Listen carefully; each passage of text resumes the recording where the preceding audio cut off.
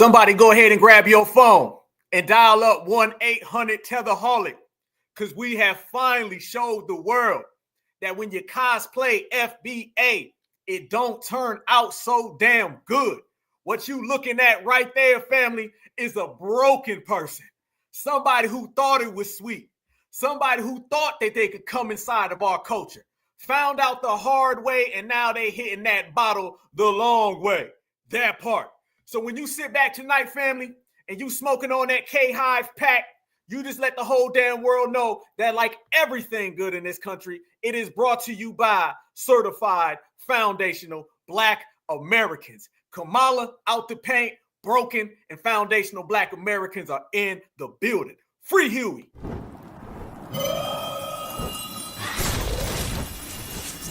Black Alpha Network. Home of Black excellence. Power to the people.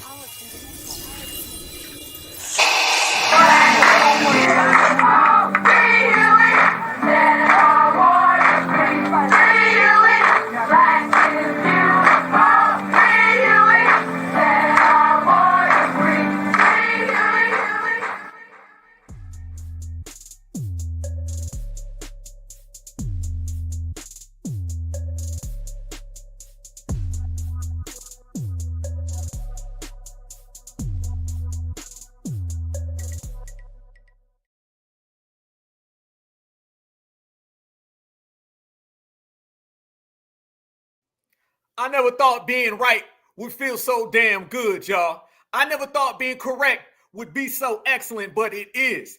Kamala Harris was running around here with the Democrats, y'all, and they was trying to disrespect foundational Black Americans, and we told them that that's a very slippery slope and it's dangerous. So now, y'all, she's sitting back, hitting some of them collard green cocktails, some of that Punjabi passion. She done went got some of that Bombay Blast, okay? Because foundational Black Americans done showed all the way out. That's what we do. Where you at right now, family? FBA Friday. The energy don't stop. The certified don't stop. And the smoke don't stop, because we told them.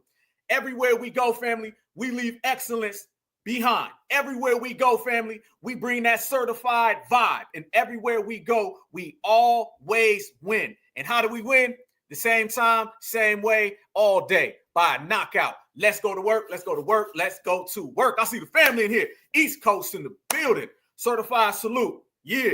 Already see the South in the building. Much love. VA. West Coast. Party ain't a party without the West Coast, man. Party ain't a party without the West Coast. By the way, shout out to Kendrick Lamar, because you going out here and you doing some real regulating in the music world. We gonna do something in the political social world. And that's just how FBA does it, family. We get together, we show out, and we always win. That part. All right, let's go. Family, y'all seen that whole Kamala Harris little interview, family? Did we not tell everyone that we were going to bring down the Democratic plantation? Oh, the victory lap don't stop. The victory lap is going in circles all the way, family. We're going to continue this victory lap. You don't just tell people that you're about to end a political party or ruin somebody's career, and then it happens, and then you say, okay, next. Nope, no. We told everybody what we was going to do, and then we did it. And now, man, Kamala out here crashing out, broken. Blame it on the alcohol, or maybe on the fentanyl. I don't know. Y'all tell me, what was she on, y'all? We all seen it. I see Michigan in the building, but, Ohio State in the building, but it's all love. It's all FBA thing. But y'all tell me, what was she on? She looked like she was on some of that Borders Are fentanyl. Maybe all the fentanyl that Julio Sanchez Armando brought in, maybe Kamala Harris ran off on the plug. Maybe she ran off on Julio. I don't know, y'all. But something was very, very wrong with that individual. I'm just saying, y'all. I'm just saying. And everybody out there is showing out. So in this episode, family, we're going to go ahead and break down what we called before. I see the certified chat. We almost got 300 people in here in 4 minutes. That's how we do on the Black Alpha Network. Y'all make sure that you like and make sure you smash that like button. That's the most important thing. Smash that like button right now while you hear anybody file in. Let everybody know your city, your town, your state, your region, because it's just an FBA thing. All right. Ohio in the building. Certified salute. Let's go. Let's go. Let's go. All right. Yeah. There was some crack, floating around the family. I don't know. But all I'm saying is this. We told them that you was going to get broken if you come around here and you try to insult, cosplay, and just disrespect FBA. And when she was in the interview, she was like, I want to tell you that your power is kind of there, but if it isn't, it's because it was. She didn't know what she was talking about. We got the vice president of the United States of America slurring right now. She's slurring. I don't even know if that was slurring. I don't know. But let's say what it really is, okay? Let's say, because for the last, 3 weeks, it's only been 2.5 weeks since the election, y'all. And we've heard every single excuse on why it went down that way. Let me tell you what it was. That's somebody who got broke by foundational Black Americans, all right? We crippled the Democratic Party and we crippled every one of their operatives. Yes. And all of them are going to straight up court. Toledo, Ohio, 419. I see you. I see you. Much respect. Much respect. Buckeye all day.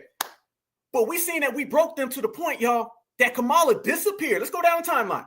Kamala gets whooped on election night. Then she disappears and flees. And then she comes back looking like that. How you come back, family? Let me show you something. Family, this is the vacation look. This is the Hawaii look. I ain't never in my life seen somebody come back from the tropics and look like that. I ain't never seen it, family. Never. Look like you was leaning out a window, going 500 miles an hour, hair blowing everywhere. Why they do this to her? Why y'all put her out there looking like this? This is shameful. This is shameful, okay?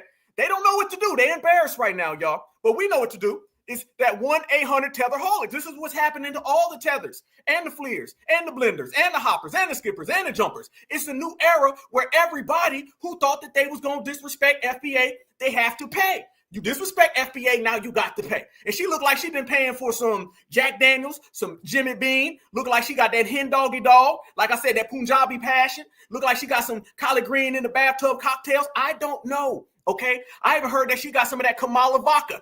Y'all see that Kamala? That's not Hennessy right there. If you think that's Hennessy, no. That's Kamala vodka.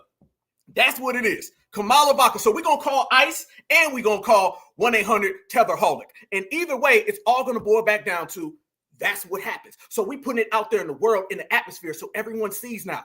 I want everybody to remember that. Take these pictures. We're going to laugh, family. There's one thing about winning, and then there's another thing about setting the blueprint. We're going to show everybody. Vice presidents get it too. All right? She drinking right now. She over there just pounding them, just going, them damn FBAs. I told them that was my real grandma.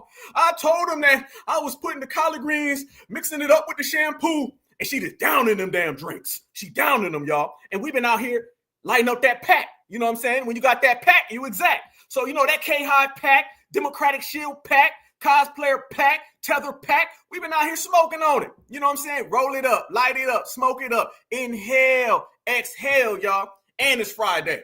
So we in here winning right now. Certified foundational Black Americans, and the victory laps don't stop. Family, remember, they were disrespecting us for 60 years? So if you get disrespected for 60 years, do you stop the trolling in 2 weeks? No. And at this point, is it even trolling? Because we didn't make that up. This is what they showed. Kamala Harris's career is over, and it's based on foundational Black Americans. Kamala Harris's alcohol or drug problem or substance abuse, somebody get the substance abuse hotline on the line, that is all because of FBA. We done sent her packing. Damn, did we not call it? Did we not say how we were going to win, y'all? Bathtub pot liquor? Yeah, I'm telling you, family. Did we not say Black Friday? Yeah, Black Friday. That's what it is, family. Yes, indeed. Foundational Black American Friday. That's what it is today. We got this woman drinking or popping them things. This is what we did. We knew we was going to win. We knew that she was going to crash out. We knew the Democratic Shield was going to the unemployment line. But did you think that this woman was going to fall down that damn bad? That she literally put out an interview and she's slurring and can't get through the words, okay? Look like she done aged about 40 years since the election. Look like she aged about 50 years while she was running. That's what we did right there. We got this woman on camera looking a mess. We got this woman breaking down, crashing out, melting down in public. We got this woman pounding everything that she can find. Damn right we did. And it feels so goddamn good. Yep. Absolutely, my sister. Payback is a mother. Yeah. So as we sit here and we enjoy the damn show, we're going to pull out everything and we're going to show. They in trouble right now. They're in trouble. Family, Al Sharpton, they on him right now. We said that they were going to spin the block. Kamala right now has got some trouble, okay? Kamala's not just upset that she lost in that election. She's upset that she lost because of us. We right now are dominating them. Foundational Black Americans are dominating right now. We really are. Right now, family, we on a hot streak. We got the hot hand. If this was Vegas, family, we be doubling up, family. We be hitting the jackpot. They just have to go inside the boat and give us all the damn money. That's how hot we are. FBA is on the winning streak. This is a beautiful goddamn thing what we doing right now. I'm sorry, when the vice president looked like she been on a 24-hour binge of some Punjabi passion malt liquor, oh, FBA winning. When the vice president comes back from Hawaii and she looked like she never went to Hawaii and like she been sitting outside behind a bar, okay, next to a dumpster, we winning. When she come out looking a mess like that and they ain't got no damn answers for it, we winning. And damn it, we winning with style right now. Big, big style. So I'm going to show y'all this right here. Look at everybody's out there calling it out. And they are all about to go to supremacist court. We said what was going to happen. Kamala was going to lose. And then we said all the Democratic shields were in trouble. And we said even Kamala. We broke that right here on the Black Alpha Network. We told everybody Kamala Harris is about to be in deep trouble because you have one job to do. And that is to bring everybody on that Democratic plantation. Family, heads are about to roll. Heads are about to roll. And we're going to talk about it. Within 2 weeks, family, really in a week, they already were talking about why Roland get this money. Get him. Why Al Sharpton get that money. Get him. Kamala, where the donation at? They are on Kamala so serious right now with these missing donations and with all of the billions of dollars. That is a scandal. And we've been breaking it down right here. All of us right here, Certified Black Society, Black Alpha Network. We've been breaking down the fact that they've been on her. Family, did you think it was going to move this fast? I ain't gonna lie. I thought it'd be like maybe a month or so. I thought at least they'd get to Inauguration Day. Soon as the Democrats lost, they did what supremacists always do. They turn around and they say, let's blame all the nearest black people. And all of those COONs that want to snuggle up next to them, it is about to get real. It ain't just all the Julios who are getting deported. Now you're starting to see some of the COONs get evicted. So you got deportation and you got eviction. And it's going on. They did not even wait 2 weeks to start talking about Al Sharpton, to start talking about Roland. For now, Kamala Harris, word on the street is that Kamala Harris is going to eventually have to go into a congressional hearing, and all this stuff about her donations is going to come to light. That's what's really going on, and everybody's talking about it right now. Social media is ablaze. Word in Washington, D.C. is that little thing about all that money, that ain't really cool. Supremacy does not like giving out money and not getting a return. You have one job, Kamala, and that is to get black folks on the Democratic plantation you lost. The Democrats do not lose to foundational Black Americans the way they lost in terrible fashion, and then all of the COONs' heads don't roll. They are in deep trouble, y'all, and I'm loving every single second of it, not just because we all called it, but because we all caused it and we are all watching it. They will be in supremacist court. Definition: where a black puppet goes to be judged by his white masters when they don't carry out their duty of keeping certified black people in order. Yes, supremacist court. And on this episode broadcast, FBA Friday of the Black Alpha Network, y'all, we are going to break down supremacist court. And we're going to talk about how all of these people are about to make an appearance. They're going to get detained. They're going to get arrested, evicted. They're going to get put on the corner and perhaps even put in a jail cell. You guys notice now? They're saying Kamala Harris should be disqualified. Did we not call it, FBA? Did we not say that these people have a very serious problem? Yes, we called it out. So being drunk as a skunk don't mean nothing when your ass is about to be behind bars. Look at this right here, FBA. This is what's going on. This week, less than 2.5 weeks after the election, now Democrats are already saying Kamala Harris needs to be disqualified. You failed at your job of cosplaying FBA, Kamala. So now you got to go to supremacist court. So does Roland. So does Al Sharpton.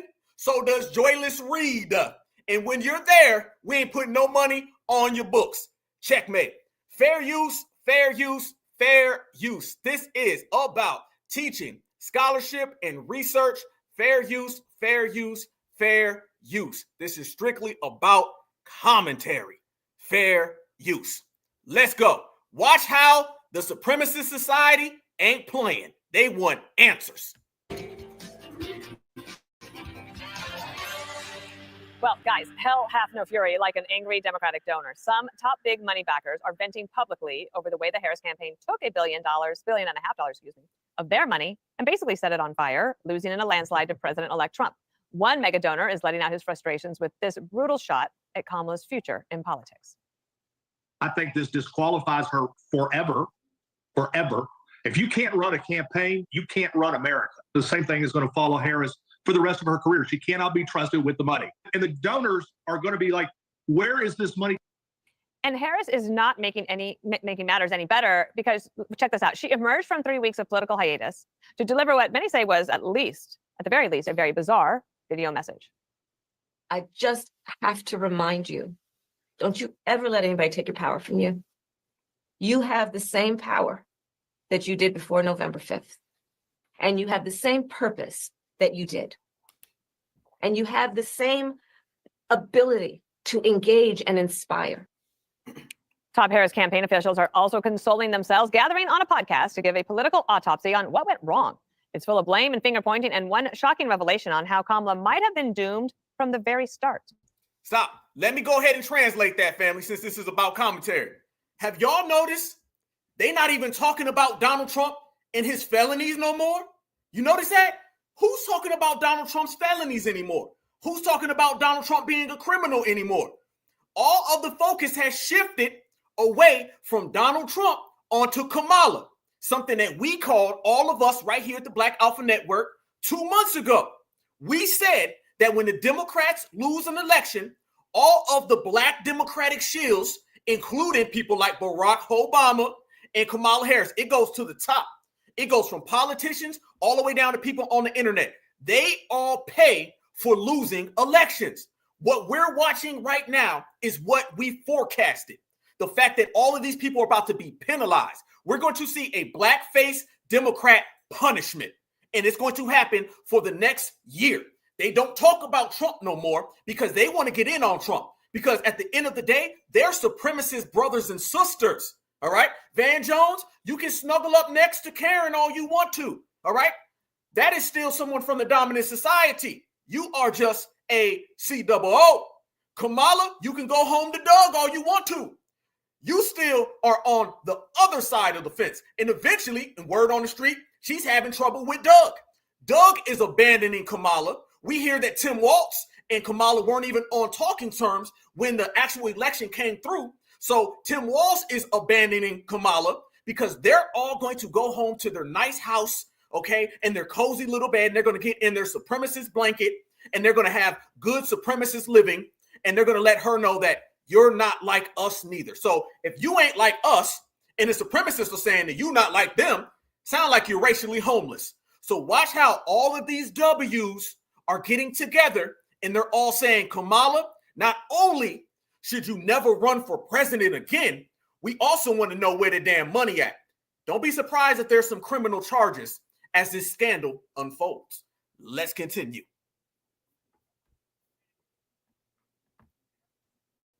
107 days, 2 weeks up because of a hurricane, 2 weeks talking about how she didn't do interviews, which, you know, she was doing plenty, but we were doing in our own way, being up against a narrative that we weren't doing anything or we were afraid to have interviews is completely and also like took hold a little bit. And we just gave us another thing we had to fight back for that Trump never had to worry about. We were behind. I mean, I think it surprised people because there was these public polls that came out in late September, early October, showing us with leads that we never saw. Oh, the places we'll go in this segment.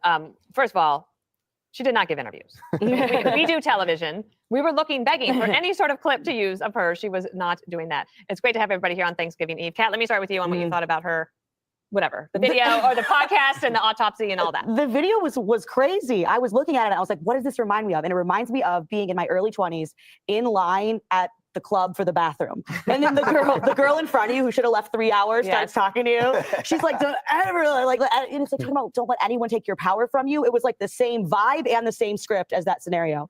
And on the spending issue, I think that donor is not exaggerating because there's a direct correlation, I think, between campaigning and governing, which is how seriously do you take spending other people's money, right?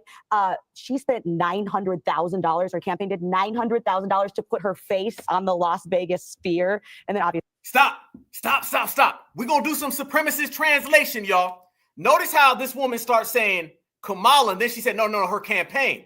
The campaign is not getting blamed for this. This is all coming down on Kamala. She's getting all the blame, and it's good. $1,000. Her campaign did $900,000 campaigning and governing, which is how seriously do you take spending other people's money, right? She spent $900,000. Her campaign did $900,000 to put her face on the Las Vegas sphere, and then obviously lost Nevada. But okay, that just feels to me like why not? Let's put her face on there. Why not? And if that is how seriously you're taking donors' money, that's how seriously you could be taking taxpayer money. And we've seen, and then she's right there. Go ahead, Karen number 5. Say that again. Say that. Seriously, you're taking donors' money. That's how seriously you could be taking taxpayer money. And if that is how seriously you're taking donors' money, that's how seriously you could be taking taxpayer money. And we've seen, and then she's posting videos like that where looks like she's having a fun time in Hawaii and whatever, while a lot of people spent a lot of money and believed in this thing that they all knew from the inside wasn't quite the hopeful picture that they were presenting to everyone else. Damn, there they go. Family, it's about to roll. It's about to roll, family. I'm telling you right now, it's about to get real. Basically, there was a bunch of supremacist whistles right there, right? And she was basically saying, is that Indian woman took y'all money, okay? And I know y'all not going to let that happen. Notice, y'all, and we broke this down about 2 weeks ago, right after the election. Notice you're having a bunch of Democrats and Republicans, and they're all in agreement. You don't see any Democrat or Republican ever talking on the same page in election season. But you're seeing Democrats and Republicans, and they're both getting together right now. This is the post-election supremacists, all right? It's the same as the post-Civil War supremacists. They start getting on code with each other because they are supremacist relatives. And right now, Kamala's understanding this. That's why she's pounding that drink. It's got to be a terrible, terrible world to be in. If you are collard green Kamala, the fact is foundational Black Americans rejected you, never accepted you because you're not like us. And now the Democrats and the Republicans, they're getting on code together and they're not accepting you. They're rejecting you. So where do you go? Nowhere. That look that you see right there, family, that is the look of somebody who understands I have no place to go. Nothing came out of this whole scenario. It was I win this election or I lose this election. And losing this election means that you now are officially in supremacist court. And that supremacist court, they only want results. And those results are, did you win the election? No? Okay, now you about to go ahead and get some criminal charges. They want criminal charges on her so much, like we said, they're not even talking about Donald Trump no more.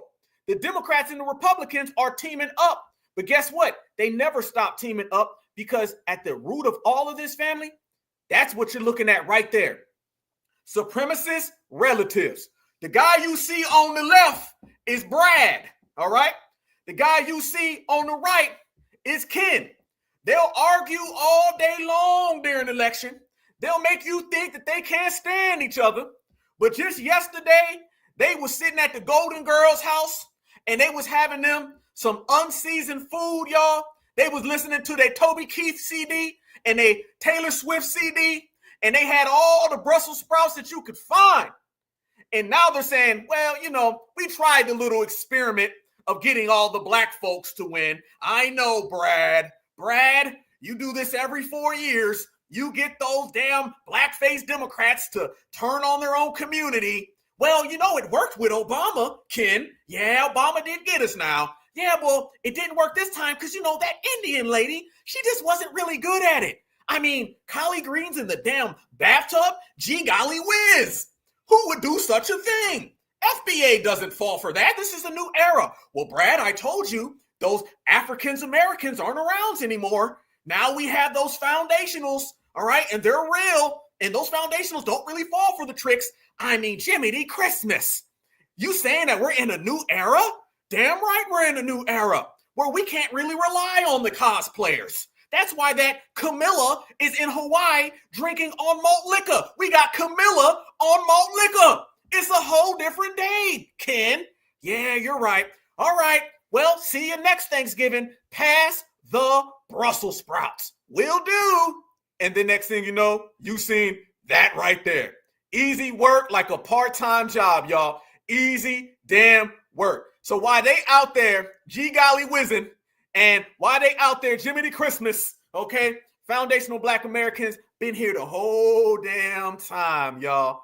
So the tethers ain't working because they're going home. Kamala Harris is crashing out. Karen, Ken, Brad, and Becky, they all cool. Hey, there's no coincidence that right after the election is Thanksgiving, where they go and they have their Brady Bunch, and then they sit down and the Brady Bunch comes up with new different plans and plots and strategies and schemes. No shocker, that's what happened. And now Kamala Harris is sitting there saying, damn, it wasn't even worth it. It isn't even worth it. We should have just went ahead and bypassed it. So this is why you see them coming out. And remember, a lot of the people that you see coming out right now, y'all, those folks are actually Democrats. Once again, you're seeing Democrats come out here and throw Kamala under the bus. And they're doing it to the Republicans. Once again, y'all, these conversations are not coming from MSNBC directly. You're seeing a person from MSNBC and a person from Fox News. They're sitting down together talking. You're seeing a whole bunch of camaraderie with the dominant society. Them same Democrat and Republicans that was at each other's throat during the whole election, they real friendly, diddly, widdly now. And you're having Republican strategists and Democratic strategists. And the damn Republican is giving advice to the Democrat. They would have never did this just 2 weeks ago. Now they are. You know why? Because they on supremacist code. If you don't believe me, watch this right here, y'all. Check this out. Another Democratic strategist came out and said, Kamala, please don't run again. Do not do it. And this interview has a Democrat and a Republican, and they're both sitting there and they're saying, Kamala, it's over. It's a wrap. Watch this. The vice president has been instructing advisors and allies to keep her options open. That could be a possible 2028 presidential run, or even a run for governor in her home state of California in 2 years. Harris has reportedly repeating in phone calls, quote, I'm staying in the fight. Let's talk about it now with our political panelists. Aaron Vaughn joins us now, a Democratic strategist, and Luke Ball is a Republican strategist. So you heard that, right? You heard that, right, family? All we know is receipts. All we know is receipts. We don't do anything other than certify receipts, family. At this point, we giving out tax returns. You see that, right? Watch again. A Democratic strategist and a Republican strategist. Are they arguing? Are they fighting? Are they bickering? Or are they both in agreement that neither one of them want Kamala? Kamala, you're done. our political panelist, Aaron Vaughn, joins us now, a Democratic strategist, and Luke Ball is a Republican strategist. So two different perspectives here. Welcome to you both. Aaron, we'll start with you.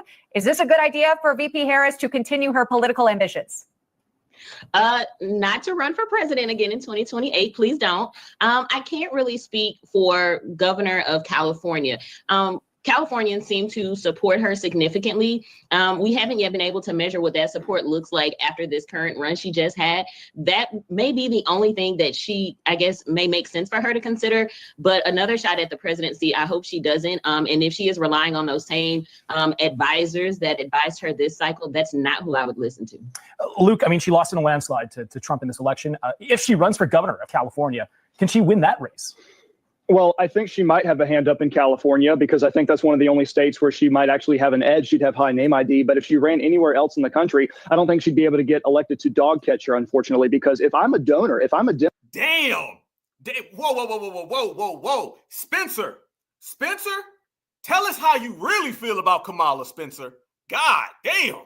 California, because I think that's one of the only states where she might actually have an edge. She'd have high name ID. But if she ran anywhere else in the country, I don't think she'd be able to get elected to dog catcher, unfortunately, because if I'm a donor, if I'm a Democrat, I'm looking at this race and I'm looking at the aftermath as we start to go through the autopsy of the campaign. And I'm seeing that we're paying millions of dollars to celebrities to astroturf the campaign instead of spending that money on critical resources, even like the DNC. If I'm on that side of the political aisle, I'm wondering why can't we give that to staff members as opposed to sending it to celebrities, paying $5,000 for having their nails done. Like the RNC went through this just over a year ago. And Stop. There's so much to unpack, y'all. So much to unpack. Y'all notice what he just did right there? Did he not do what we were just talking about? Notice he immediately started to pivot to the campaign contributions and the donors and the debt. This is a supremacist dog whistle where this Republican is telling his supremacist brother-in-law, the Democrat, that you need to go ahead and file some charges on Kamala and make her pay for the fact that she cost all of those sweet little W staffers the money, because that's what this is about, y'all. She cost a bunch of staffers money. It's being perceived as Kamala, the non-black person, took money away from the Karen and Ken kids. Karen and Ken's kids that worked on Kamala's staff, Kamala took money from them, and now she's got to pay. They don't just want Kamala to go away. They want Kamala to get charged. They're not scared of her winning or running again because, trust me, family, if that's what this was about, they'd be asking her to run. How do you know, family, that they want her behind bars or they want her charged? Because you know, if it was about an election, they would support her running in 2028 because they know she'd lose. They want something more than Kamala just running again. They want Kamala behind bars. Family, this scandal, it ain't even a scandal. This whole situation is about to explode. They are not going to drop it because she's in supremacist court right now, a world where Karen and Ken, Billy Bob and Jethro all put their differences aside. In California, because I think that's one of the only states where she might actually have an edge. She'd have high name ID. But if she ran anywhere else in the country, I don't think she'd be able to get elected to dog catcher, unfortunately, because if I'm a donor, if I'm a Democrat, I'm looking at this race and I'm looking at the aftermath as we start to go through the autopsy of the campaign. And I'm seeing that we're paying millions of dollars to celebrities to astroturf the campaign instead of spending that money on critical resources, even like the DNC. If I'm on that side of the political aisle, I'm wondering why can't we give that to staff members as opposed to sending it to celebrities, paying $5,000 for having their nails done? Like the RNC. Why does the Republican guy care so much about how the Democrats are spending their money? He's not talking right now as a Republican, y'all. He's talking as a supremacist brother. This is a supremacist brother. Why does a Republican care so much about a Democrat's money? If anything, they would like the fact that she was spending money on Lizzo and she was spending money on Megan Thee Stallion. They should like and appreciate that because it's wasted money that wasn't going to results. So why is he so focused on their money? Because he wants to make this scandal of her taking the money away so they can put her away. Easy work. Went through this just over a year ago, and we cleaned house ahead of the election. And I think that if I'm a Democrat strategist and I'm operating within the DNC, I'm having the same thought process. We have to have a come to Jesus meeting and figure out, number one, who the heck is the leader of our party? Number two, what sort of drastic changes are we going to make to position ourselves to come up in this next upcoming midterm? No. No. We're going to have to run that all the way back. Give me a second, though. We're going to unpack, y'all. We're going to unpack all that. Yes, indeed. Oh, we in here deep, family. 30 minutes. We got almost 900 people in here. Much love and respect to the whole certified foundational Black American family tree. We in here deep. Everybody, if you're in here right now, smash the like button, y'all. That's the most important thing. So if you can smash that like button, y'all, we be in here. Black Truth United. I see you, my good brother. Let's keep it going, family. This right here is supremacist conversation everywhere. See, we see it. You feel me? The Democratic, she'll see this stuff and they be like, I thought that I was a part of y'all. I thought we was all one big family. No. Listen to what this guy says. He says, we need to clean house. What he's talking about is y'all need to get rid of all them black folks and them black faces who are representing your party. They don't want the black face representing the Democratic Party no more. They're tired of the Democrats having a black face, the Obamas and the Kamalas. They're tired of that, all right? They want the Joe Bidens of the world. And now you see a lot of them are trying to push AOC. So you see they're scrambling right now. They're saying, well, maybe we could do AOC. It's all an experiment because they understand foundational Black Americans are not voting for the Democrats no more. The Democratic plantation has been burnt down. We're not going back to the Democratic plantation. The very fact that we crippled that plantation, I don't think people understand the wrench that that's thrown into the future. That is literally upset at the apple cart and rewrote the whole political atmosphere in the United States of America. Nobody knows what to do. We know what's going on. We know what's really happening because we created it. But all of these other people, family, we have them in disarray. They don't know what's next. So they're sitting here saying, maybe we should not have these black people as the face of your political party. And the Republicans who should be saying, keep doing it. Go ahead. Y'all notice this, family. Why is that Republican giving advice to the Democratic Party? Why was the last Republicans on Fox News? Why are they giving advice to the Democratic Party? Because they understand we are too on code right now. And eventually, what we did to the Democratic Party, we can do to the Republican Party. This is the result of foundational Black Americans being on code and certified. We got everybody shook right now. No one knows what's next. So he's saying, if I were you, what I would be out here doing is getting rid of them and cleaning house. Maybe you should find somebody else Maybe you need to first get Kamala in jail, then we can talk about everything after that. Yes, family. Yes, this is what they doing. So while they was sitting there, family, and they was eating a peach cobbler, you know what I'm saying, the terrible peach cobbler that they be making, this is what was going on. Listen to the dog whistles, the supremacist whistles. Listen.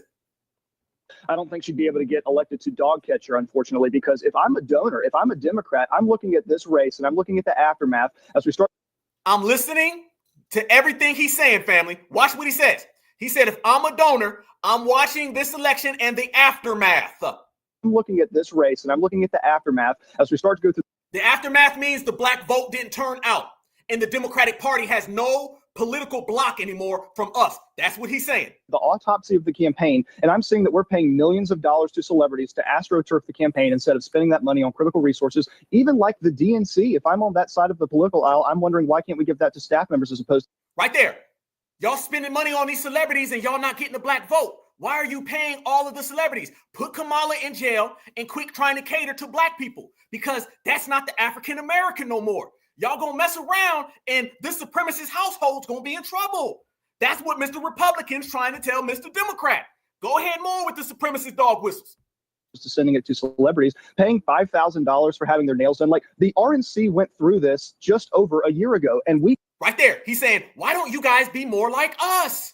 Jolly gee whiz, Batman. How come you don't act like how we're acting? We have a main little process that we do. How come you ain't following it? This man is giving them advice. He's telling the Democrats do what the Republicans do. They don't ever talk like this unless they scared. RNC went through this just over a year ago, and we cleaned house ahead of the election. And I think... Clean house, what does that mean? Clean house, family. What does that mean? That means all of them black folks ain't working for y'all. That's what that means. Trust me, y'all. Listen, we just sit here and we call it out. We said that heads was going to roll, and we said these folks was going to be in deep trouble, and we said that they was going to kick out every Democratic shield. And listen to what this man says right here. He literally tells you, clean house. If you need any more factual evidence that the Democratic shields and the blackface Democrats are in trouble, listen to this man saying, y'all need to clean house. He's not talking about cleaning house from Karen or from Ken or from Becky or Brad or Jethro. Who he talking about? We went through this just over a year ago, and we cleaned house ahead of over a year ago, and we cleaned house ago, and we cleaned house ahead of the election. And I think that if I'm a Democrat strategist and I'm operating within the DNC, I'm having the same thought process. We have to have a come to Jesus meeting and figure out, number one, who the heck is the leader of our party? Number two, what sort of drastic changes are we going to make to position ourselves to come up in this next upcoming midterm? Boom. This man is being very, very, very telling right now. He's being very telling. We need to have a come to Jesus meeting. Basically, Thanksgiving yesterday, while they were sitting there eating their Brussels sprouts and their mashed potatoes. Okay, that was the meeting they were talking about all across America yesterday, family. Supremacy was at that damn table. Yes, they were. And they were formulating a plan. All right. Y'all notice right now, if you're on social media, do you notice how many people be coming after all the new black media and the black grassroots? Have y'all noticed that? It's not people coming after us based on they have power. It's based on they're confused. They don't know right now. Every space you got people calling in, hopping in, talking crazy. Did y'all hear the space I posted yesterday? I don't know if y'all seen it. The one with me and my brother Marcel hosted it. I had to run a Karen out of there completely served. But she was coming in there basically mad. And they're not even making sense right now. But if you listen to him right there, he's very, very adamant and very, very particular about what the Democrats need to do. I've never seen a Republican give that much advice specifically to the Democrats, because he's telling them, y'all need to get y'all act together so we as supremacists can be on the same page. Oh, it's beautiful, y'all. It's beautiful. And I got another point. Let me show y'all this, family. As we sit there and we go down this lane and we expose it. This is what you get right here on the Black Alpha Network, y'all. We're going to break it down unlike anybody else is going to break it down, because we were calling it out way ahead of time. Y'all seen what went on with Morning Joe. Y'all remember the show Morning Joe, where I forget the guy's name. I know the lady's name is Mika or Joe. I know his first name, Joe, obviously, but I don't know his last name. So Joe Schmo and that Mika chick, they were out here talking so reckless about Donald Trump. Soon as Donald Trump got elected, they went down there to Mar-a-Lago to do a damn interview. They were real clicked in with Donald Trump soon as he won the election. So we're watching the supremacists get on code. Y'all remember about 3 weeks ago, we did the analogy of the Civil War. This is what's happening. It's the same Civil War effect. All of these people are getting on the same goddamn page. Watch this right here, y'all. Tell me that this ain't the supremacy getting on the same page. And it's not just about them getting on the same page. It's about this is going to have a big effect on Camilla. They coming for you, Camilla. They coming. Fair use, fair use, fair use. That the news network that is most critical of him should be taken off the air. This is not a reach. I could go back and talk about Nazi Germany, and I do it without any concerns whatsoever. And if people can't start drawing the parallels, well, you're just stupid, or you have your head in the sand, or you're one of them. Over the past week, Joe and I have heard from so many people, from political leaders to regular citizens, deeply dismayed by several of President-elect Trump's cabinet selections, and they are scared. Last Thursday, we expressed our own concerns on this broadcast and even said we would appreciate the opportunity to speak with the president-elect himself. On Friday, we were given the opportunity to do just that. Joe and I went to Mar-a-Lago to meet personally with President-elect Trump. It was the first time we have seen him in 7 years. Yeah. We went down there to meet with him. Didn't we just say yesterday? They was all meeting, having some Thanksgiving. They went and they did it first. They did this stuff 2 weeks ago. Soon as they said, we're going to call Donald Trump as the president of America, they said, all right, get him on the phone. Time for our supremacist gathering. What can we do now to stop these FBAs? See, they went and did that right there. But everybody else was doing that yesterday. All the supremacists are getting on code. And that's why Kamala Harris is in a hotel room somewhere in Hawaii, and she was pounding that jack. Now, we talked about a lot of issues, including abortion, mass deportation, threats of political retribution against political opponents, and media outlets. We talked about that a good bit. And it's going to come as no surprise to anybody who watches this show, has watched it over the past year or over the past decade, that we didn't see eye to eye on a lot of issues, and we told him so. What we did agree on was to restart. That we're all supremacists, and at the end of the day, we are all supremacist brother-in-law and sister-in-law, and we're family, and we will get together at the end of the day. Go ahead and tell us, Mika. Mika, tell us what it really is. Don't give that cap, because you right here talking to the world, and foundational Black Americans are in here, and we see through all of your damn supremacist translation. Tell it what it really is, Mika. Y'all went down there so y'all can make amends and friends so you can go forth with this version of supremacy. Communications. My father often spoke with world leaders with whom he and the United States profoundly disagreed. That's a task shared by reporters and commentators alike. We had not spoken to President Trump since March of 2020, other than a personal call Joe made to the last election. Told you, after every election. Trump on the morning after the attempt on his life in Butler, Pennsylvania. In this meeting, President Trump was tearful. He was upbeat. He seemed interested in finding common ground with Democrats on some of the most divisive issues. And for those asking why we would go speak to the president-elect during such fraught times, especially between us, let me ask you guys. This is Foundation Black American. Y'all seen what she said? She asked the question. She said, why would we go meet with Donald Trump during such fraud times? Let me ask you guys. Why? Why did Mika and Joe, two staunch Democrats who were literally calling this man Hitler a month ago, why did they go down to Mar-a-Lago and go meet with him like that? This man ain't even president yet. He ain't even won presidency, he hasn't been sworn into presidency. Why, family? Let me ask y'all. And I'm going to go ahead and let's see what the family got to say, y'all. Why did those two go down there so fast and meet up with Donald Trump? Was it some supremacy getting together? What is it? Yeah. Yes, indeed. Yeah. Ain't no, hey, hold on. Where that at? I see that. Ain't no chat like this, family. Yes, indeed. We the best. Yes, indeed. No chat is better than this chat. I don't give a damn, y'all.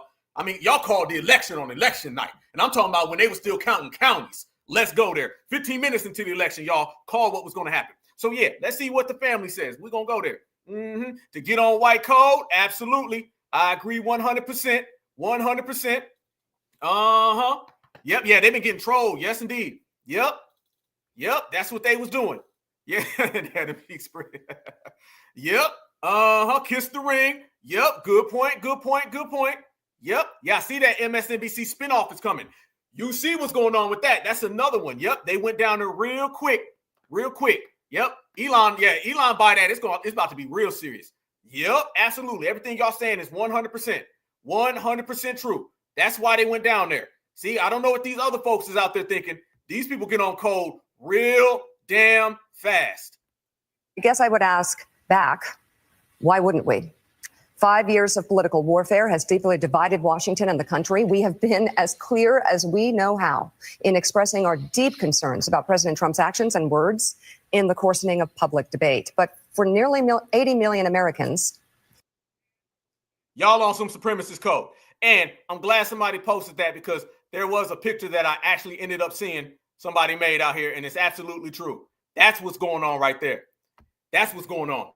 This version of supremacy is reigning supreme, so they trying to get in on this supremacy right here. Yeah, we say eating Brussels sprouts. Yeah, terrible ones. Yep. What's up, Buzzy? 181, I see you.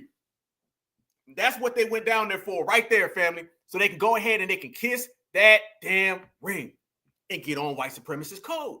And this is what we've been saying the whole time. But let's run it all the way back. So you got the supremacist code going on, where these people are trying to get on the same page. A lot of them are trying to save the jobs. You got Donald Trump, Elon's running around here saying, listen, man, we about to fire a lot of people. A lot of folks is going to get fired. We buying y'all. This is what's happening right now. But beyond all of that, y'all, it's getting even worse out here in the streets. Real worse. There's a lot of funny things going on out here. And it's great for us because we created all of this turmoil. The turmoil has been created by foundational Black Americans. That's what we do. We operate perfect in this. They can't. A lot of Democratic shields don't know what's happening and they're afraid. And that's a good goddamn thing. That's a very good thing that they're afraid, because when they're afraid, family, that means what we're doing is really, really working. So watch this right here as I pull this up for the family. I want y'all to see, on top of that, everybody's calling out that damn Kamala Harris interview. Everybody's saying that this woman was drunk as a skunk. Yes, indeed. Watch this right here, y'all. Everybody's saying, damn, people are coming out the woodworks and questioning what was going on with Kamala the other day. I sense fear. And in it, she looked very tired, even though she's been relaxing in Hawaii for several days. And there were a lot of people on social media who thought she looked like she had been drinking. And they wondered, why in the world did the Democratic Party post this? And the answer is, I have no idea. It does not make the vice president look her best. And it's a total mystery, unless you think there are some staffers who want to discourage her from further public life. Whoa. Say that again, homie. President look her best.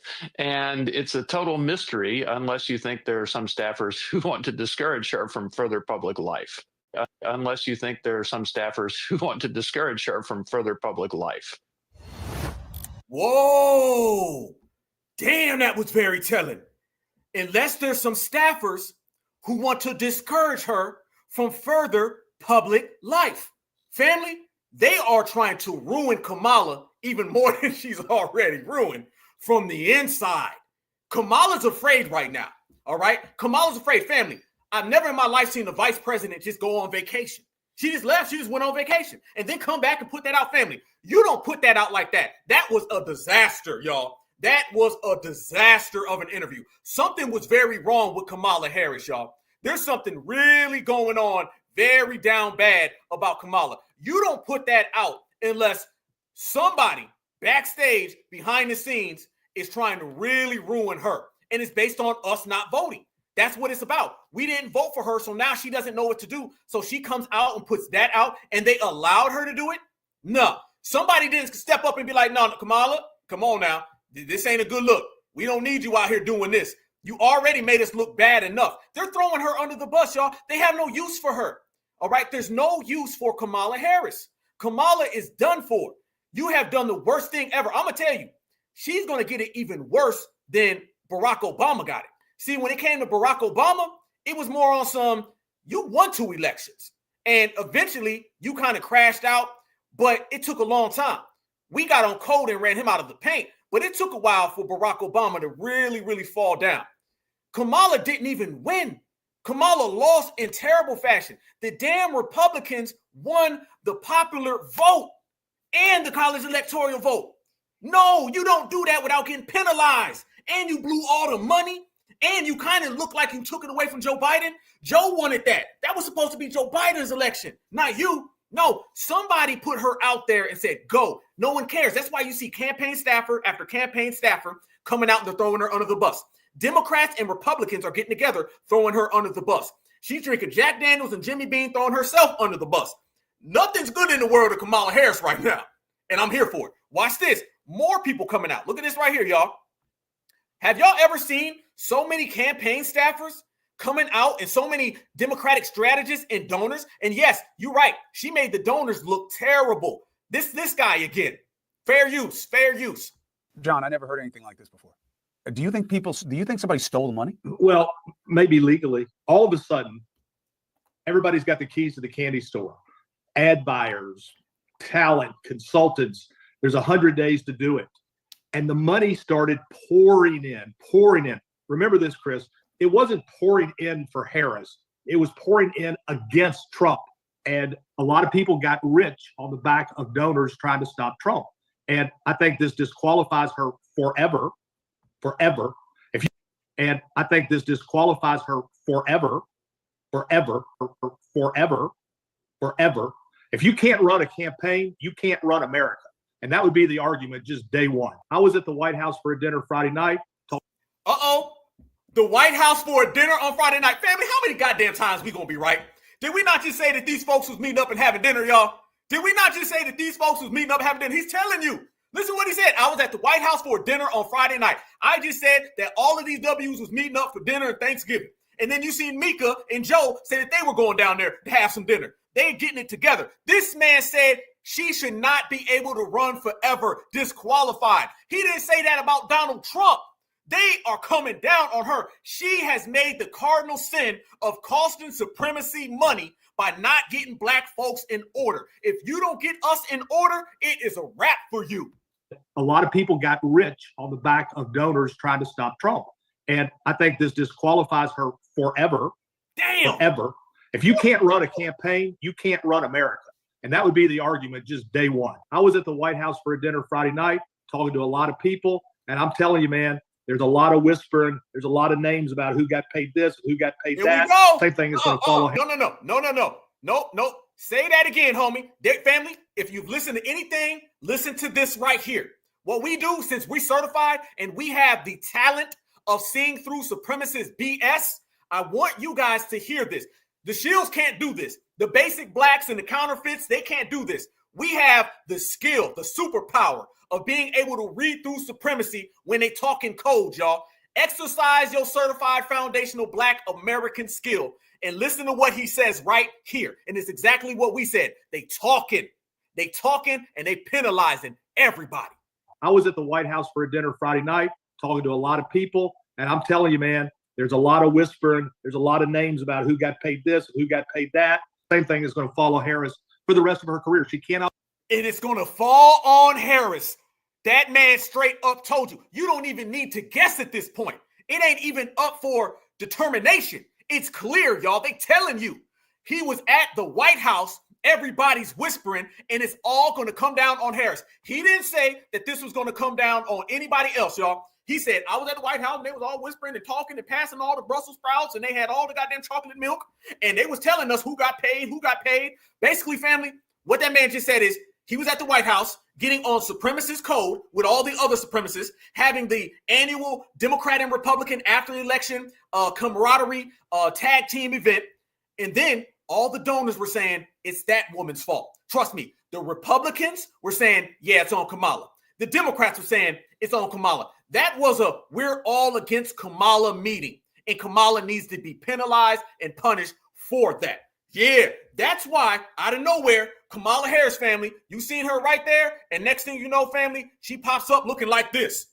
You don't think Kamala heard about this, family? It was at the White House. She is the vice president. This is essentially at her place of work. They are at her place of work having conversations about disqualifying her forever. You don't think she didn't know about that, y'all? And then she puts out something looking like this. The same word on the street that we're hearing, she heard it because it's happening at her address. Yes, that man just told you we all got together and we all blame Kamala. And not only are we blaming her for losing the election, we blaming her for losing supremacist money. She about to get charged, y'all. She's about to get charged up. Run a campaign, you can't run America. And that would be the argument just day one. I was at the White House for a dinner Friday night, talking to a lot of people. And I'm telling you, man, there's a lot of whispering. There's a lot of names about who got paid this, who got paid that. Same thing is going to follow Harris for the rest of her career. She cannot be follow Harris for the rest of her career. She cannot be trusted with the money. Boom. There it is. There they go. First off, Foundation of Black Americans, we created that. So go ahead and give yourself a round of applause, my brothers and sisters. That's what I'm talking about. Who said we don't run it? Who said we don't run it? Don't let none of these Democrats run around here and talk to us. Roland ain't got that power. Van Jones ain't got that power. See, they take orders, all right? The Democrats tell them, drop and give me 50. Y'all know Roland couldn't do one. He couldn't do half of one. Nonetheless, the Democrats tell them, drop and give me 50, and then they do it. The Democrats say, jump how high. See, they are controlled. They don't have the power to do what we do. Think about it, y'all. All the people running around say, you better vote. What's wrong with you? You damn Simple Simon. Y'all damn black folks. Why y'all messing with me? Y'all gonna get reparations. Look at the power that the Democratic shields have right now. I want you to examine that. Look at what the Democratic shields are accomplishing, and then look what we accomplish. Family, she's there because of us. Round of applause. Y'all really did it. Boy, y'all some cold. Yes, we run it, my sister. FBA all day, every day, and they know it. Round of applause for certified foundational Black Americans, y'all. Y'all have broke the Vice President of the United States to the point where they're at the White House where she works at, and they're basically discussing how can we put her behind bars. Damn. I knew 2024 was going to be some. I ain't know it's going to be like this here. Apparently it is. Family, our power is immense. Our power is so, defining of this generation, but beyond being defining as our power comes out, we are on a special path right now. The fact that that's what we're doing out here, y'all, and we see through all the tea leaves. See, they can't try to convince us. See, that's what they try to do. They try to make us think we don't have that power. Oh, we got all that power, y'all. Yes, the hell we do. And they're coming out right now. We're breaking vice presidents. You think we give a damn about a Democratic shield? Who cares about a Democratic shield? Somebody who takes their orders, somebody who literally gets whooped with a goddamn latch if they can't get someone to vote, somebody who literally prays to whoever the president is, all right? You think we give a damn about them? You think we care about a tether? Somebody running around here with flip-flops on from another damn country? You think FBA care about that, man? We out here breaking vice presidents. We don't give a damn, family. There's levels to this, and we at the very top. Yes, the hell we are. So beyond being that, I want to also show you this. This is the beginning of that interview, okay? And notice, y'all, when we first started this broadcast, what we did, and we built very good. We started off talking about the groundwork, and we laid the foundation, because that's what foundationals do. We laid the foundation about what's happening, what's going on, and what's going to happen next. And then we sat back, and now we're playing clips, and they're all saying everything. We basically said, this is what we see. And then we seen all the supremacists just come on and completely acknowledge what we said. Watch this, though, right there, family. We say these people are brothers and sisters, right? They're all supremacist brothers, right? Watch this. You know how we said that the Democrats are all getting on code with the Republicans? Watch how this starts off right here. Y'all, I want y'all to notice this. This is the same interview, but this is when it first started. This guy said that she should never be president ever, disqualified. So basically ruin her career. Watch this right here, though, family. I want y'all to see this. Watch what Como says when it first starts. Watch how he acknowledges this guy right here. You mean to tell me that they not supremacist brother-in-law and they're not supremacist relatives? Watch. The name is Morgan, and he has raised a lot of money for Democrats. Happy Thanksgiving, big brother. Thank you very much. Lot of money for Democrats. Happy Thanksgiving, big brother. Happy Thanksgiving, big brother. Happy Thanksgiving, big brother. Thank you very much for coming on this show and helping my audience. Thank you. Happy Thanksgiving. Look like he said, happy Thanksgiving, my supremacist relative. He called him brother. He said, happy Thanksgiving, my brother. That is a donor to the Democratic Party that he brought on his show, and he immediately acknowledged him as brother. Family, all we doing is calling it out today. We on fire right now, y'all. We on fire, we on fire, we on fire. He said, I got my supremacist brother-in-law in the house. Tell us how it's going, big brother. Yeah, y'all see that now. We on it, ain't we? We on it, we on it, we on it, we on it. Let's go to work. See? Family, all this whole episode, all we're showing is Democrats and Republicans getting together. This whole episode's been littered with it. That's all you've seen in the last 2 weeks. Think about the last 2 weeks and then think about the last 4 years. These people are all on code. And dude straight up told you. He said, this is coming down on Kamala Harris. I was at the White House and everybody's getting on code to penalize her. And then on top of that, he also said she should be disqualified forever. They're blaming her. And we said this. We said that Kamala Harris was going to get blamed for everything that went on. That's just what it is. That is the fate of a Democratic shield. You are to be blamed for whatever goes on in the party. And I want y'all to notice this too. Have you seen any Democrat or Republican, or excuse me, shall I say, any Democrat come out and try to help her? Where's all the people that was caping for her? Where are they at? I have not seen nobody come out and say, hold on now, don't y'all say that about her. I ain't seen it. I have not seen anybody come out and say, wait a minute, don't say that about Kamala. Nobody. Where's her help at? She ain't got none. I ain't seen not one Democrat say, wait a minute, we're not going to say that about Kamala. Nope. You ain't seen no person do it. Why? It's because these people are standing on code for their community. Watch these people right here, family. They clowning her. Let me show you this out here in the street. Oh, that little thing right now. Yeah, exactly. You ain't seen Joe Biden come out and say nothing. Barack Obama, he left the country. That's what I heard. I heard him and Michelle left immediately. Y'all notice after the election, all the blackface Democrats either disappeared inside America or they just left. Barack and Michelle, I heard, left immediately. That's what I heard, word on the street. Kamala left. They're getting out of Dodge because they know, family, they know they about to get a whooping. They know they about to get that whooping serious. So they got out of Dodge. And look, people are in the streets right now. They're clowning Kamala. They clowning her being drunk, y'all. That little thing about her being drunk yesterday or the other day, family, watch this. You guys want to donate? I'm collecting for Kamala Harris's drinking addiction. Not for her rehab, but to keep her drinking. Alcoholism is alive in America. Let's keep funding Kamala Harris's alcohol addiction. She getting trolled, y'all.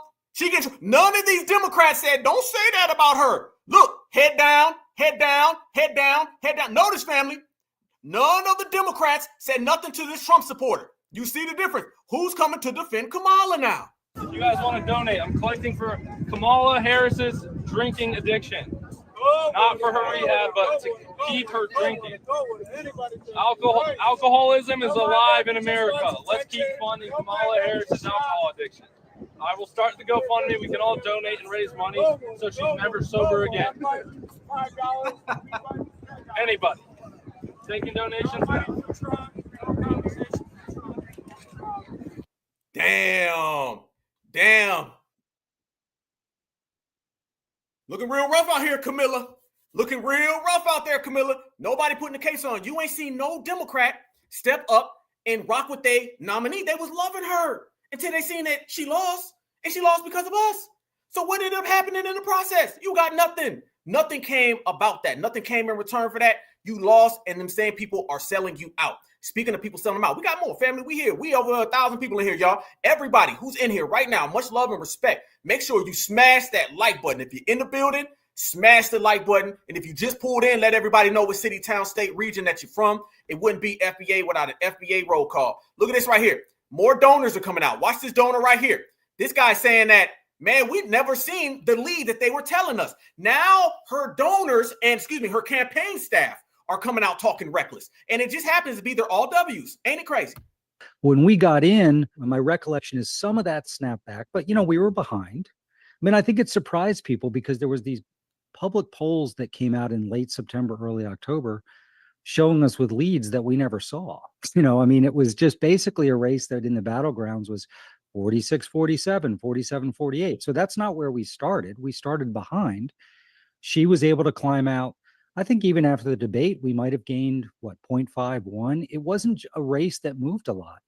And so I think when you think about our own internal analytics, if you have Wisconsin at 47-47, or Pennsylvania 48-47 Trump, let's say, which I think is where we had it at the end, you've got to have undecided break your way more than your opponents. And you've got to get a little benefit from turnout, which we weren't able to do. When we got in, my recollection is, name me a time in your life, y'all. Have you ever seen so many donors start snitching? I've never seen that. I've never seen donors come out and just start telling. I've never seen campaign staff come out and start telling. I've never seen it, family. It's been election after election. How many elections have you seen in your lifetime? Okay. In 2 weeks, I've seen more campaign contributors, campaign donors, and campaign staff talking about Kamala and dogging her, all right, than I've seen in my whole life. They're out there telling everybody, all the skeletons in that campaign's closet. They're literally snitching. That's what they're doing, y'all. I've never seen that in my life. I've never seen them come out this quick and just throw her under the bus. They're out there saying, man, damn Kamala, she ain't about nothing. She was lying. She ain't no good, because they're all setting it up for her to get those eventual charges in which we have all predicted, y'all. That's the end game to this, all right? And notice they always say one thing that all have in common. It always goes back to money. Notice that, y'all. Everything they say goes back to money. That's what they always end up with. They be like, well, you don't know that. And then the money was gone. That guy right there is basically saying she left us high and dry. Y'all remember we were showing everybody Lucy Liu? Watch Lucy Liu. Y'all remember Lucy Liu, right? Lucy Liu was the first one to come out and be a straight up whistleblower. This is Kamala's people, by the way. I thought this was her people. Y'all remember she was coming out and she was going in? Let me tell y'all, this woman right here has done like 7 or 8 interviews. I had to find the particular interview in which I wanted to show because there were so many to choose from. All of her campaign staffers, all of the campaign donors, they're all publicly talking about things that they never publicly talk about. But they'll do it for Kamala because she is being punished until they get some charges on her. Watch Lucy Liu. She ain't done. She will not stop until she is the main whistleblower and she gets Kamala behind bars. She actually held 2 calls, one for her top donors and one for grassroots. I was speaking and texting with fellow attendees of the call, and we were amazed by how self-congratulatory the tone was. I don't recall, the call was about 20, 30 minutes. I don't recall anyone taking responsibility for the fact that we spent about $2 billion across the super PAC in the campaign and came up so significantly short. We lost 7 swing states. Self-congratulatory? In what types of things were being said? They praised Harris as a visionary leader. I believe at one moment during the call, she was talking about her Thanksgiving recipe. And I don't say this with any malice or anything. I'm just merely conveying what happened. I think I was stunned to hear that, given just the extent and brutality of the loss and the fact that DNC staffers, at least two thirds have been fired summarily. And a lot of them are at a loss as to what to do. I'm just frankly stunned that there was no sort of postmortem or an analysis of how we can do better. Family, this woman is straight up snitching. This woman is telling, and listen to old dude right here. Tell us more. Tell us more, Lucy Liu. What did you encounter, Lucy? In what types of things were being said? They praised Harris as a visionary leader. I believe at one moment during the call, she was talking about her Thanksgiving recipe. And I don't say this with any malice or anything. I'm just merely conveying what happened. I think I was stunned to hear that, given just the extent and brutality of the loss and the fact that DNC staffers, at least two thirds have been fired summarily. There you go. You notice that, family. It's always about Kamala ruined all the money and Kamala fired all her W campaign staffers. If those campaign staffers were black, you wouldn't be hearing about any of this, y'all. Those campaign staffers are all a bunch of W's. So therefore, it's saying Kamala got rid of a bunch of W's that she had no business getting rid of. Yep. And a lot of them are at a loss as to what to do. I'm just frankly stunned that there was no sort of postmortem or an analysis of how we can do better, what sort of lessons were learned. It was really just patting each other on the back, congratulating each other on I'm not sure what, and saying we'll see you for Christmas. Wow. Yeah, a lot of donors are not happy. A number of them are blaming people in Obama world. That's who they helicoptered in after Biden stepped down. A lot of consultants in Obama world came over and now you see Obama is getting punished. I told everybody, every black-faced Democrat going all the way back to Barack Obama is going to get blamed. This is why AOC came out and she said, well, we need to address Obama. And how come Obama didn't do anything? We need to move on from Obama politics. You see what's happening, y'all? Because trust me, Obama's getting blamed for the very fact that he was out here trying to talk reckless to black Americans and he couldn't get us on the plantation. If you fail at getting foundational black Americans on the plantation, you will receive the harshest punishment. She sits there and snitches on Kamala Harris for 5 minutes, and then at the end, she throws in Obama because they want to give him that damn work too. Damn, it's crazy. A number of them are blaming people in Obama world. That's who they helicoptered in after Biden stepped down. A lot of consultants in Obama world came over and took over the campaign apparatus. The same people who were whispering and leaking to the press that Harris should be replaced at the top of the ticket when Biden was running. So you can imagine just the hypocrisy underlying a lot of it. Woo-hoo-hoo-hoo. You got to love it. You got to love it. You got to love it. Look at all these people fighting each other, y'all. Look at all these people going back and forth with each other. Yeah, Barack Obama. Yeah. You see it? Look at that, family. You got all them going at it. That woman been telling, family, she done did like 8-9 interviews. And they're all saying, tell me more. Tell me more. You've never seen so many campaign staffers coming out here and just straight up telling.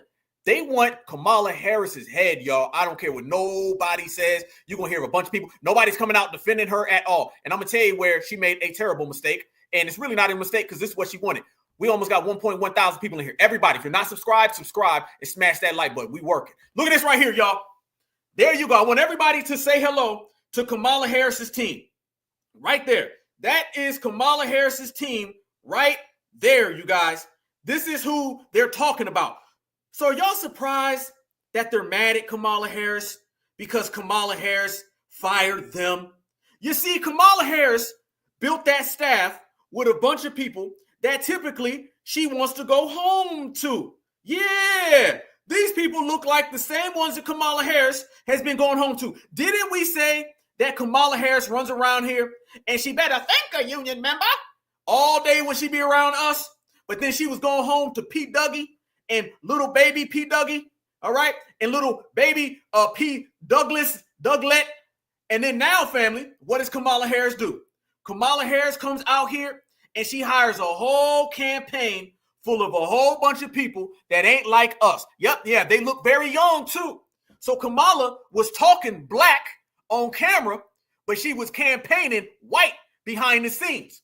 And this is why everyone's saying, how dare you, Kamala, lose all that money and fire all of them? Let's be real. A lot of them are well-to-do W's who sent their kids to go work for Kamala. That's how it is. That's how it is. That's how money works. That's how the rich stay rich, okay? I shake your hand and say, hey, man, I'll see you at the governor's mansion. Do you got something going on? Well, I'm running a campaign. Hey, man, my child, he's just fresh out of college. Can he come work on your campaign and work good for his resume? Oh, great. All right, I'll send him. All those donors that old buddy was talking about, he was saying all the donors are saying we're going to punish Kamala. That was their kids. Yeah. This is why nobody's coming out to defend her. And notice, none of the black Democrats are defending her either. Let's go there. If we said something about Kamala, they was like, how dare y'all say that's a black woman?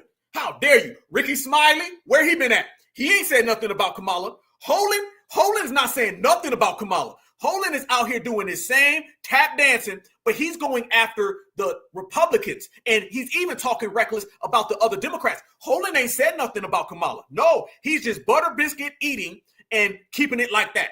You ain't seen Vanessa Jones come out. D.L. Hughley, he got rid of Twitter. He ain't there no more. All these people exiting, where have they been at, y'all? You don't see those people. How come you don't see any black Democrat defending her? Because they know they got their orders. Let me tell you what their orders are, family. Their orders are simply this. You better not ever come out here and start defending her. Let Foundational Black Americans say something about her 2 weeks ago. They was calling us every name in the goddamn book. The Democratic shields are real quiet right now. See, what they're doing is they're just trying to say, well, you know, Donald Trump is bad. They're not saying how good Kamala is. They're not coming out here and saying, we got your back, Kamala. You notice that? You notice that, right? I'm going to tell you why that's happening. That's happening because if they come out and they start defending Kamala, they're going to get the same treatment and punishment Kamala's getting.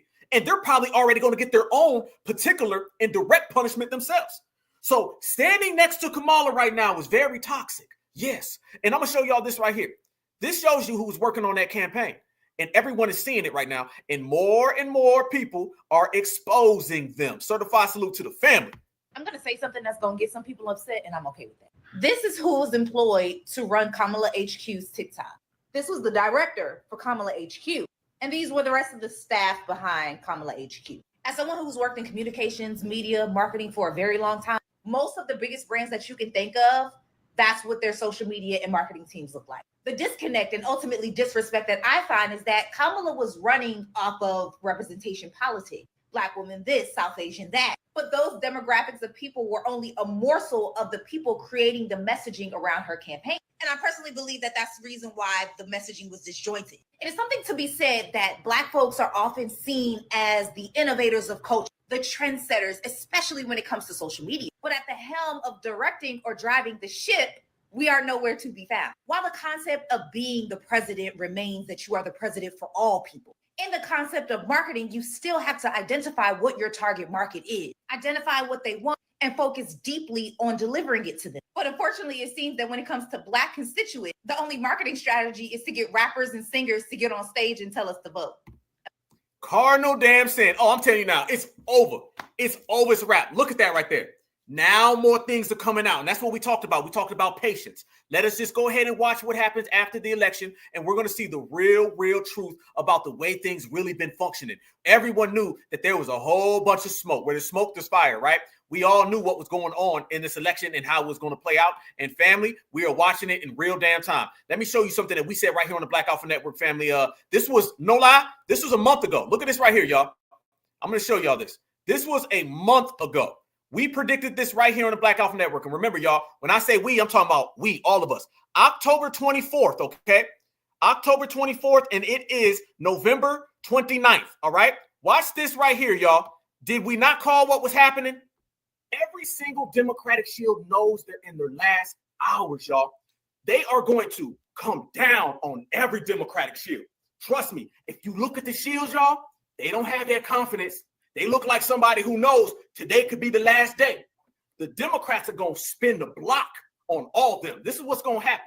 All the Democratic shields, y'all got them eviction notices already on your door. Family, let me tell you. I'm going to go ahead and give you a real alert. I'm going to tell you how this is. How long we've been saying it. You don't like Democratic shields? Don't vote Democrat and they're gone. Trust me, it's already faxed.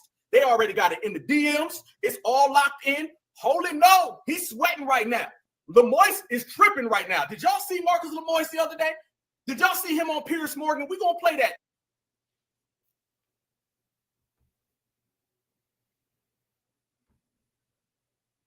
They're not going to keep Joy Reid around because she can't get black folks on the plantation. Why would Marcus Lemoyce get a paycheck? The shields can't shield no more. The gatekeepers ain't keeping the gate no more. The house Negro, he can't keep the field Negroes from taking over the plantation. What are they going to do when the gatekeepers can't gatekeep no more, y'all? The gatekeepers can't gatekeep. They got one job to do. I told you, they lose at losing. How the hell you lose at losing?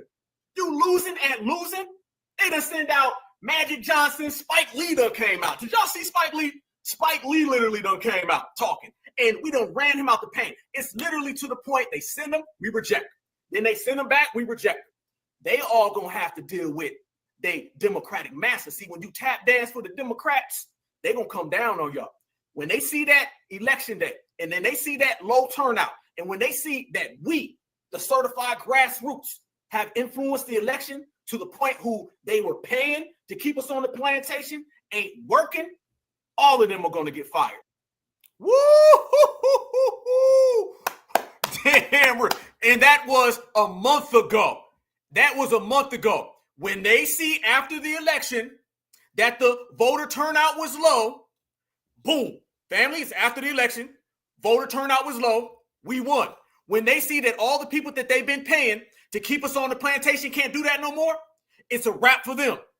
Boom, that's exactly what happened. We won. Damn, this is why you subscribe to the Black Alpha Network, family. If you're here right now, it's different over here. It's different. All of us together. All of us, all 1.1, we almost got up in here, family, on a Friday night. It's different over here on the Black Alpha Network. Everybody's great. Everybody's exceptional, family, but we just bring our exceptional nature in our own special way.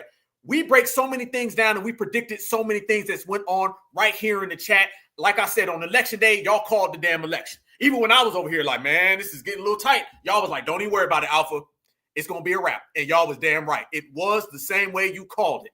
This is what you get right here. So make sure you subscribe to the Black Alpha Network because we are on something special right here. That was a month ago, family, and we said everything that was happening. And Kamala Harris, she's dealing with everything that we said right there. So it went from that right there, what I was just saying, to that right there. And they not playing out here in these streets. Oh, it's getting real. It's getting real. It's getting real in the goddamn field. And we're watching everything play out in real goddamn time. It's a beautiful day to be FBA, like we say. And when you got that woman right there hitting them collard green cocktails, y'all, you know it's real different. Who expected the vice president to be folded and broken? We did. We expected it and we called it out. She melted down in front of the world, y'all. This woman melted down, had a breakdown, fell out publicly. Damn shame. And they put her out right there for the wolves to see. When you see the vice president of the United States looking like this, what family? What the hell was she thinking right there? Tell me, family. Y'all tell me right now, because y'all know When I don't know nothing, I just ask y'all. That's how you're supposed to do. Like I tell my brother, I say, I don't know nothing, I'm going to my brother. I tell my mama, I don't know. You tell me what you think. Let me ask y'all what y'all think. What is she thinking right there? What's on her brain? What's on her brain? Because I'm looking at that expression and I can't get nothing out of that. I mean, lost in the sauce, literally. She's literally lost in the sauce. As if some of them other pictures weren't bad, y'all. This was terrible, okay? This was very terrible. That looks like you are down bad extra. But this one right here, family, nah. That's something extra that I can't even fathom. So y'all tell me, what the hell is on Kamala's mind? Camilla Hairless. What the hell done happened to you? Shout out to Q. What's going on out here in these streets where you out here looking like that? The brothers and sisters of America need to know. All the taxpayer citizens, we say a hot mess. Alcohol. Yes, a hot mess. Yes. The expression of defeat. Yeah, boy. I need a drink. Yeah, boy. It is serious out here. It's a powerful drug. It's a powerful drug. Yes. Y'all going in. Y'all crazy. Yeah, racially homeless. Nowhere to go. Just stuck. Stuck right there. Yeah, that drink was, yeah, you ain't lying. It looked like when that drink was hitting in, they was like, damn, this damn drink is kicking. They said that drink will make you think. That drink will make you think. And I cannot figure out what she was thinking. Why they put her out there like that, though? Y'all know how somebody say, man, y'all better come get your auntie. All the folks in India, come get your auntie. Please come get your auntie because you really tripping right now. You really tripping right now. And by the way, y'all, speaking of people tripping, they tripping so bad, so hard, family, that foundational Black Americans, we just exposing it and laughing and making good jokes about it. Let me show y'all how bad the trippings has become. It's got to the point, family. Yeah, you ain't lying. Goodness gracious. Whew, she looked like she's possessed, literally. It is what it is. Don't be mad at FBA for calling it out. Be mad at yourself for doing it. Family, I'm going to show y'all something I needed to break down with the family because y'all know it wouldn't be right if we didn't sit here and we didn't get all the way live with what we do. Because, apparently we call elections. So, damn, I guess we can call people out. As we say, why the hell they do this to this woman? Look at this, y'all. This is it. This is it right here, family. Let's go ahead and show the world. This was Camilla just 2 days ago giving this breakdown. Thank you, Tim. Thank you. Back at you, brother. You are such an extraordinary leader, and we have become lifelong friends. I just, in front of everyone, I want to thank you, Tim. You Why they do that lead to with this woman? courage. You lead with heart. You see the people. You care about the people. You believe in uplifting the dignity to which all people are entitled, and you do it was unprecedented. Think about the coalition that we built, and we were so intentional about that. You would hear me talk about it all the time. Being a daughter of parents who were active in the civil rights movement, I know and believe that the best movements that are about progress in our country mean that it's leaders that we are dedicated to the coalition, to bringing people together that seemingly have nothing in common, but have everything in common. A coalition where we bring people together based on a deep love of our country, and that the strength of our country will be a function of our willingness to put in the work. Yes, with a sense of work ethic and understanding it's going to be hard, but it's good work. It's good work to be engaged in a collective fight for America's future. And it means so much to me and to Governor Walz that you knocked on doors, you called friends, you called in favors. Our work was about saying that it is a strength that we each have to lift people up as opposed to beating people down. It is a strength we have that has lasting effect. So all that work that you did that was about engaging with other people, engaging with perfect strangers, and our fight for the rule of law, for freedom for all, for equal justice, for the sacred principle that everyone, no matter where they start out, has certain fundamental rights. Family, I hate to be that guy, but what the hell is this? What is this right here, family? I thought Thanksgiving was yesterday. I'll be damned. They say black don't crack. I guess tethers do. Rights and freedoms that must be upheld. That's not over. That fight's still in us and it burns strong. Oh, look at, hey, family, she is out here slurring. Look at that, y'all. She can't even get that out. Watch. Certain fundamental Watch her eyes dipping. rights and freedoms that must be upheld. That's not over. That fight's still in us and it burns strong. In us and it burns strong. And I know this is an uncertain time. I'm clear-eyed about that. You ain't clear-eyed about nothing. Hey, she is toasted. This woman is completely toasted. Ain't no way they put her out here like this. Damn, gobble. This is shameful. Y'all make sure y'all smash that like button. What in the world, family? Watch her right here. Watch her eyes dip, y'all. Watch her eyes just drop. That's not over.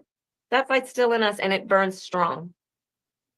And I know this is an uncertain time. I'm clear-eyed about that. Woo, look at And I that. know this is an uncertain time. And I know this is an uncertain. What? No. There ain't nothing certain other than that Jack Daniels next to that fentanyl. Certain time. I'm clear-eyed about that. No, you're not. I know you're clear-eyed about it. And it feels heavy. And I just have to remind you, don't you ever let anybody take your power from you. You have the same power that you did before November 5th. And you have the same purpose that you did. And you have the same ability. Listen to how she said ability. She can't even get ability. She said ability. To She put engage 5 and L's in inspire. that. And you have the same ability. Have the same ability to engage and inspire. Ability? She can't even get that out right. Inspire. So don't ever let anybody or any circumstance take your power from you. Y'all did that woman wrong. And we about to do it even worse. Check this out. Family, the internet is undefeated and the internet is a cold place. So damn cold. We about to go there. Watch this right here, y'all. They done actually slowed down Kamala speaking, and y'all tell me that this woman wasn't toast roasted. Watch this right here, y'all. Okay, hold on. Let me pull that back up. This woman is split, as we say, me and my mama say, she's split to the tip. Hold on. This is shameful. Shameful. But that's what happens when you cosplay FBA. You got to deal with it the hard way. There they go. All right, here we go. Now we got it. Check this out. Sorry, Kamala. This is what happens when you cosplay the lineage.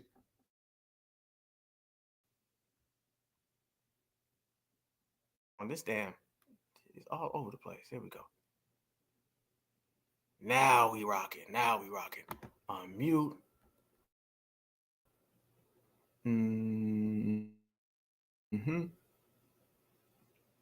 Hold on, family. This shit, Kamala, you damn drunk. Drunk as a skunk. There they go. Hold on, y'all. We're gonna get this up.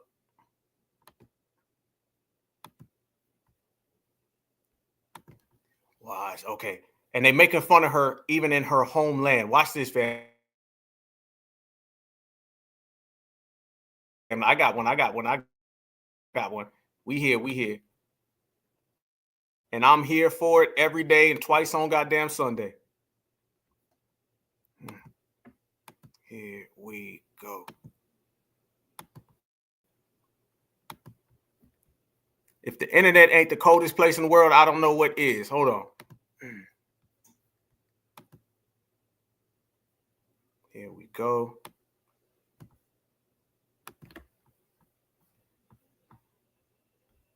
Before I show y'all that, watch this.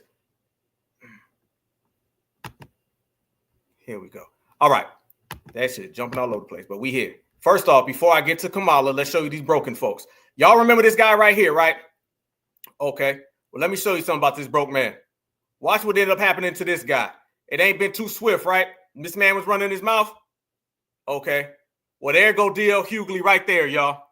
D.L. Hughley done hopped off so damn fast, nobody can find him no more. And what do you say, Kamala? She need to go ahead and just put that out and start selling it. Yeah, where you at, D.L. Hughley? Where you at, down low? Because I remember you had a lot of things to say about Janet Jackson, homie. I remember that.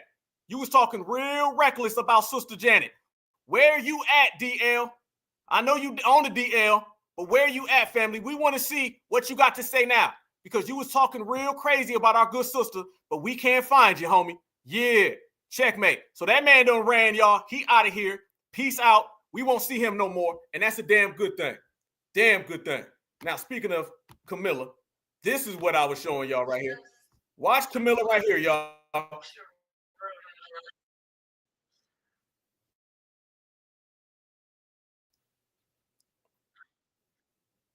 Talk.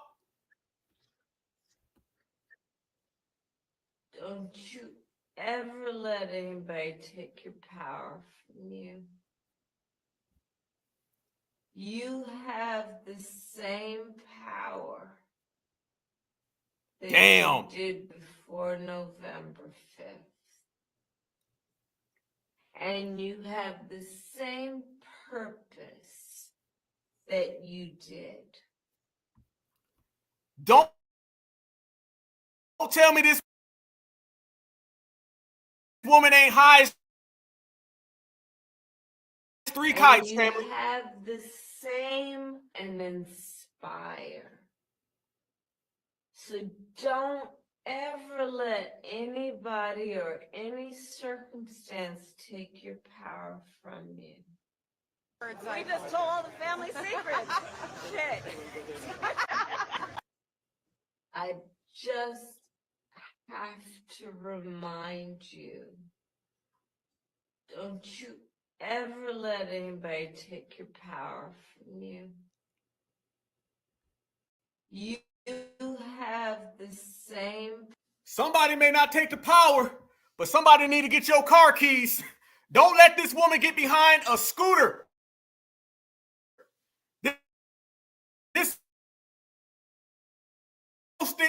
This woman is gone, and I'm starting to think that may not be that drink, y'all. Am I correct, family? Are my suspicions confirmed? Don't you ever let nobody take your freedoms away. I'm starting to think, family, that's more than just some drink. This looks a little deeper. It looks like there was some Rick James up in there, y'all. I'm starting to see a real Rick James effect. That's just me. But watch this, though, fam. Her people are clowning her. Drunk video message. So Harris has kept to herself after the elections. We know that. No major public appearances, no policy speeches. Her team says she's coping with the results. That could mean some downtime after weeks of intense campaigning. But the internet is convinced that Harris has taken to the bottle. They've even used artificial intelligence to drive home their point. Of course, we don't know what the truth is. Yep. So Kamala, it looks like even your folks is out here calling you out. That's what it looked like to me. It looked like even your people were calling you out, saying the same thing over and over and over, talking slow as hell. Man, it's like we aged waiting on that. But there you go. That's it right there. That's Kamala Harris. That's her people. And even her people are calling her out. So why y'all mad at FBA for? FBA ain't did nothing wrong. All we was doing was just being certified. Certified foundational. It's a big difference when you one of us, and it's a big difference when you one of them. So yeah, her people getting called out, she getting called out, and now what? Now what's the next step? Because what I'm seeing, y'all, is they don't really have a plan. There's no plan. Running to Hawaii and getting away is not a plan. That doesn't really work. And I'm here for whatever goes down next, because that's the way it should be. Speaking of things like that, let me show y'all who's next, because it goes from the Democratic shield and the politician, and there's a lot more folks that are getting called out. Look at this right here, y'all. Yes, Al Sharpton, you and your firm are next. Influence public opinion during her interviews. Reports from unnamed sources claimed that significant sums of money were offered to key media figures to ensure favorable coverage and scripted questions. While no concrete evidence has been presented, the accusations have sparked widespread controversy, with critics accusing Harris's team of manipulating the media to boost her political image. The Harris campaign has denied these claims, calling them baseless and politically motivated attacks. However, the allegations have gained Al Sharpton's acceptance of $1,000 donation a bridge too far for MSNBC colleagues. The growing scandal plaguing MSNBC host Reverend Al Sharpton has been ricocheting around the halls of 30 Rock, with his colleagues calling it a bridge too far for them, Fox News Digital has learned. On Tuesday, MSNBC said it was unaware that Vice President Kamala Harris's presidential campaign paid $500,000 to Sharpton's National Action Network nonprofit ahead of a friendly interview with the Democratic nominee just weeks before the election. Harris sat down for a friendly interview on October 20th with Sharpton, an open supporter of Harris and the Democratic Party. Following Harris's defeat by former President Donald Trump, FEC filings revealed the Harris campaign gave two $250,000 donations to Sharpton's nonprofit organization in September and October. However, the MSNBC weekend host did not disclose to viewers the apparent conflict of interest before or after the interview. Neither did he disclose the donations to his bosses at the network, according to the Free Beacon. The insider says everyone at MS. Wait a minute, Mr. Sharpton. Wait a minute. So you took money and you didn't tell who you got the money from? That's the same thing that Roland did. And you didn't even tell your bosses? So when we were saying that you was taking money in Democratic shilling, it's the same exact thing all of them were doing. And now you see that they on Sharpton. Al Sharpton been out here grifting for years. And now they got Al Sharpton in the bullseye. Yep, I'm here for it. Him, his perm, and everything else, family. The only person with a neck like Kamala. Yep. So you see now, they on Al Sharpton heavy. It hasn't even been 3 weeks. It ain't been a month. Trump ain't even president. And they already see who they got smoke for. MSNBC knows Sharpton is given a wide berth and that he's held to the same journalistic standard as unprofiled political and social activism. That said, the controversy reeks of a pay-to-play scheme. However, they expressed doubt that Sharpton will face any consequences, telling Fox News Digital. Yep. Back in the old days, now it's the new time. You ain't getting away with that, family. Al Sharpton is about to get fired. I'm telling you. Al Sharpton is gone. Gone. You literally took money and you didn't say nothing to your employers? No, it don't work that way. No, it don't work that way. No, no, no. So you literally took money. Let's get this straight. You had a softball interview. See, Roland did all that. That's the same thing Roland said. But here's the thing. Roland ain't got no job. Roland ain't never had no job. Roland's been fired, like multiple times. 17 times Roland done got fired. So ain't nobody tripping off of Roland. Roland's Roland. Al Sharpton, on the other hand, when MSNBC is about to get bought, you out here taking it and defying your own people. This is what you always get with Democratic shields, you guys. Only with Democratic shields do you get this type of behavior. Remember, speaking of Roland, Roland did the same exact thing when he got fired from CNN. Roland was out there leaking all types of questions. Matter of fact, it was with TV One. Roland got suspended from CNN, then he got fired from CNN, and then Roland and Donna Brazile were leaking questions to a debate to Hillary Clinton.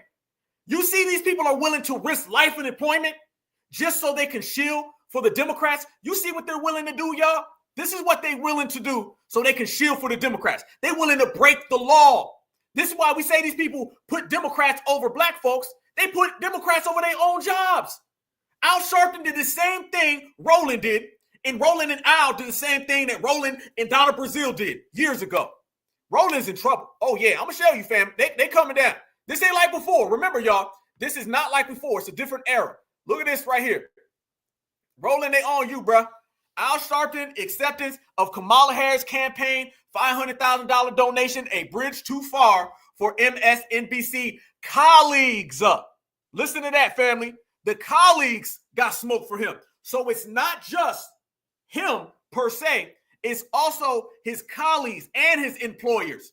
Okay, so your boss and the people who work next to you. The colleagues sound like Morning Joe. So all the people you work with, family, they're getting on code. They're getting on supremacist code right now. The fact that the colleagues are turning on you. They out here saying, man, no, Roland, no, Al Sharpton, y'all out here tripping now. You see what's going on? These folks is out here trying to sell out their own employment. They will do anything for the damn Democrats. I mean, absolutely, positively anything. So they're in real heavy, serious trouble with this right here. And that's a good damn thing. How do you know? Think about it, family. We've been seeing all the supremacist relatives and brother-in-law and sister-in-laws. And then on top of that, you see Roland. He's out there saying, well, I took ads. I took money for ads. And then you see Al Sharpton. He's not telling nobody. So when we say that these people are in deep, deep, deep trouble and your colleagues is turning on you, oh, damn, family. Oh, yeah, you got something coming your way. You got something coming your way. So basically, in other words, family, I'm going to go ahead and say it. Your colleagues are getting together and they're talking to your boss. So the bosses and the colleagues are both saying, Al Sharpton, that is a bridge too far. Al Sharpton is about to get fired, y'all. All that stuff on MSNBC, he's about to go into the Trump era, which it may look like could end up being the Elon Musk era of MSNBC. Y'all notice after the election where all the tap dancers meet up, Al Sharpton, CNN as well, but Al Sharpton, Vanessa Jones, all of them, CNN and MSNBC are both probably about to get bought. A lot of shows are going to get canceled. And what I believe is they're going to take all of these shows getting canceled and all of the shields are going to get pushed out with that. And they're going to blame that. You're going to see all of the Democratic W's. They're going to keep their jobs. It's going to be the black ones. And they're just going to blame it on, well, you know, we changed employers. Well, we got a new owner. So when you start seeing MSNBC fire people because of budget cuts, that's how they're going to justify firing all the Joy Reids and the Al Sharptons. That's what it's really going to be about, y'all. Trust me. Now check this out right here. Check this out right here. When we say they in trouble, y'all, look at this. Look at this. Yeah, Elon weird. But damn it, Elon, if you fire the Democratic shields, you be as weird as the hell you want to, homie. Go ahead and do what you do. And I'm going to be sitting here watching you fire every last one of them. Watch this. How do you know they in some trouble? Super liberal, the Young Turks, if you guys are familiar with Young Turks, the Young Turks who are as liberal as you can get, they're out here coming down on Al Sharpton. All the supremacists are getting on code, y'all. All the people of color supremacists, all the W supremacists, all the liberals and conservatives, all the Democrats, Republicans, the left and the right, everybody's getting on code now. We just showed you 150 people who said they want to see Kamala Harris penalized. We just showed you 150 people who said Kamala Harris was stealing money. Now you're seeing another 150 people, colleagues of MSNBC, bosses of MSNBC, and the independent journalists. They say they want to see the Young Turks right here say they want to see Al Sharpton get punished. Fair use, fair use, fair use. This is about teaching, scholarship, and research. Fair use, purely commentary. Y'all watch how all of them liberals get on code real quick. Al Sharpton, you about to get supremacists penalized. The cost of that softball interview was a whopping $500,000. That is what the Harris campaign provided to Al Sharpton's nonprofit prior to her sit-down interview with Sharpton. And that's certainly raising some eyebrows, certainly because, you know, it goes against common journalistic ethics. But nonetheless, the Harris campaign made two separate $250,000 donations to Al Sharpton's National Action Network, an anti-discrimination group. Al Sharpton is the original grifter.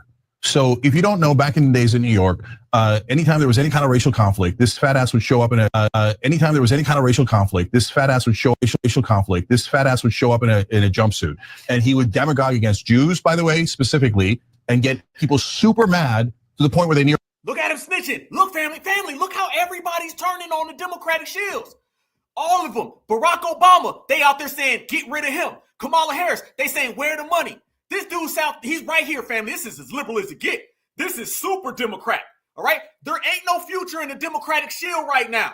This man sits there and calls Al Sharpton fat. And then on top of that, family, watch how he's telling. He's saying, well, he was getting mad and he was talking bad about the Jews. Watch this, family. Watch what he says. Watch what he says. He's not only going in on Al Sharpton, family. On top of that, he's exposing him and he's saying, well, look what he's done to everybody else. Go get him. Anytime there was any kind of racial conflict, this fat ass would show up in a jumpsuit. And he would demagogue against Jews, by the way, specifically, and get people super mad to the point where they nearly attacked Jewish people. And he was a menace, an absolute menace in the New York area, okay? And then all that got magically forgiven. Why did it get forgiven when that stuff never gets forgiven? Why did it get professional corruption. He was running 2-bit scams back in the day because he didn't know any better, right? But he's a smart guy, so he wisened up and he's like, oh, the way the professionals do this is they kiss the ass of the donors, they kiss the ass of the politicians, and they get the real money, the big money. And did he shake down a lot of businesses saying, hey, if you don't give me money, I'm gonna call you racist? Okay, go ahead and catch feelings. Yes, he did, okay? And you wanna know how Comcast was allowed to merge and actually acquire NBC and MSNBC? They had a massive race problem. Al Sharpton came in and said, no, they don't. They don't have any race problem. Guess where Al Sharpton wound up? Hired by Comcast at MSNBC. Funny how that works, right? He got way better on his grift, okay? And he's been taking this kind of money his whole life, and that's why he does the softball news. That's why. And y'all never said nothing when we was calling out Al Sharpton. When Al Sharpton was out there saying vote blue no matter who, they had no problem. What it is that Al Sharpton could not go get the black vote. Family, right now, it's all about they did not get the returns for Kamala Harris. They couldn't get Kamala Harris to win the presidency, which means W's lost money. They don't like handing out money. You got one job. We pay you that supremacist paycheck so you get black Americans to vote. Black Americans didn't go vote. So now all of them are being penalized for lost funds. It's as simple as that. Al Sharpton's being penalized for not giving the money right. That's it. So is Roland and everybody else. And you watch it play out clear as day. Watch how they going all the way in on Al Sharpton, family. And he's snitching too. He's sitting there saying, y'all need to get Al Sharpton because he was doing a lot of bad things in the past. If you criticize Al Sharpton in the old days, people are like, God damn, yes. Now if you criticize Al Sharpton, they go, oh, well, you're being a racist. Racist. No. Oh, damn, he getting pissed, ain't he? If you criticize Al Sharpton in the old days, people are like, God damn, yes. Now if you criticize Al Sharpton, they go, oh, well, you're being a racist. Racist. No. So now his new mob, the establishment cartel, protects Al Sharpton, and as he runs the scam time and time again. And there he is sitting on Morning Joe as they lecture about good journalism, a story we covered earlier in the show, right? Wow. Come on. Look, I knew some of that about Al Sharpton. I didn't know about him shaking down businesses in New York. Y'all. Wow. Everyone knows Al Sharpton has been doing this for years, but wow. You know what she's really saying? We didn't have a problem when he was doing this to black people, but now the black-faced Democrats can't get the black vote no more. So we throwing them all under the bus. Wow. Joel, as they lecture about good journalism, a story we covered earlier in the show, right? Wow. Come on. Look, I knew some of that about Al Sharpton. I didn't know about him shaking down businesses in New York with allegations of racism. Oh, he went on and on. He was in the middle of creating riots. So he would go into the most, flammable situations, for lack of a better word, and he would come in there with a match and start lighting things on fire, right? And when he went after, he said, "Oh, the Jews are running these businesses," and riled people up against. Y'all hear that? Y'all hear that, right? I know y'all heard that. What's he doing right now, y'all? What's he doing? Oh, he's throwing Al Sharpton under the bus. Anybody who thinks Al Sharpton is about to survive this, it ain't happening. This is them colleagues. When you see that the MSNBC colleagues are saying that Al Sharpton was out of line, and then the MSNBC bosses said that they didn't know that you took the money, Al Sharpton about to get set on fire. Watch this, y'all. They not playing with Al Sharpton. Watch this. And he's out here, and he's a grifter himself.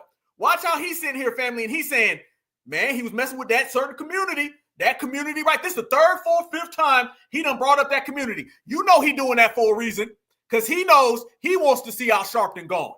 A match and start lighting things on fire, right? And when he went after, he said, "Oh, the Jews are running these businesses," and riled people up against Jewish Americans. It was one of the worst things I've ever seen. And so that happens from time to time with the Nick Fuentes, et cetera. But Nick Fuentes is like persona non grata. Yeah, he's right? totally. Look at them giving the pass to Nick Fuentes, y'all. Y'all see what's going on? Look at this right here. They're throwing Al Sharpton under the bus, and they're saying Nick Fuentes is good. They are going to any length to get Al Sharpton out of there. Al Sharpton, pack your bags. You ain't gonna make it past the inauguration. Fuentes, et cetera. But Nick Fuentes is like persona non grata. Yeah, he's totally shunned by everyone who's legitimate. But Al Sharpton welcome with open arms. Why? Because he switched up his grip, set up a nonprofit. They finally $500,000. You kiss their ass on air, and if anybody accuses you of anything, you just call them racist. So he's been playing identity politics his whole life. He's nothing but a grifter. So if any of you catch feelings over that, because you were part of his grift and he donated a little bit to your show, or he donated a little bit to your organization. By the way, that's a smart way to run the grift. What you do is you dole out a little tiny taste of the money you got from giant corporations, etc., so that everybody shuts up about the scam that you're running. So there you go. And look, I didn't say any of it was illegal. It's my opinion that he's a giant grifter, okay? And you could look up all that information on your own. I mean, I think Boris Epstein should have Al Sharpton on retainer for how to professionalize his grift. Yeah, Boris is an amateur compared to Al Sharpton. Boy, they laying it on thick, ain't they? Oh man, they laying it on thick. Let's make this clear. Young Turks, all of them are absolutely okay when Al Sharpton is grifting the black community, all right? When he was out here talking about vote blue no matter who and civil rights, all of those 300 civil rights Selma reenactments that Al Sharpton had, they never had no problem with that. They got a problem now is because Al Sharpton could not deliver on that $500,000. I told you, supremacy does not like losing money. You got one job. That job is to return votes to the Democrats, AKA get black folks on the plantation. And you're seeing all the Democrats, all the liberals, they're turning on the blackface Democrat. The blackface Democrat is an endangered species. Yes, they are. It was cool when they was running around here selling us out. It was cool when they was running around here disrespecting us. But now the fact that Obama could not get us to vote, the fact that Kamala crashed out, she out there just pounding drinks right now and probably a little more. And then you're seeing Al Sharpton get completely thrown under the bus. They putting everybody else over Al Sharpton. They were making a point, since we out here translating, they were talking in supremacist whistles and in Chink's case, a want-to-be supremacist, all right? They were basically saying, we need to get Al Sharpton out of here, the same way all those donors and campaign staffers are saying, you got to get them all out. The one thing that we can agree that we've heard in all of these clips is that they want the black Democrats gone. Yes, because they seen the internal polling. Let's go there, family. Yeah. They seen the internal polling and they seen the projections and forecasts for upcoming elections. And the Democrats are doomed. They're doomed, y'all. 2024 is going to be candles on the birthday cake. Come 2020, come 2028, come the midterms. It's going to be serious trouble. So when you sit there and you watch all of this stuff play out in real time, y'all, yeah, they're in trouble. Yep, Oprah too. Matter of fact, I'm glad you brought up Oprah. Thank you very much. I appreciate that. Let's go to Oprah now. We got some stuff for Oprah as well. They in trouble. Oh, they in deep trouble, y'all. They on Oprah. They on Oprah something serious right now. The blackface Democrat cannot exist. They cannot exist. Nobody wants to see the blackface Democrat. It's done. Speaking of that, hold on. Before we do that, we're going to pull up Oprah. But family, they got the receipts, y'all. They got the receipts. Oh, the receipts is crazy. Family. And by the way, Foundation of Black Americans, we did that. It's all because of us. Yes, it has. Look at this right here, y'all. Look at this right here. Y'all see right there, Harris campaign spending breakdown. So family, they're out here putting real receipts on the table about that money. Look at the very, very top. $250,000 to National Action Network. Al Sharpton. $10 million for support staff for celebrity concerts. $2.5 for online influencers, Shade Room and Charlemagne or Leonard Domain. $2.5 million on event for Oprah Winfrey. Damn. Oh yeah, family, this is what we're going to call the blackface Democrat money trail. All right. Every single name on this list will be punished. Yes, you will be. You done cost the Democrats not just this election. You are not going to be able to return the Democrats any money. It's deeper than just this election. They know it, y'all. But check it out even more. $50 million for door knocking operation, $12 million on polling, $111 million to produce fundraising ads, $25 million to Democrat Party committees, $900,000 for ads on the Las Vegas Sphere, and $70 million on mail. And you notice, y'all, any of those things that do not revolve around black people, they're not really bringing up. Kamala went on some W podcast. Nobody's talking about them. They're hyper fixed on the black people, all right? Because remember, they made it a point that they wanted to make this the black people election. That's what they wanted to do. They wanted this to be the black people election where the black folks came and the black folks saved the Democrats. Remember? We got to save the Democrats. Black folks, you being called on. Black folks, we calling on you. I thought y'all was going to come save Joe. Let's be real, y'all. Let's be all the way real. If we're going to talk it, let's talk it. The fact that they wanted to do that black people save the election stuff is the same reason why their ass is about to be out here in the street. You do not lose an election the way you lost, and people do not lose some damn jobs. But since we said they on Oprah, yep, and that was a good point. Let's go there. Oh, yeah, they on Oprah something heavy. Oh, yeah, the blackface Democrat is done. And I'm telling you right now, Kamala is on top of that list. Kamala, it's over. We sat here and showed all the campaign staffers are coming out and penalizing Kamala. All the donors who you don't even see. In politics, donors are typically behind the curtain. When the person behind the curtain opens the damn curtain, comes out and says, where Kamala at? You can't be president ever again. You are disqualified. Oh, you in trouble. You in trouble. When the donor shows his face and he comes after you, you in deep trouble. You in supremacist court right now. Yep. And then when the campaign staffers, who are all the little Karens and Kens, when they say that you cost them money, yep, you in deep trouble. Kamala Harris went to Hawaii so she can go get her you-know-what together. And she probably got hammered while she was there. And she knew when she came back, she was coming back to supremacist penalties.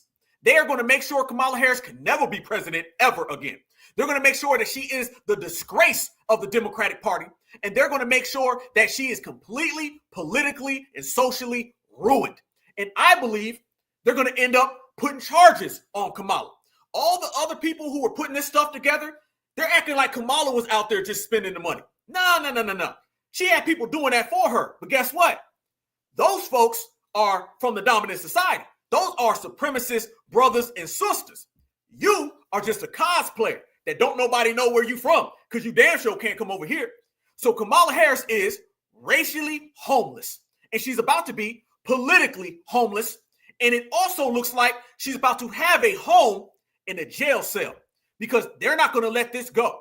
They quit talking about Donald Trump and his convictions and the felonies. They don't talk about Trump no more. You don't even hear them saying Trump is a criminal. But they saying that Kamala is. Kamala, you're in trouble. But that's what you get for tap dancing for the Democrats. Oprah, they on to you next, homie. Yes, indeed. Watch this right here. Nobody wants to stand next to any of these people. That's why Barack got out of there, because Barack know better. In a new Watch this right here, y'all. They are counting every single penny. If you spent $1, they gonna find it, y'all. Watch this. Here we go. In a new report, it was revealed that the Democratic candidate, 60, allegedly spent $2.5 million to have the town hall. In a new report, it was revealed that the Democratic candidate, 60, allegedly spent $2.5 million to have the town hall with Oprah Winfrey, 70.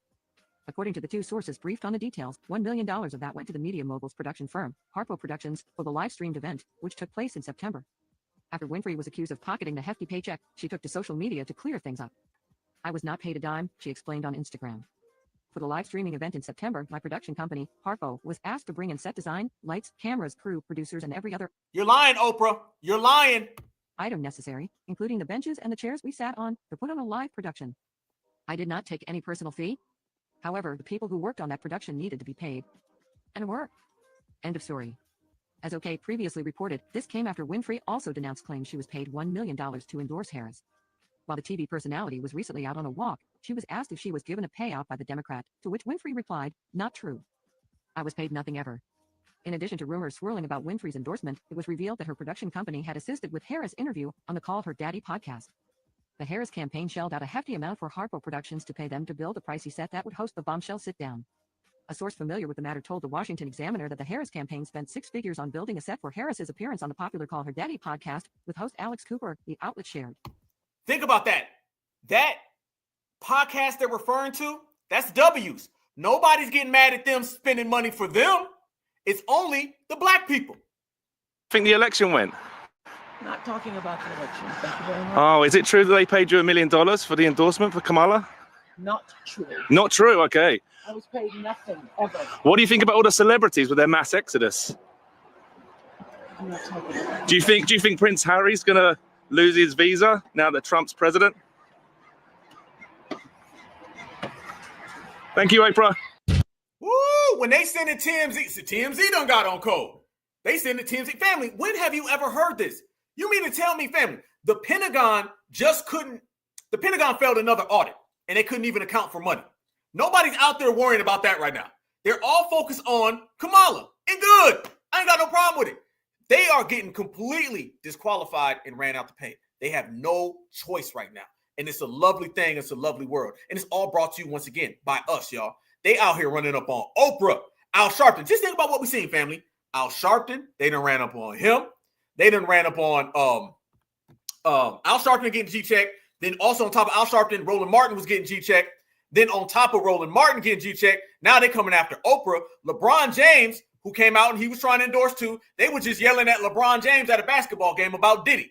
It all turns into whatever they want it to turn into because you are going to have to pay because you have not brought home the money and you cost the money. And that's the worst thing that you could possibly do in the system of supremacy, family.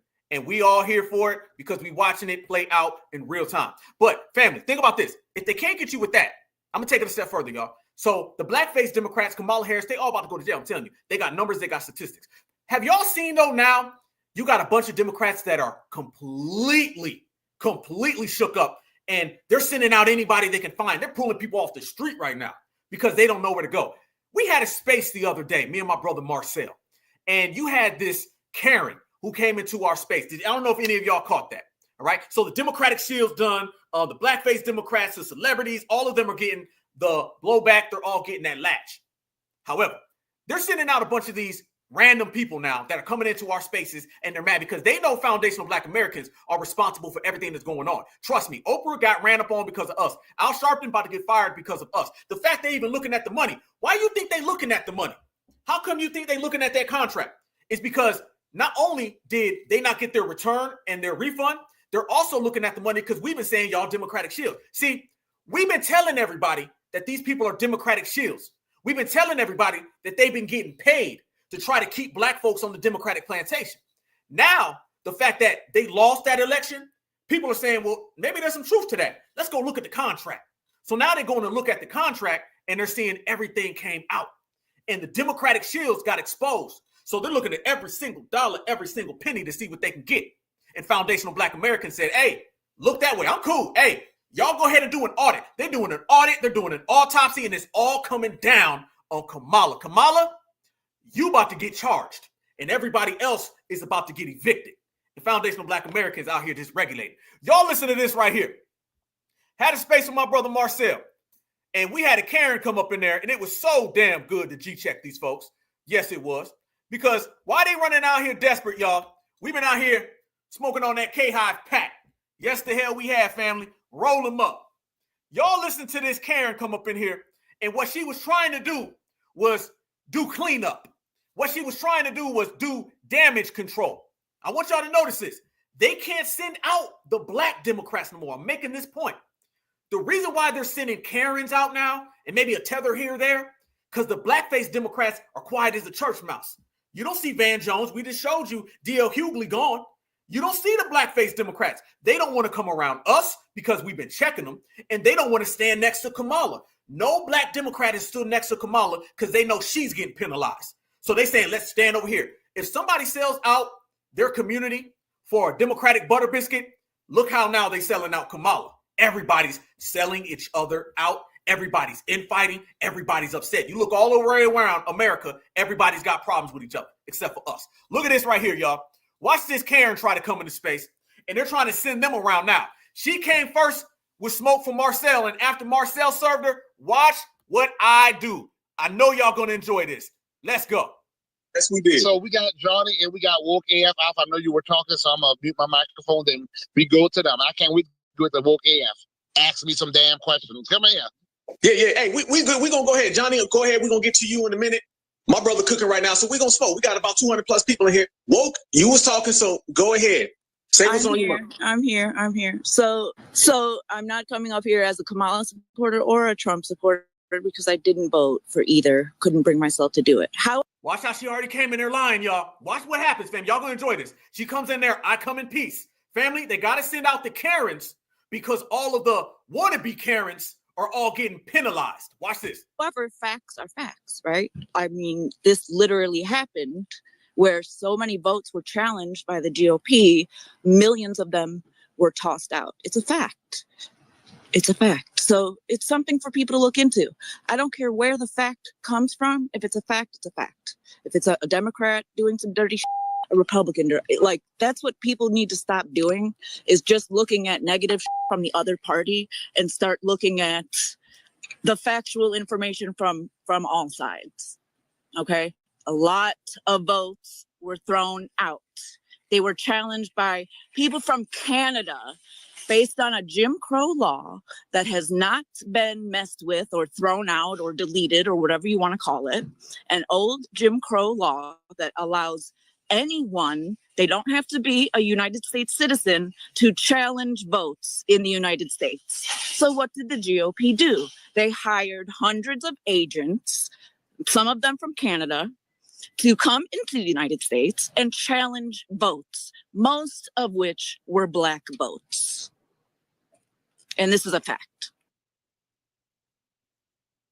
Okay, so one, woke AF, not attacking you, because I really wasn't, even though, sometimes I come off aggressively, but No, and I didn't come up here to Right, I'm not attacking you, but we're gonna have an intellectual discourse. I come off aggressively, but I'm glad you didn't take my tone personally. But let me ask you two things. One, who up here has been promoting the Republican Party? Can you tell me? Because I don't know. Alpha, have you been promoting the Republican Party? Hell no. Yeah, I call them the Republicans. I've said that several times.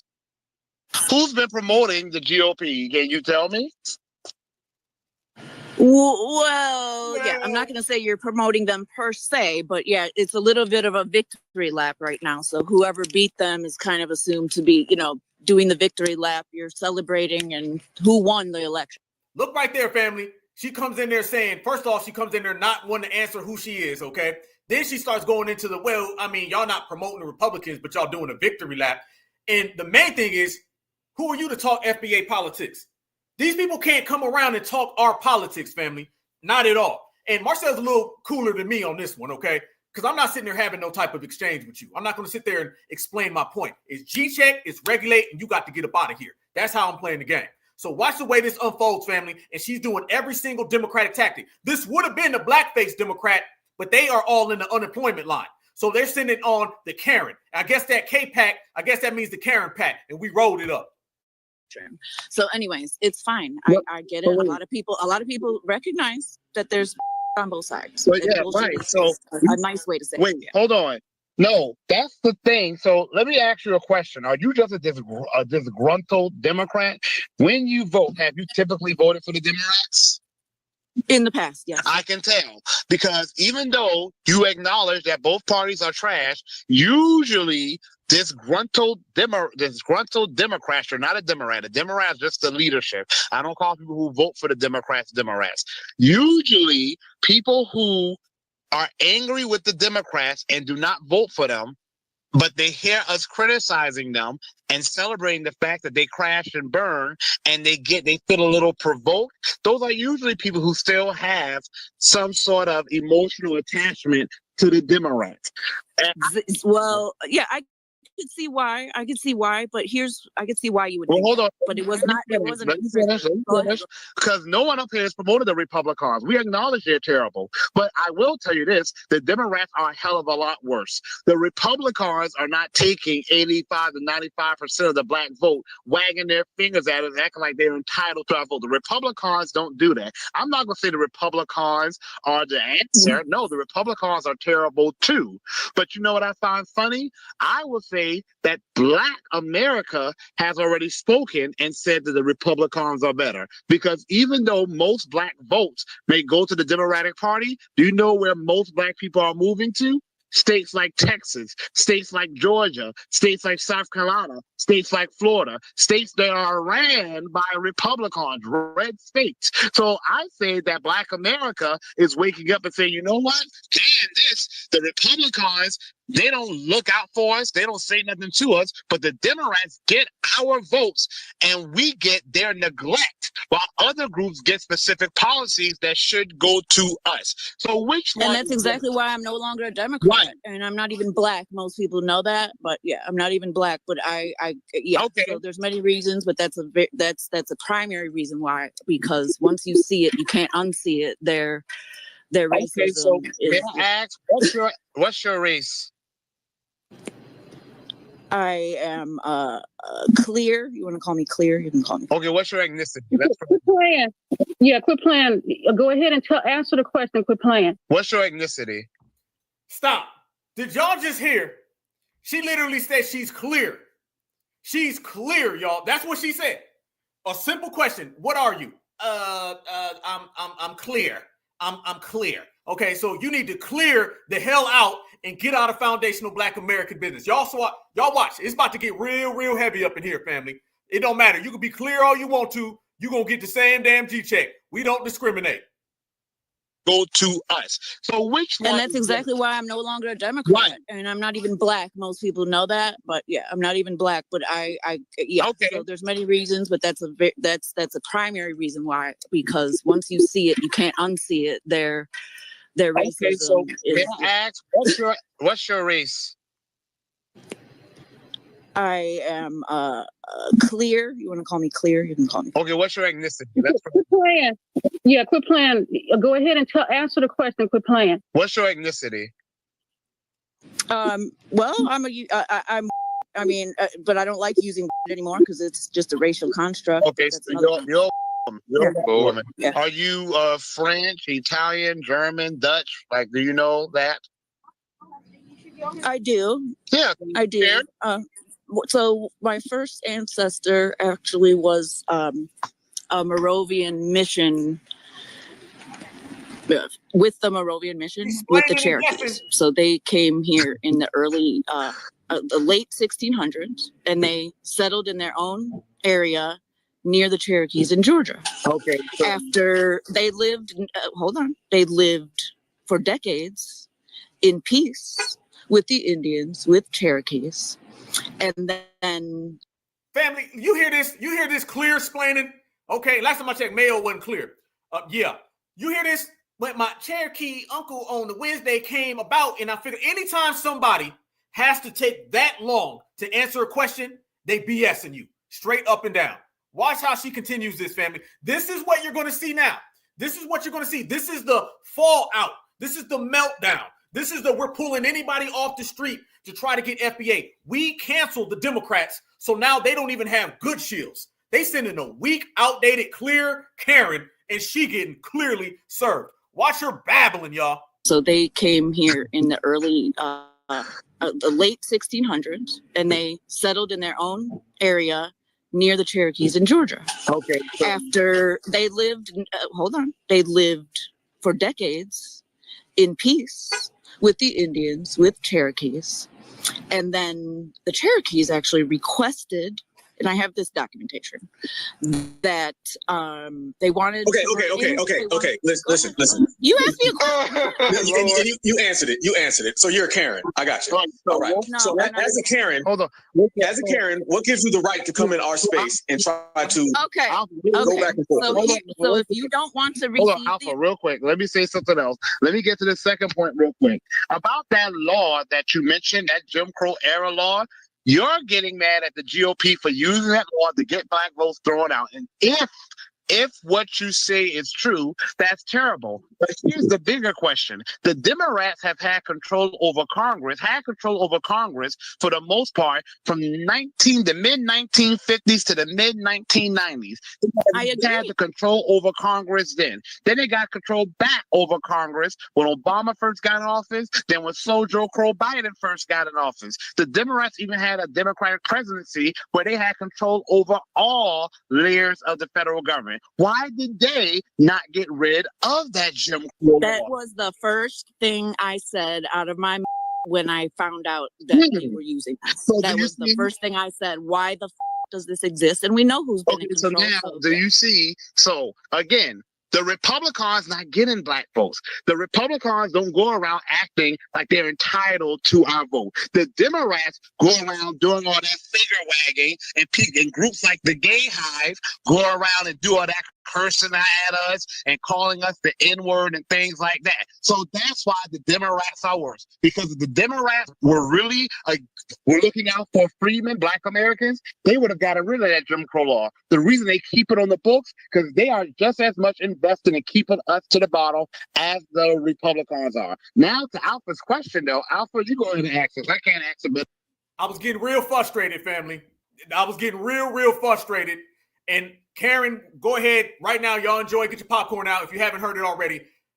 I spazzed and I gave that real FBA work, okay? And she took that clear mail, whatever the hell she was, and she packed it up and she ran home. Enjoy this. better than you can. Okay, I can simply do that. Thank you very much for that, alley-oop, my brother. Miss Karen, what gives you the right to come in here and intellectually debate us or disagree with us about foundational Black American political issues? I didn't disagree with you about anything foundational. You didn't Black disagree? American, number one, I came up here, I made a comment. No. I see right here in the comment section. I see right here in the comment section, you said that they did not give Ukraine reparations. That's what you said. Yes, and where I'm from, that's a complete disagreement. Yes, with that's actually a lie.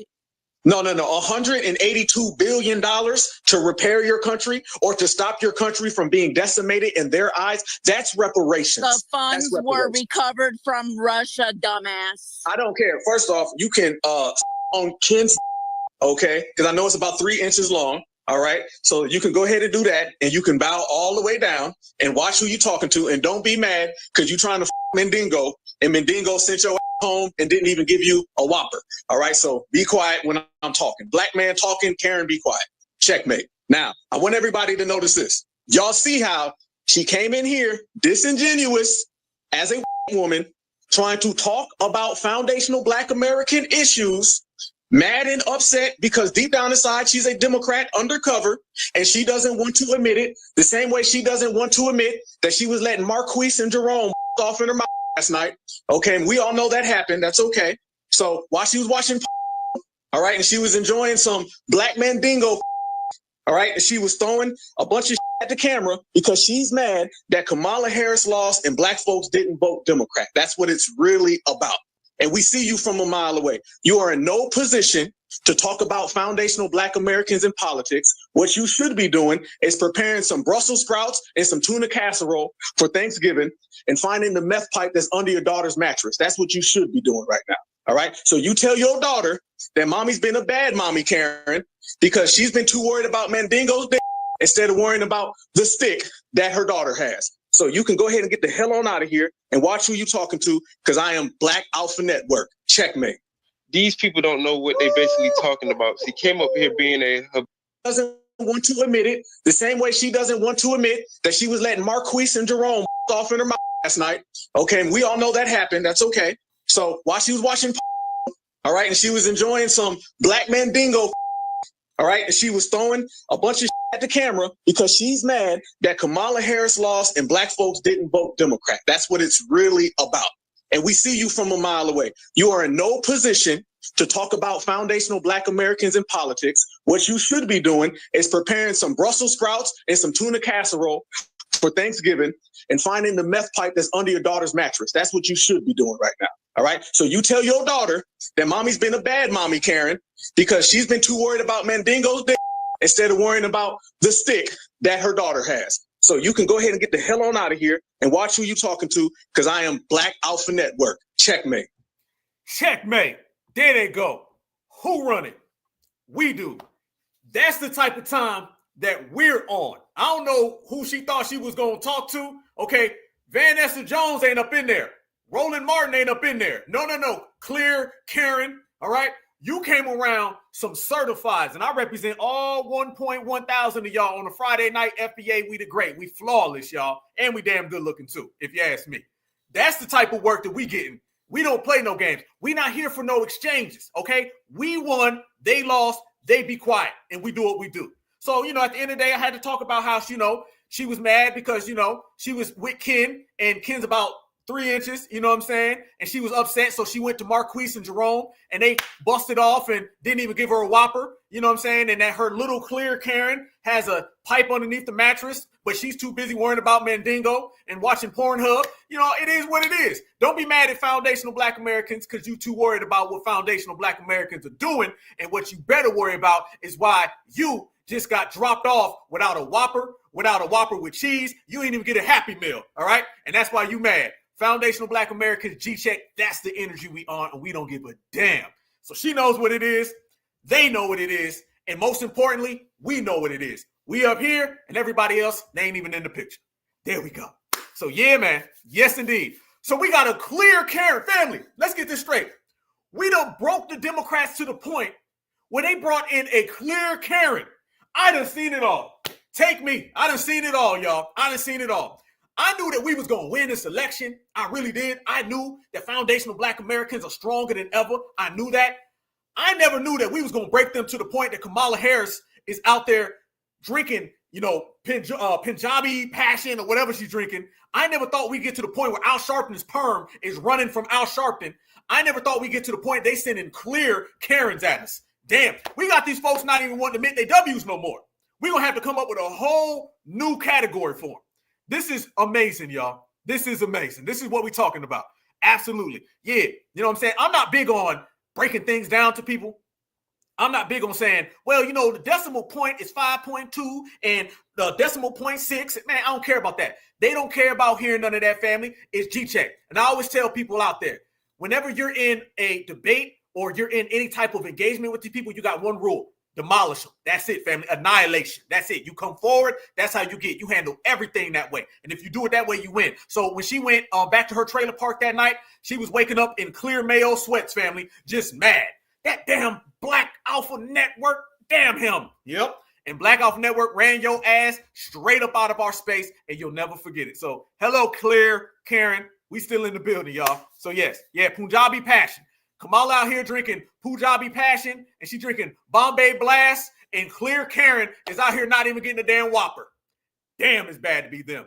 Great to be us. So yeah, family, that's what we've been, yeah, clear category. That's what we on, family. Smoked. Straight up, G-Check. When we talk about G-Check and the regulating, that's what that was right there. Because I was getting a little frustrated, man. I'm like, all right, cool. And she's talking. I'm like, all right, yeah. I'm not here for the numbers. And then she's like, I tried to tell you that that's not reparations. And I'm like, okay, yeah, we had enough. Okay. And then just after that, 100 miles an hour, left or gone.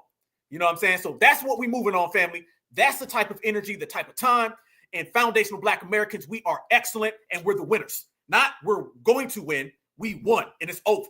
So therefore, everybody's going to have to play by our rules. When we say bow down, you better bow down. When we say get the hell out the way, you better get the hell out the way. You have no choice, family. We are on top and everybody else is out of the frame. You can't even see them right now. So we're going to be very arrogant and we're going to say what we say and you're going to get G-checked in the process and we're going to go on about our day. See, we'll G-check them and they'll be tossing and turning thinking about it for the rest of their life. We be on to the next one. What they say, for you, it was a G-check. For me, it was just a Friday. All right. That was just a regular day to me, family. And it's going to stay that way because that's what we moving forward. Y'all are so damn certified, y'all. So certified. I'm not going to have nobody come around here and talk nothing reckless to us, disrespect our lineage, heritage, and culture. None of that. Why? It's because we are certified. And certified is certified all the damn time. You can't be certified some of the time, y'all. Can't be certified some of the time. All we know is winning. Shit, how many times we going to win? In this generation, as I always say, everything that we do will be written in foundational Black American handwriting. You know what I'm saying? Everything will be written in foundational Black American handwriting. And since it's written in foundational Black American handwriting, it's only right that foundational Black Americans do our best to let the whole goddamn world know that we win and they lose and they crash out. When they crash out, it's a beautiful goddamn day. And it's always great to be FBA. Yeah, victory lap. We're taking our victory lap right now. We're taking a victory lap and we're smoking on that pack.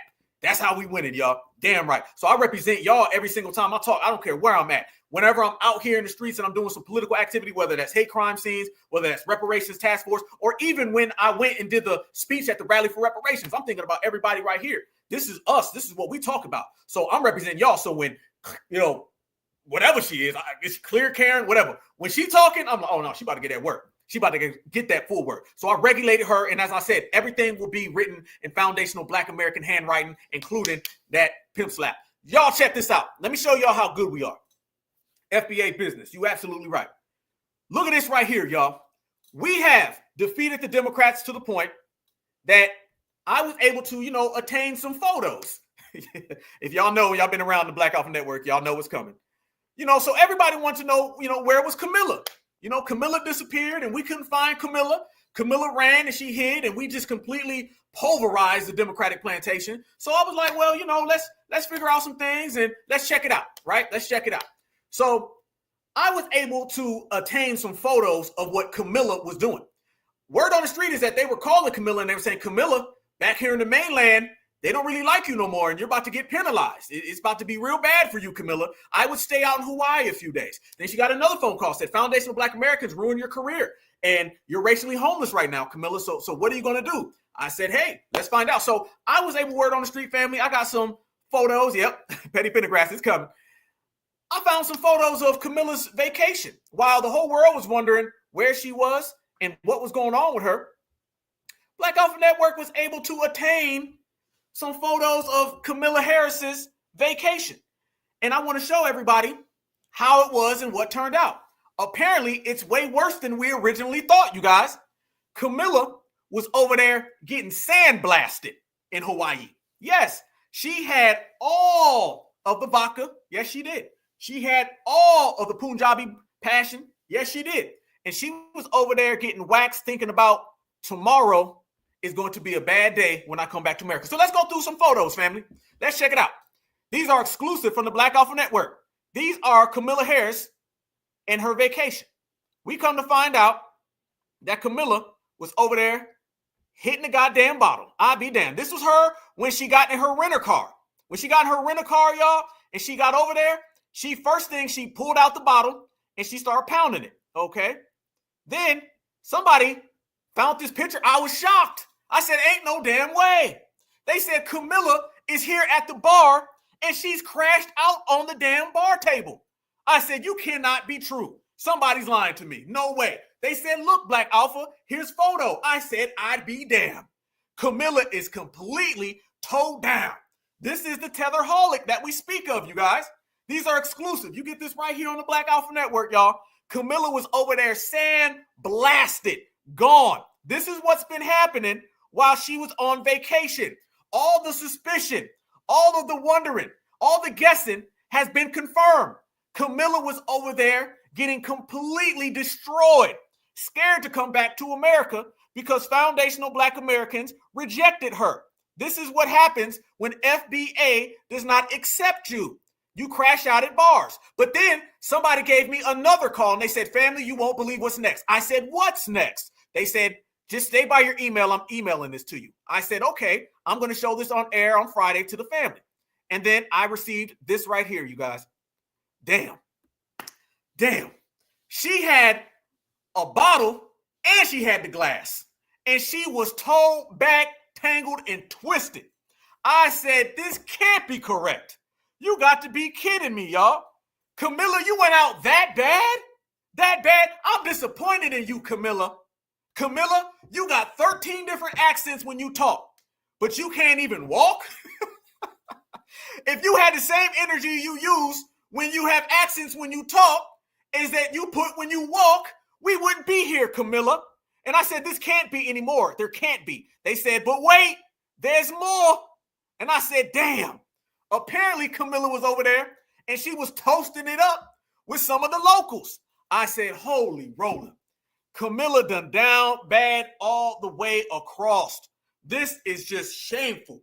Absolutely, positively shameful. But there's even more after that. Camilla kept going, y'all. Exclusive photos. Karen had to check on Camilla because what I understood is that Camilla said, you have power that you will know that they'll take it from you. You have the ability to vote, and then she fell out. And then Karen ran in there and said, somebody help, somebody help. So they had to go there, absolutely. And they said, this is what happens when you don't thank a union member. If you don't thank a union member, it turns out really bad. So whoever this Karen is, much respect for being there because they were like, ain't no damn way. So she crashed out in the process of giving that speech. But there's more. Next one came, family, and this one really had me toe up. They said Kamala is in the damn bathroom and she is having some issues. I said, no way, no way. They said, yes way. And then I found that and I was like, damn, y'all, this is terrible, terrible, terrible. You supposed to be on vacation. How does this happen on vacation? If this is a vacation, I don't want no parts of it. Hell no. But this is what happens when you are racially homeless and you cosplay FBA. You end up that way. Damn. Then they said, somebody come get her. She in the damn bar jumping on people's backs saying, who wants these collard greens?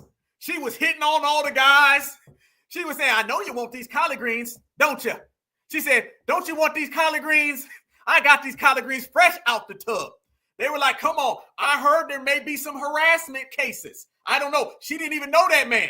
She didn't know that man. That's that man. If that man feels that that man don't want you on his back, don't do that. But she grabbed a Heineken, okay, and then she jumped on this man's back, and she was telling everybody in the bar, you can come on and you can get these collard greens, all right? She said, don't you wish these collard greens came out the bathtub like hers? Damn, boy, I didn't think I could be that petty. Yep, but I can. Let's go. Even more, y'all. Kamala was wilding out, man. She crashed out at some random's house. You know what I'm saying? I see y'all comments, by the way. Yeah, at some random's house. You know what I'm saying? Kamala just showed all the way out. All the way out. Yes, family. Bad news, bad news, bad news. Yes, this is what was happening with Kamala. Kamala was out there just toe back, family. And, you know, I said there can't be none. And then they said, it's okay. She's done. When I thought there couldn't be any more, they said, there's one more left. And I said, go ahead and send it to me, dog. So the plug sent me this and found out Kamala was like that and find out that she can't come back from this FBAG check. There they go. Just being honest, y'all. Just being honest. Yeah. So, family, this is what it is. I'm just saying. So you got all the donors, all the campaign staff, you got MSNBC, CNN, they throwing Kamala under the bus. They saying it's all coming down on her. They want to know where the money's at. Damn. Then you got her out there drinking on the goddamn vodka. She drinking on the wine. She drinking on the cocktails. She crashing out. She throwing collard greens all over the damn place. I mean, it's been very, very rough to be Kamala. But foundational Black Americans called it from the jump. You got clear Karen out here getting G-check. How much bad can it be for the Democrats? I know they didn't think foundational Black Americans was going to G-check them the way we did. They didn't think foundational Black Americans was going to be rolling them up, lighting them up the way we have. But when you see that the Democrats are as down bad as they are right there, then you know that it's a new day. It's a new time. A time where we're not going back and forth for no goddamn body. Time where we're not arguing. There ain't nothing to argue about. We won, be quiet. There ain't nothing to fuss about. We won, be quiet. There ain't nothing to explain. We won, be quiet. But you know it would not be foundational Black Americans, and it would not be FBA Day if we didn't take it a step further, y'all. We have to. Why? Because we want to. And this is the season where we do what the hell we want to do. Everybody else is out here guessing. Everybody else is trying to figure it out. But the world has been turned upside down based on foundational Black Americans being on code, based on foundational Black Americans doing what we want to do. So when you see the vice president in that type of scenario and that type of situation, they just going to have to, stay there in that scenario and that situation. And we're going to be out here in our scenario situation, which means excellence. Last week, I showed y'all a video of what America's going to look like. We've already showed everybody what it's going to be. This is the FBA season. Y'all remember this video right here? All the tethers of the world, we didn't forget about y'all neither, okay? All the TOCs, tethers of color, we didn't forget about y'all. How many of y'all remember this right here from last week? Y'all remember this? You got clear Karen, and then you got whatever this Karen is right here. Y'all remember this? When she was running after dude? Yeah, and he was like, you go home. You go home. Well, I don't know. This is the America that we talking about, y'all. Watch it right here. One more time for those who missed it. Let's run it back. This is the world where Kamala Harris is crashing out, where Clear Karen is getting G-checked, and where all the tethers are fighting everybody else, and foundational Black Americans are putting in overtime. Excuse me. What do you want? Yes. Roll down, please. I'm not rolling. Who the hell Sir, this is private property. So I'm a live mechanic. So what? Sir, Hey. this is, do you have a permit to be It's here? none of your damn business. Okay, sir, we pay a lot. Step away from my car. Okay, sir. Step away from my car. My American tax dollars pay for this permit. This is private lake. Y'all don't look like you're supposed to be here. I'm more American like you. You look like European. Where do you come from? Poland? Sir, roll down this You way. come from Poland or Russia? I'm Huh? about to call the police. My tax is more than your whole salary. Get out of here. Sir. No, don't stare at me. Sir. Hey, don't you touch my car. Oh my God, babe, just go. Don't you dare. You're lucky I got Y'all, oh my God, he hit me. يا خنزيري يا خنزيري, you're calling the police. Oh my God, he hit me. Oh my God, he hit me. Oh my God, he hit me. يا خنزيري يا خنزيري, you're calling the police. You say I hit you? Yes. You're filming everything, right? She's lying, then you. She's a liar. He is shouting, sir. Give me my. He is shouting out me saying something about my salam alaikum salam or something. I don't, sir. Yes. Me saying something about my salam alaikum salam or something. Me saying something about my salam alaikum salam or something. I don't, sir. Yes. Y'all tell me, somebody right now, we done already had Clear Karen. What Karen is that? I don't even know. There's a billion different names for that one. She was running. She did what's the movie? Get Out. It was a Get Out. She was going like this, boy. She done jumped and everything. And I didn't know until y'all brought it up. She said, a dude was like bowling. He said, where you from, bowling? Was he trying to say Poland? I don't know what he was trying to get at. He's like, you from bowling, ain't you? That's what you do in bowling? She was running, boy. She was whoo, whoo, whoo. She was acting like there was a goddamn discount at Bojangles. I don't know what that was, family. She was going at, but that's the America that we're dealing with now. That's America, y'all. Yes, indeed. Yes, indeed. Oh, but look, the internet is undefeated, y'all. Y'all know I came across this. Check this out. Do y'all know somebody had the nerve to do this right here? Somebody on the damn internet posted this right here. They done slow-mo down her running. Enjoy. Hold on. Let me get that right there. Y'all enjoy. Somebody done slowed down the footage of the whole situation. Here we go. Here go Jelly Roll Karen. She running, boy. She coming. Side sandwich Karen. Boy, she coming out. This is how they feel about them tethers. Couch cushion Karen. $6 million Karen.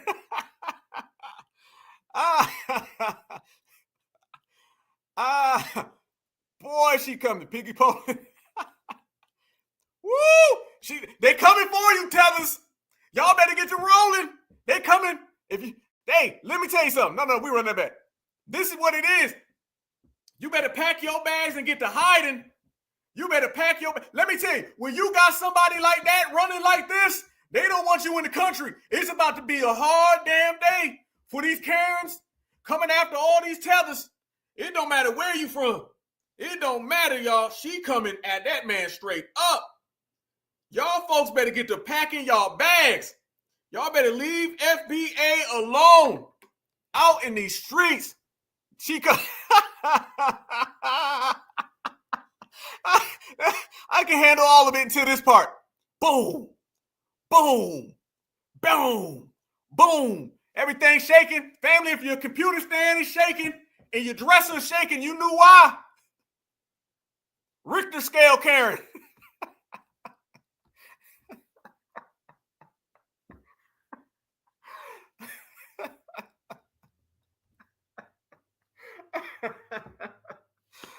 Oh, damn.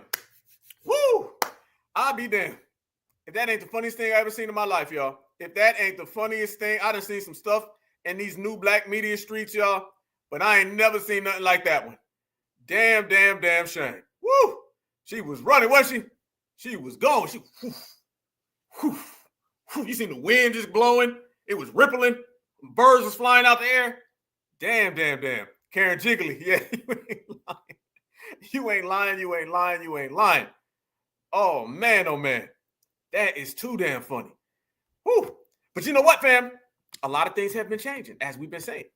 That right there is the new America. I'm telling you, all them folks who've been coming over here thinking they're going to get a freebie, thinking they're going to be living nice and good off the backs of foundational Black Americans, they're going to be getting them issues. You're not seeing videos rolling out like that based on us. Them videos are based on them. So they got some hard times. They're living in real hard times right now. Real hard times. And a lot of things are going down out here in these streets that they don't want to acknowledge, but we're going to go ahead, like we say, acknowledge it for them. I want y'all to see this right here. This is the America that's coming. It's on its way. Everybody going to have to deal with it. The wall is being built as we speak, y'all. Bionic Karen, you ain't lying. She was defying gravity right there, boy. Check this out. Defying gravity. Look at this right here, y'all. Here come the new America. Here come everybody out there who thought they was going to come for free. Check this out. Here we go in the world. And this is the land they have offered the incoming Trump administration for staging. They already building that wall. Of undocumented migrants when Donald Trump takes office. Texas Land Commissioner Don Buckingham touted this second segment of border wall going up in Starr County as just one way the state of Texas will help to secure the border. Today signifies the General Land Office's continued efforts to assist our state partners to gain complete operational control of our border. Behind me stands the first section of the state wall to be constructed on this property. The GLO bought the land for $3.6 million in October. Buckingham says it was a hotspot for human and child trafficking and a corridor for drugs to enter the U.S. from Mexico.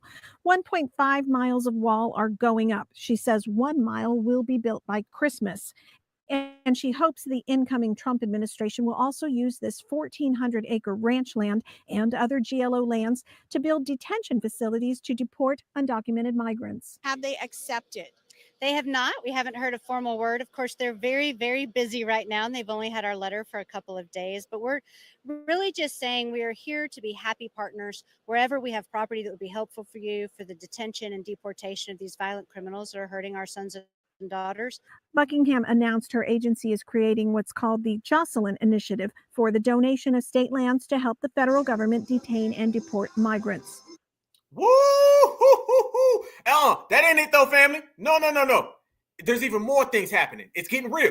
Everything's happening very fast right now, y'all. Very fast. But they out there snatching people up. ICE is in full effect, y'all. Things are getting real in the United States of America.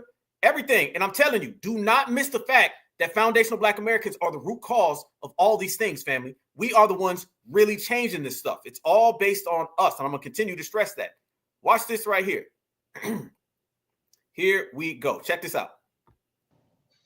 In custody, right there. Venezuelans. Y'all remember them Venezuelan gangs? Y'all remember them Venezuelan gangs? You know, the ones that Kamala Harris and all the Democratic shields told us don't exist? Y'all remember them gangs, right? Okay. Well, look what's been happening to a lot of those gangs. They've been getting snatched up already, y'all. There they go. Venezuelan home invaders, right there. In custody. Right there, in custody. Venezuelan home invaders in custody. There you go. Snatching them up. Snatching them up already, y'all. Already getting snatched. Look at it right there, family. Look at that right there. Remember, they told us it don't exist. They told us this ain't an issue. They told us everything was good and dandy. There's no problems. They ain't taking Black jobs. This is what's going on now. This is all within the last few days, y'all. All within the last few days. But there's even more. There's more. Yes, a lot has been breaking, and we're going to go down that list, and we're going to stay right here. I always say we're going to be on the front line of everything, you guys. Let's go there. We're on the front line of everything. Stephen Miller. He was out here letting everybody know about mass deportation. Yes, he was. And they've been really drawing the line in the sand, letting everybody else know what it is. Check this out. Here we go. Mass deportations, family, they're not crumbling. They pushing that work. It's going to be at light speed, Sean. The moment that President Trump puts his hand on that Bible and takes the oath of office, as he has said, the occupation ends, Liberation Day begins. He will immediately sign executive. Wait a minute. By the way, fair use. Listen, all them folks saying, I wonder how long it's going to take. I wonder how long it's going to take for him to go through. Trump has made it clear. Immediately, you're going to see mass deportations. Family, is happening. Mass deportations are coming. Mass deportations are coming. It's going to be at light speed, Sean. The moment that President Trump puts his hand on that Bible and takes the oath of office, as he has said, the occupation ends, Liberation Day begins. He will immediately sign executive orders, sealing the border shut, beginning the largest deportation operation in American history, finding the criminal gangs, rapists, drug dealers, and monsters that have murdered our citizens and sending them home. No one will be allowed to enter the country illegally, and ICE will be empowered in partnership with FBI, DEA, ATF, the National Guard to fully seal and secure the border with CBP and to find and identify the criminal threats that are inside this country and send them back home. We saw that. It's going to be at light speed, Sean. The moment the Boy, he was speaking so damn fast. It's going to come the day he happens. When he gets there, it's on. You're going home. ICE is coming. Venezuela, Nicaragua, Mexico. Damn. Hey, these are people who are playing around with deportation. That's one thing that I can say is pretty clear and pretty evident, y'all. They're not playing around with deportation. They are making it very clear their position. Trump is going to be on a rampage when it comes to sending these people home. An absolute rampage. I don't think these people got it right. I think they really believe that this is going to be like a few years ago. No, it's not. This is a different time in a completely different era. All the court cases have already been laid out. Everyone already knows there's nowhere to go but deportations. Deportations is the only thing that's next, the only thing that's necessary. And it's about to come quick, fast, in a hurry. And I'm all for it. But as we move through that and we start watching the way they're playing that, yeah, adios, you ain't lying. They are not dropping everything that they've already been talking about, right? Everything that they've been saying is still coming very fast and very quick. Very fast and very quick. I want y'all to see this. This is like one of the best things that I saw all week, y'all. One of the best things. There's a lot of things going on that are real funny style. But the more you start to see Tom Homan, the new border czar, come out and speak, the more you start to see people get in line. Y'all remember all that talk about the sanctuary cities just a week ago? Remember, we're going to fight these sanctuary cities, man. We're going to be out here in the sanctuary cities. We're going to make sure that we protect everybody. Y'all remember just 2 weeks ago, we did a broadcast and all of us were chopping it up. Y'all notice whenever I talk about the broadcast, I don't talk about what I said. Whenever I talk about the broadcast, I say what we said because we formulate the news, because Black Alpha Network, we network together. So you guys remember 2 weeks ago when we were all having a conversation? Because that's what we do on the Black Alpha Network. We converse. I don't know about anybody else's channel. Right here, family, we conversate as a family, all right? Certified. Love y'all with a passion. So we said that the sanctuary cities was harboring a fugitive. And we said all that harboring a fugitive was going to come to an end. And we also said that everybody that's been running around here talking that talk about they're going to fight ICE and they're going to fight the Trump administration, we were saying how that wasn't going to work. Now you're starting to see a shift. It's already been 2 weeks, family. It feels like the election was 2 months ago. It's been 2.5 weeks. 2.5 weeks, family. You know what I'm saying? Maybe about 3 weeks now. Okay. It feels like it's been 3 months. Everybody that was talking that sanctuary city talk, they've already shifted. Tom Homan, border czar, Donald Trump mass deportation, the Alien Enemies Act has everybody scared. They thought at first they was going to come out and be like, I don't give a damn. Now they saying, okay, everybody's falling in line now. I want y'all to notice, everybody that was talking that talk, it came and went in 2 minutes. They was at first talking loud, now they piping down. 2 days ago, they were saying, we're going to fight mass deportation. Now they're saying we're going to get in line with it. Watch this right here, you guys. Nothing can stop it. Watch this right here. Tom Homan did another interview, and in this interview, he was saying, if you think you're going to get in the way of our mass deportation, you're going to have trouble. It's not going to be this thing where this administration is going back and forth with these people. It's not happening. Fair use. They don't have to help us, but they need to get the hell out of the way because we're coming. We're going to do it, which means if I got to send twice as many resources to Sanctuary City, twice as many agents, that's exactly what I'm going to do. And I've been saying for the last several days that they need to study the law. They cannot help, but don't impede us and don't cross certain lines. There's a statute under Title 8 United States Code 1324 that talks about harboring and concealing an illegal alien, knowingly harboring and concealing an illegal alien from ICE. They need to read that statute and become familiar with it, because if they cross that line, there will be consequences. So, look, we're prepared to take action, but I hope they come to the table and realize we are prioritizing the worst of the worst first. Help us do that. Let's help help yourself, make your community safer. That's what you're supposed to be doing. Family, ain't that what we've been saying? We have been saying that right here for the longest, y'all. We've been saying that a sanctuary city is harboring a fugitive. Now they're going to the law and they're saying a sanctuary city is harboring a fugitive. FBA is always right. FBA always wins. Family, we've been calling that out from day one. We said that, and now you're starting to see it implemented. FBA is always correct, y'all. I love being certified. So he's literally saying now, boom, and that completely ends all that sanctuary city. And I'm going to tell you right now, I don't know everything about immigration. That man be knowing his numbers. He be like, according to Section C, Chapter 5 on the 15th page, is written at the bottom. He know all his stuff, don't he? Code number C62419. I'll be like, okay, do you, bro? Okay, because cool. If that gets Julio and Matumbo or whoever else out my land, good. So this letting everybody know, family, it's about to get real because I think that they thought that they were going to fight mass deportation and they was going to hide in sanctuary cities. Nope, that's not happening. Watch this. Y'all remember in Colorado, I want to say somewhere out there, one of the mayors was talking reckless. Watch this man start backtracking. Watch him come out and say, you know, I was just playing what I was saying, though. I know I said the sanctuary city stuff, but not really, though. I was just bullshitting. Watch this, you guys. Watch this right here. Watch this. Yes, Estrada about to be gone. Let me play this last little clip real quick one more time, Tom Homan, and then watch on top of that, watch these sanctuary city governors and mayors start falling back. It's about harboring and concealing an illegal alien. Knowingly harboring and concealing an illegal alien from ICE. They need to read that statute and become familiar with it because if they cross that line, there will be consequences. So, look, we're prepared to take action, but I hope they come to the table and realize we are prioritizing the worst of the worst first. Help us do that.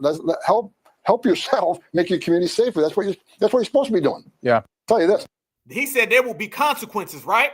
Consequences? Okay. Watch this right here, you guys. Check this out. Watch how fast things turn out here in these damn streets. Watch this. Here we go. The Denver mayor, all right, Mike Johnston.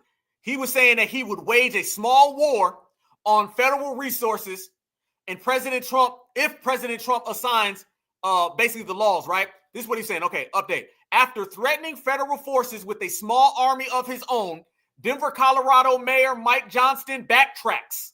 In the midst, he regrets making those comments about having his police stand against federal forces to stop President Trump's mass deportation. Watch this right here. So this guy said that he was going to fight back and he was going to have an army of his own and he was going to stand up to mass deportation and he backtracked all the way. Watch this, you guys. Those comments? Yeah. What I wanted people to understand was the scale of what could be coming if we take the president at his word. Those comments? Yeah. What I wanted people to understand was the scale of what could be coming if we take the president at his word, which is I don't think anyone envisioned U.S. military troops being deployed in American streets to gather up women and children. But if that happens, I think it'll be a much more dramatic scene than people anticipated. That's what I was trying to establish. Would I have taken it back if I could? Yes, I probably wouldn't have used that image because I don't. That's it back if I could. Yes, I probably wouldn't have used that. Taking it back if I could. Yeah, taking it back if I could. Yes, I probably wouldn't have used that image because I don't. That's the image I hope we can avoid. What I was trying to say is this is an outcome I hope we can avoid in this country. I think none of us want that. There is no North high school grad who signed up to be an Army Ranger who wants to come back to his hometown and round up his former high school. No, you explain it. If you scared, just say you scared. If you scared, just say you scared. He was talking that, family, just 2 weeks ago. So when I say that things are moving rapidly in America, things are moving rapidly. If somebody is not on business and focused, they are going to get left behind. There are sweeping changes going across the United States of America economically, socially, politically, militarily, everything. And this is why I love y'all with a passion, because we are so focused and determined. Nobody's going to move us off our pivot because we're seeing what's going to happen. We called everything else already. So we're calling out everything else that's next. And people like this guy can't get with it. All the blackface Democrats can't get with it. This man just 2 weeks ago, as well as all those other Democrats, were talking about fighting back. Now he's saying, I didn't mean to. When have you seen a politician say, if I could change the words, I would? Something you just said, not something you said 5 months ago or 2 years ago. You just were talking that talk 2 weeks ago, and you found out the new border czar ain't Kamala. than people anticipated. That's what I was trying to establish. Would I have taken it back if I could? Yes, I probably wouldn't have used that image because I don't. That's the image I hope we can avoid. What I was. Yeah, copping, please. They got them hands up saying, I'm sorry, come get me. Yep, it's real. Delineation, absolutely. Delineation is changing everything. There's a lot of factors going on right now in the United States of America, okay? One is foundational Black Americans are separate. We are over here. We're independent. It's all about delineation. We're not allowing no groups to come around us. Notice, y'all, at first it was, we're going to keep some of these groups away from us. Now it's, you better not come near us. Delineation has ramped up to the maximum. Nobody can come in here. FBA only, no trespassers, certified Black society. So the thought of getting in on foundational Black Americans and our creations and our money and our resources, those thoughts are gone in everybody. Before, people was kind of trying to test the water, right? I'm going to see if I could get this from FBA. And now they're like, hell no, I'm going home. Then it was, we're in this together, brother. Now it's like, no, we're not. FBA ain't playing. The world knows that foundational Black Americans, freedmen, they know we're not playing. So they're not even trying us right now. Y'all seen what happened when Clear Karen came in our space, regulated her, ruined her whole goddamn life. She know better. Everybody knows better now because we putting out that energy. We are permeating that real certified energy. And when you put out real energy, people won't even get close to you because they'll see your energy before they see you in the flesh. So our energy is letting everybody know, don't try it. So when you add that on top of mass deportations, that's only furthering this. Deportations and delineation are happening at the same time.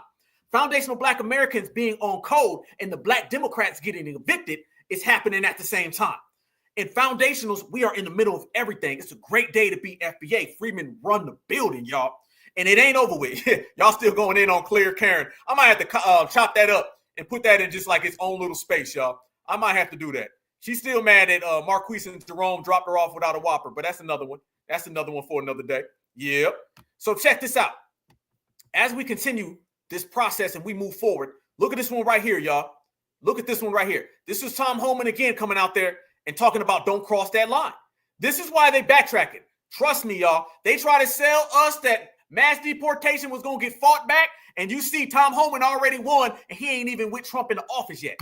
And I'm sending a message for people that said they're going to get in our way. They're going to stop us from doing what we're doing on an interior enforcement operation. I've said 100 times in the last week, don't cross that line. It is a felony to knowingly harbor and conceal an illegal alien from immigration authorities. Don't test us. Right there. Don't cross that line. Don't cross that line. Family, it's happening. And you already see, we already showed the footage. They already packing them up, putting them cuffs on them, taking them out. So what's happening now? Now everybody is watching. People are going home. They're going home now, y'all. Finally. See, we had this little tether issue for years, especially in the last 5 years. I'm here to let everybody know the tether issue is over.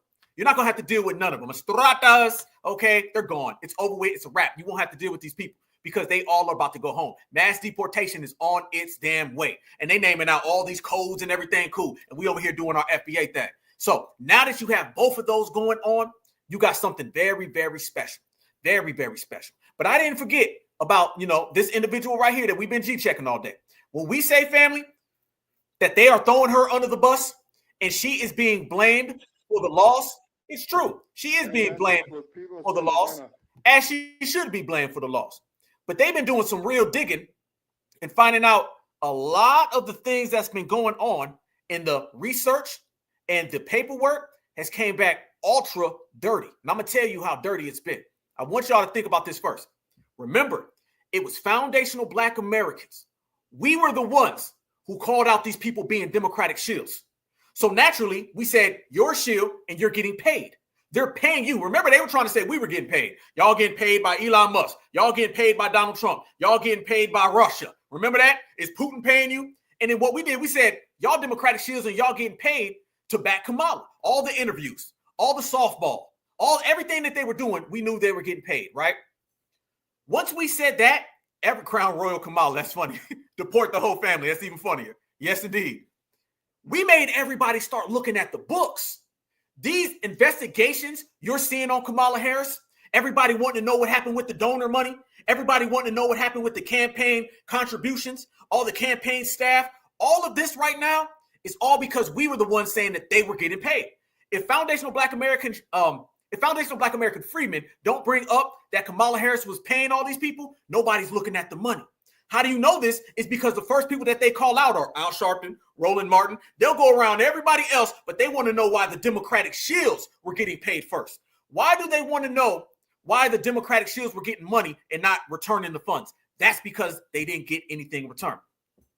So this whole Kamala Harris scandal is about FBA highlighting it. We've exposed it. All of y'all right now, y'all go ahead and give yourself a round of applause because you're the ones who blew the lid off of this Kamala Harris lost funds scandal. Yeah. How do you know that it's because of us? It's because the first thing they started looking at when they seen all that money disappearing and all that money missing was, why'd you give Roland Martin money? Why'd you give Al Sharpton money? They danced around every other community and they want to know why the Black people were getting money. You know why the Black Democrats were the first ones that they exposed? It's because foundational Black Americans were calling it out 5 goddamn years ago. Foundational Black Americans were exposing it from the jump.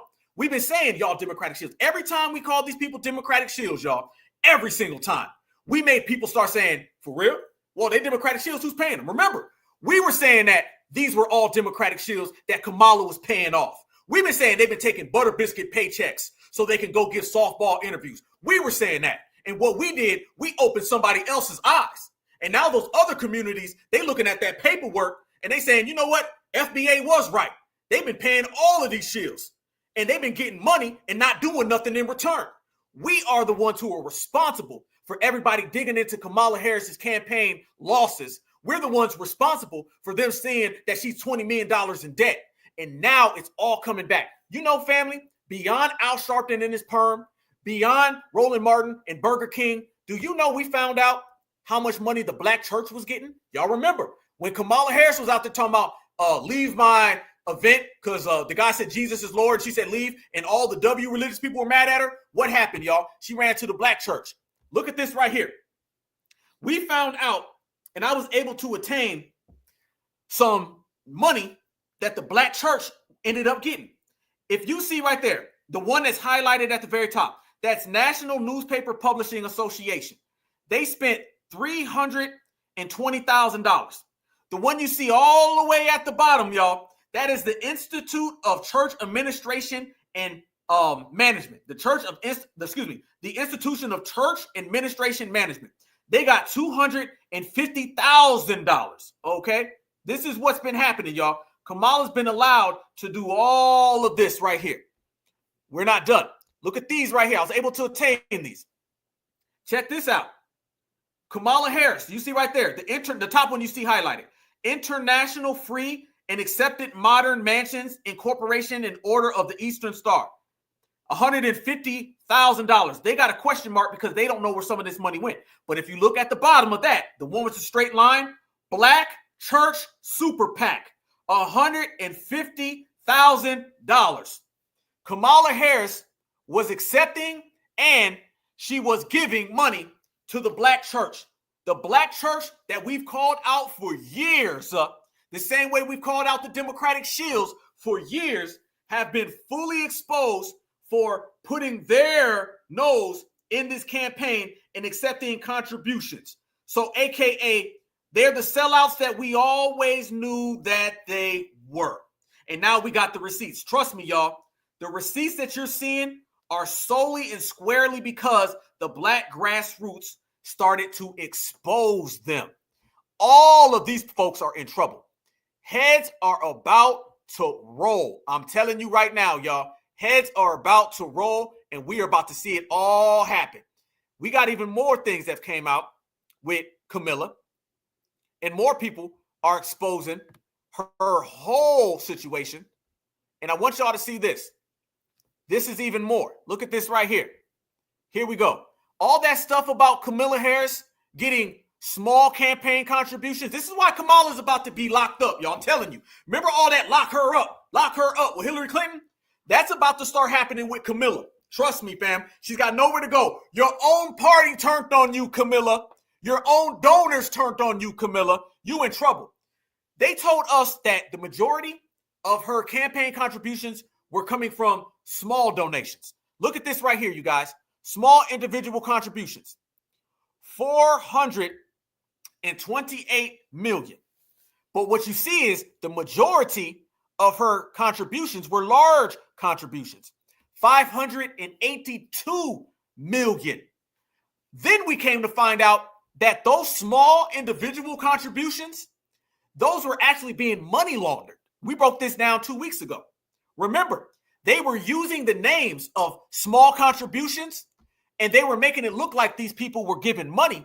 But a lot of those older people were saying, I didn't donate 17 times. So basically, they were using the names of the smaller donors and they were funneling the money from the larger contributions so they don't put the spotlight that she was getting paychecks from people high above. This is why, if you remember, we showed a video that they ended up going to some old W lady's house and telling her, did you donate to Kamala 17 times? And the lady said, hell no. So they were doing a lot of embezzlement and they were doing a lot of money laundering. This is why a lot of people feel that this is grounds for charges. You don't have these type of scandals and not have charges that follow. And we've already shown that they made it clear. Kamala Harris is the one who's being deemed responsible for all of this. They don't want to hear about anybody else. So the fact that they were using small individual contributions and they were putting it off on them, but in reality, it was coming from people at the top. Oh, no. But y'all, this rabbit hole goes even deeper. And I wanted to save this for the peak of the broadcast. Look at this right here, you guys. We've exposed a lot of this. We did a lot of this last week. Act Blue, by the way, is one of the prominent sites, one of the prominent institutions that you see is Act Blue. They handle a lot of the financial contributions when it comes to the Democrats and their contributions and everything, their donors and everything. But I want y'all to see this right here. Check this out. They want her in jail. Notice, y'all, that guy who said Kamala Harris should never be able to run for president again and she should be disqualified. Remember, it started off with Cuomo saying, what should happen? Should someone go to jail? They're right now exposing her. And we're going to find out that Al Sharpton and the Black church, that is just the tip of the iceberg. You're going to see that this goes up to the very top. But let me tell you this. Do you believe that these big high-class institutions are going to have to pay for this? No. They're going to put it on Kamala. Do you think all of these major campaign contributions and contributors, do you think they're going to have to pay for this? No. They will be clean of everything they've done.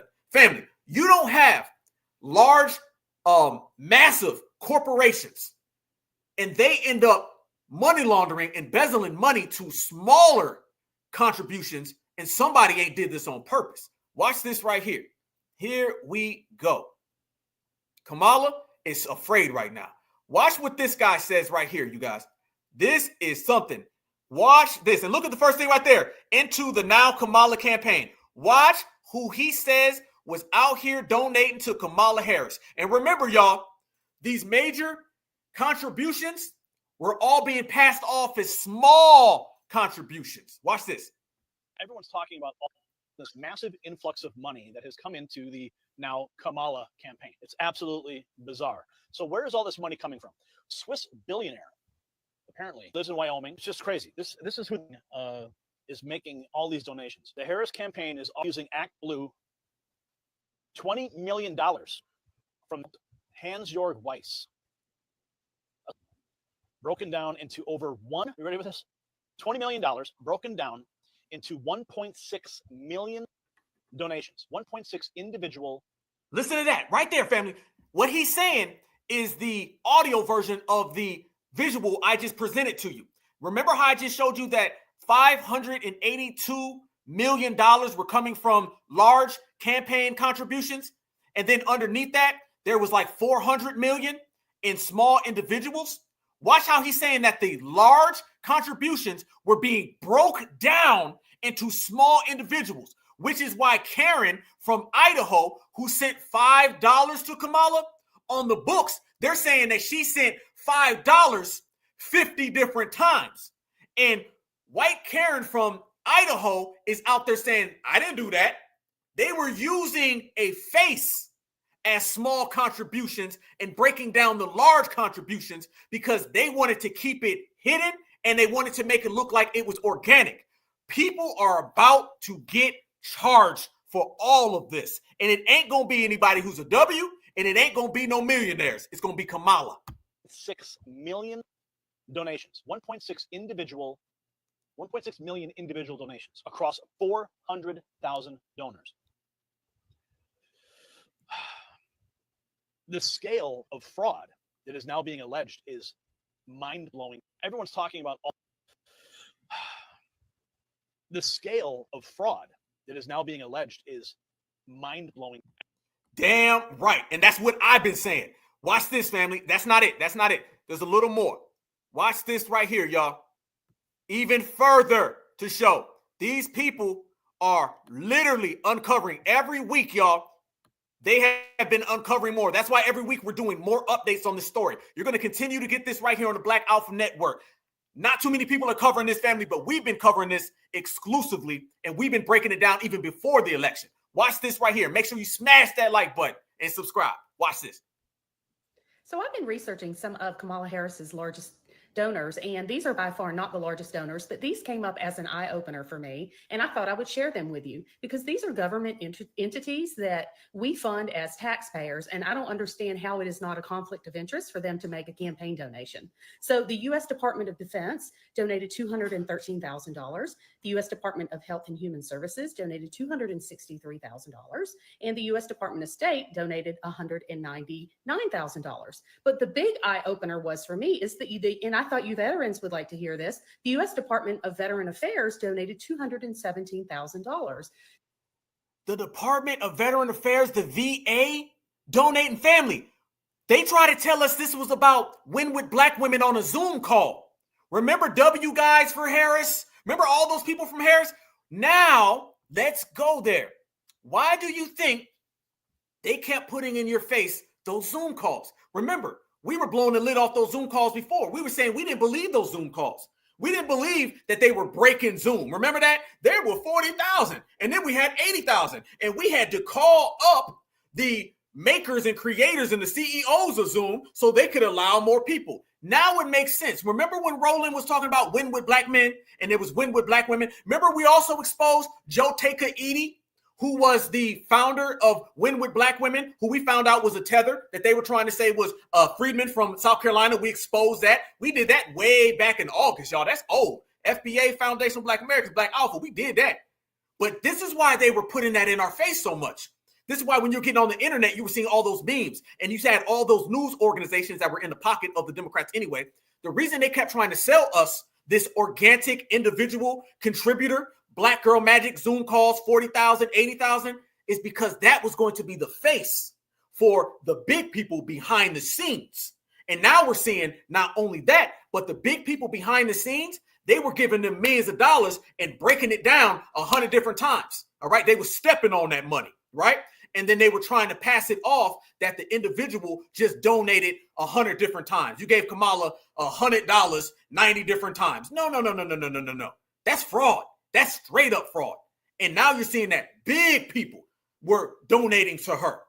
They didn't want to be seen because they didn't really trust Kamala. There's only one person that this can fall on. There's only one person. There's only one person that can take the blame for any of this. That is Kamala Harris.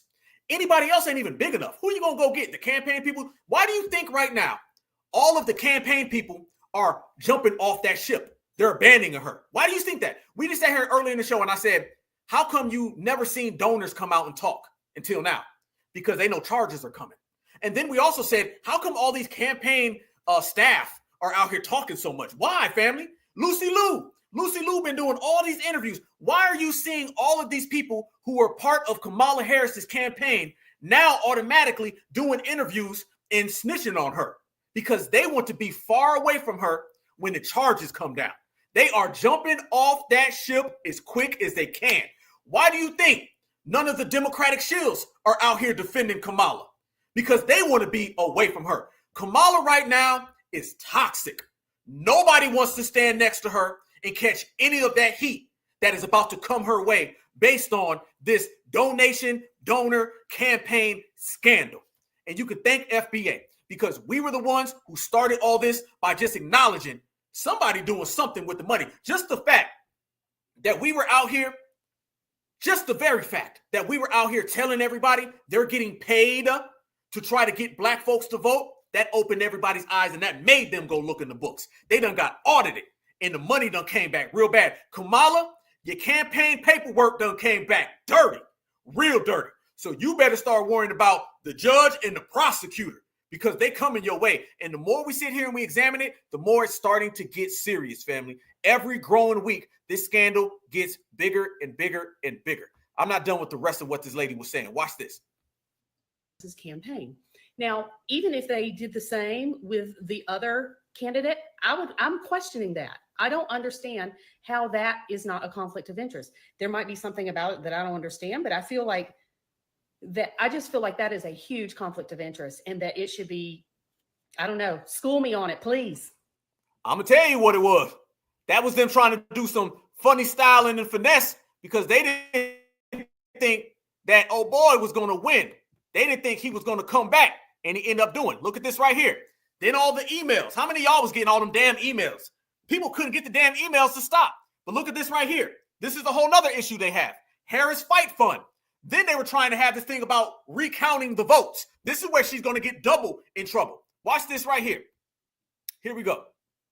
Watch this right here, y'all. Watch how they show you all of this right here. We are honestly hoping for a better after launching our Fight Fund program. Please look at this chart. Blue is the amount raised by day. The line is the number of the donations a day. You can see that the rise as we launched and the drop off that happened after that, not great. We need to close the gap, and we are counting on people like you who we understand the stakes are holding Trump accountable to get done. Because if we don't have the resources, it's like a damn third grader wrote this. If we don't, they were desperate as hell. Boy, they're going to went to the preschool and got somebody to write this up. Because if we don't have the resources to do so, we won't. It'll be another 4 years of chaos and confusion. It's honestly that simple. That may seem like a lot of pressure, but good news is that you are not alone. Lots of people are donating today, and they are hoping you will too. Please, will you rush to donate to support Harris Fight Fund program?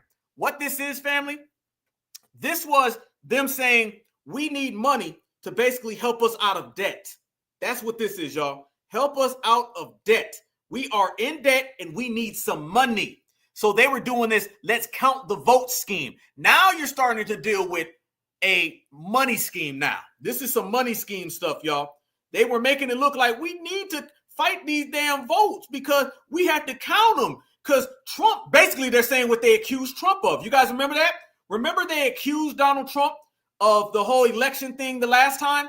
Well, Kamala Harris is accusing Donald Trump of the same thing, but this difference is Trump didn't ask for donations. She's asking for donations so they can count the vote. In reality, she needs people to help her bring back some funds to the debt that they're in.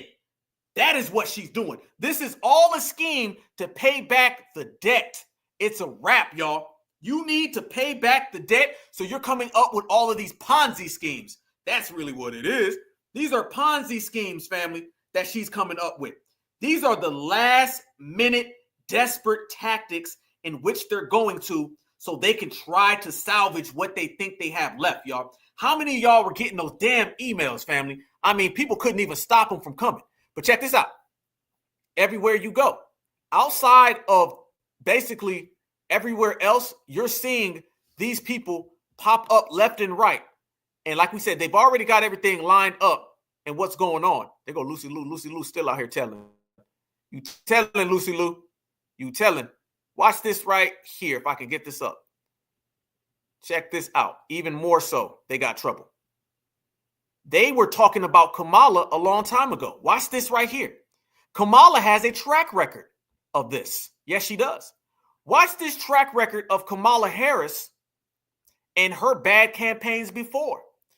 Kamala, you have a track record of this campaign criminal activity, Kamala, and I fully support pressing charges to the fullest extent of the law on Kamala Harris. What great day that would be. Watch this, though, right here, family. They were calling out Kamala and her bad campaign practices well before then. Fair use, fair use, fair use. This is about teaching, scholarship, and research. Fair use. Commentary purposes. Year, Harris was the target of reports by the National Journal and Orange County Register, which documented what they called her lavish spending from her campaign fund accounts on luxurious hotels, luxury car services, and first-class airfare. The Hill, an online government news site, quoted former aides as saying she treats the campaign fund like a personal checking account to fund a life of luxury. Should it raise questions in the public mind about, if you're a senator, how you would look at money spending, which is always an issue in Washington? There were issues that we needed to address early in my campaign around correcting course, which we did. Family, you don't think they're going to pull this out in the congressional hearings that she's about to be summoned to? Kamala's about to be summoned to congressional hearings, family. And everybody that we already see throwing her under the bus are going to throw her under the bus. That is what this right here was about. It was about what's about to come down. You don't have this type of money laundering, Ponzi schemes, campaign, and you lost, and the black vote didn't come your way. You're going to get punished for doing it, and then you're going to get punished in supremacist court because you couldn't get FBA on that plantation. She already has a track record of this, family. She's going to get completely exposed in that courtroom, and they're going to say, well, you was doing this way back in California. It looks like this type of behavior has followed your career, Camilla, and I'm here for it. Clapping. How you would look at money spending, which is always an issue in Washington?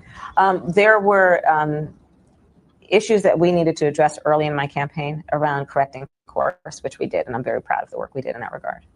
So this was your campaign manager, I believe, who was replaced, right? There was a lot of restructuring that we did, and it needed to be done. Okay. Yeah. Right there, right there. See, people were jumping off the ship back then. I ain't even lying. This does look like a pattern of behavior from Kamala Harris. This is what she's been up to. This is what she's been doing. Call a spade, Camilla. This is what you've been out here in the streets doing, Camilla. So people now are looking at your track record, and people are saying, well, hold up. Your track record is very, very, very dirty. Your past is very, very dirty. So we got some real questions about you, Camilla. And see, they was doing this way back then, getting rid of people. My campaign around correcting course, which we did, and I'm very proud of the work we did in that regard. So this was your campaign manager, I believe, who was replaced, right? There was a lot of restructuring that we did, and it needed to be done. Okay. Yeah. So boom. Oh yeah. Oh yeah. Yeah. Yeah. Oh, it's about to go all the way down. All the way down, family. Kamala Harris is about to be completely penalized and punished from the supremacist establishment. And I wouldn't be surprised, family, if the Democrats completely wash their hands of her and don't want her around no more. That's why Obama left. Obama doesn't want to be around her. All those people who didn't really want to come out for her, family, they know this and they're standing away from her. Nobody's standing next to her. I've seen people lose the presidency and somebody come and throw their arm around them. Nobody's doing that with Kamala because they don't want to be near her. And word on the street is it's getting even worse. And this is what the streets are saying. Y'all know we like to go to the streets. Let's go to the streets, family. This sister right here was saying some things that was accurate about Camilla. And she was talking about how the same thing that we're saying right now, how Camilla has been out here running the muck on people and basically hustling people out of their damn money. Watch this right here. $1 million in debt. Let's take a look. Now, this is the Act Blue website. As y'all can see, Act Blue is at the bottom. If you scroll down, I had to make sure that this was legit. And you look at this paragraph right here. Okay, let's pause to read. The first $41,000 to $15,000 from a person, multi-candidate committee, PAC, will be allocated to the DNC. The next $3,300, $5,000 from a person or PAC will be allocated to the Harris for President's recount account. Girl, what the fuck? There you go. That's what we're talking about. Here we go. Is a recount account? So you mean to tell me that you need people to help you pay off the DNC account called the recount account that is supposed to do what?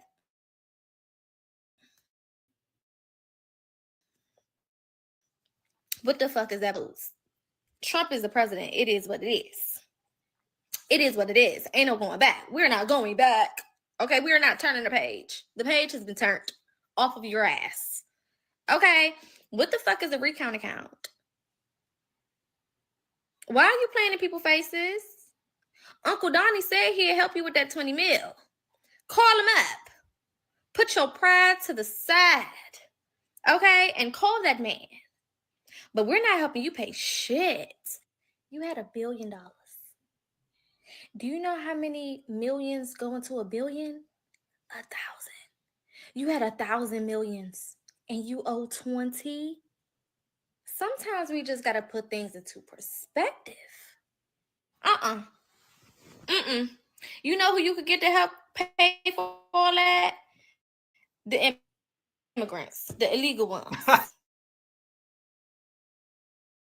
Round them up, put them to work somewhere. You know what I'm saying?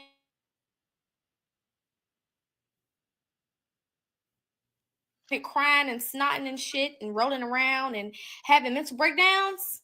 Send that lady $5, $10. Because I don't got 5 on a damn thing. I ain't got 5 on it. Nope. There you go. Even further. Family, that right there breaks it down to the maximum of everything that she's up to. And it is clearly fraudulent. There's really, at this point, y'all, the more I examine it, the more I kind of look at it and kind of break it down, there's really no coming back from this. There's really none. You can't really come back from what's out there. It's so clear what she's been up to and what they've been up to and what they've been doing. There's no coming back from it. There's none at all. You're just pretty much stuck. So the very fact that they stuck in that position, the very fact that they stuck and they can't find a way around it, that's only furthering what we've been talking about. And now they got to deal with even everything else that we've been saying. And what she's going to have to deal with is what me and you have been talking about this whole time, y'all. She's going to have to deal with this right here. And we showed everybody this, and I'm going to show y'all again. She got to deal with the supremacist brothers. Them supremacist relatives are willing to put all the liberal conservative to the side. Oh, they don't care about that. No, they don't care about that. No. They willing to put all the Democratic Republican to the side. Yep, they don't care about that. Nope. They willing to put all the bickering, the fighting, the feuding. All of that can get put to the side when it comes to bringing Kamala to justice. That's what it is. That's how the system of supremacy has always worked. That's how the system of supremacy will continue to work. You thought you was in, you thought you was down. Now you finding out that you down bad. And when you start seeing these little Ponzi schemes and people are looking at your donations and seeing that something don't look right with your paperwork, what you got to show now? What do you got to show when you ran out of every single thing that you can possibly do? You start turning to that damn bottle. When that damn bottle gets to turn to, now you see what it's really about. Now we see why she was out there tearing down, falling down, breaking down. There ain't no coincidence that we seen what we just seen right there, y'all. And easily, Kamala Harris crashed out. People literally are talking about she's drunk. Nobody believes what she was saying. There ain't no coincidence that we seen all of that. And it ain't got something to do with what's going on with these pending charges that are going to come your way. And a lot of people in the liberal world, if you listen to them, a lot of them liberals are saying, well, we need to just go ahead and charge her, lock her up. They were saying lock up Hillary. What you think gonna happen to you, Camilla? If Hillary was getting the lockup, you know damn well you about to get the lockup. Ain't no thing different.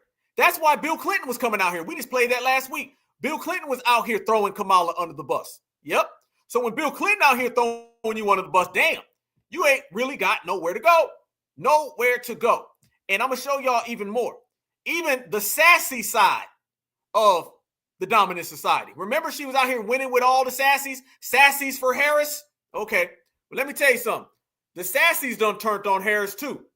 Even more people were talking about that bizarre, drunk, slur speech that you had. And they calling you out. Bad days for Camilla. Well, my friends, I'm back from vacation, and unfortunately, Kamala Harris is too. I fully expected her to run off into the sunset with her husband, Doug, and that daughter who looks like every woke stereotype wrapped up into one. I don't know if Miss Kamalamity is still hungover from being in Hawaii, but she and the Democrats released the most bizarre, eerie video last night. It was this consolation video for her supporters. Take a look, and then we'll discuss. I just have to remind you, don't you ever let anybody take your power from you. You have the same power that you did before November 5th. And you have the same purpose that you did. and you have the same ability. Let me start off by saying I have seen hostage tapes with more personality than Kamala Harris is giving in that video. What is with her always being hunched over? Has nobody seen Princess Diaries, shoulders down, shoulders back, look confident? Kamala, she looks so demoralized and broken. I'm also convinced that Kamala Harris is slowly morphing into the SNL character of her. They won't even need Maya Rudolph to play Kamala because she can just play herself. I imagine whoever thought it was a good idea to put out that video last night was probably the same person who thought Kamala Harris should have her first interview in a dark, dingy diner hunched over a table. Kamala Harris needs to give Americans time to miss her. I know she's still the VP, but she's on vacation. Biden's on vacation. We don't know who's running the country. She might as well go back into hiding. She blew through $1.5 billion. There you go. Family, you see how I started off talking about her being drunk? And then it turned back into the money. The same way old buddy was talking about her losing the election, then it turned into the money. One thing that we've seen in every single one of these interviews, all of the people from the dominant society seem to be very, very concerned with where the money went. The election, whatever. You being drunk last night, whatever. You tripping and falling, whatever. They want to know what happened to that money, because the money is how they can put you behind bars. Go back into hiding. She blew through $1.5 billion and still lost every single swing state. We've never seen anything like this in American politics. In 107 days, Kamala went from the cover of Vogue looking airbrushed and photoshopped to looking broken and downtrodden in a weird, hunched over video consoling her supporters. Now, I thought Miss Cabernet Kamala was out of touch with reality when she was spending millions of dollars on Beyonce, Oprah, and all these celebrities, but no, it gets worse. Kamala must be having such delusions of grandeur. She's been telling her advisors and Democratic donors she is going to stay in the fight and run again in 2028. Now, personally, I think this is a fantastic idea. I think the Democrats should make Kamala Harris the nominee every 4 years. Why not? Let's do a fun social experiment. But I have this to say to the Democratic donors and the wealthy billionaires who backed her. If you give her a single dollar in 2028 after she blew $1.5 billion in 107 days, you are a clown. This is how— There go the money again. She can't run from it, y'all. You can't run from the money scandal. Kamala Harris began her campaign happy, joyful, falling out of coconut trees, and this is how she ended her campaign. You guys think she's going to be able to run for 18 months like a normal presidential candidate? She could barely handle 107 days. So Kamala, if you think you're going to run in 2028 and people are going to back you, you are delusional. All right, my friends, thanks for liking and following. Drop a comment. Tell me how you feel about Kamala Harris. How do you feel about the Democrat Party right now? Do you think she should run in 2028? I think it's a fantastic idea. I will see you on the next one. Bye. She done lost the sassy crowd. How the hell do you lose a sassy crowd? That guy right there is the person that she writes all her laws for. The people that you write the laws for ain't vote for you. So think about it. They always bring up the money. It always goes back to the money. The dominant society, they're not going to drop this. They're not going to drop this case. No. This is only going to get bigger and bigger and bigger. They on you, Camilla. They on you. They not letting it go. Hell no. You have created the worst sin in the world. You done made the dominant society waste some damn money. Oh, it's over. It's over. It's over. And speaking of it being over, I went even further, y'all, and I found even more. Oh, we got receipts, family. We got super receipts, family. We in here deep. Y'all smash that like button, family. Appreciate the love. Appreciate the love. Appreciate the love. Check this out. Look at this right here. This was Donald Trump and Joe Biden in terms of campaign contributions, who was getting paid, where they was getting paid from, right? This right here was Kamala Harris.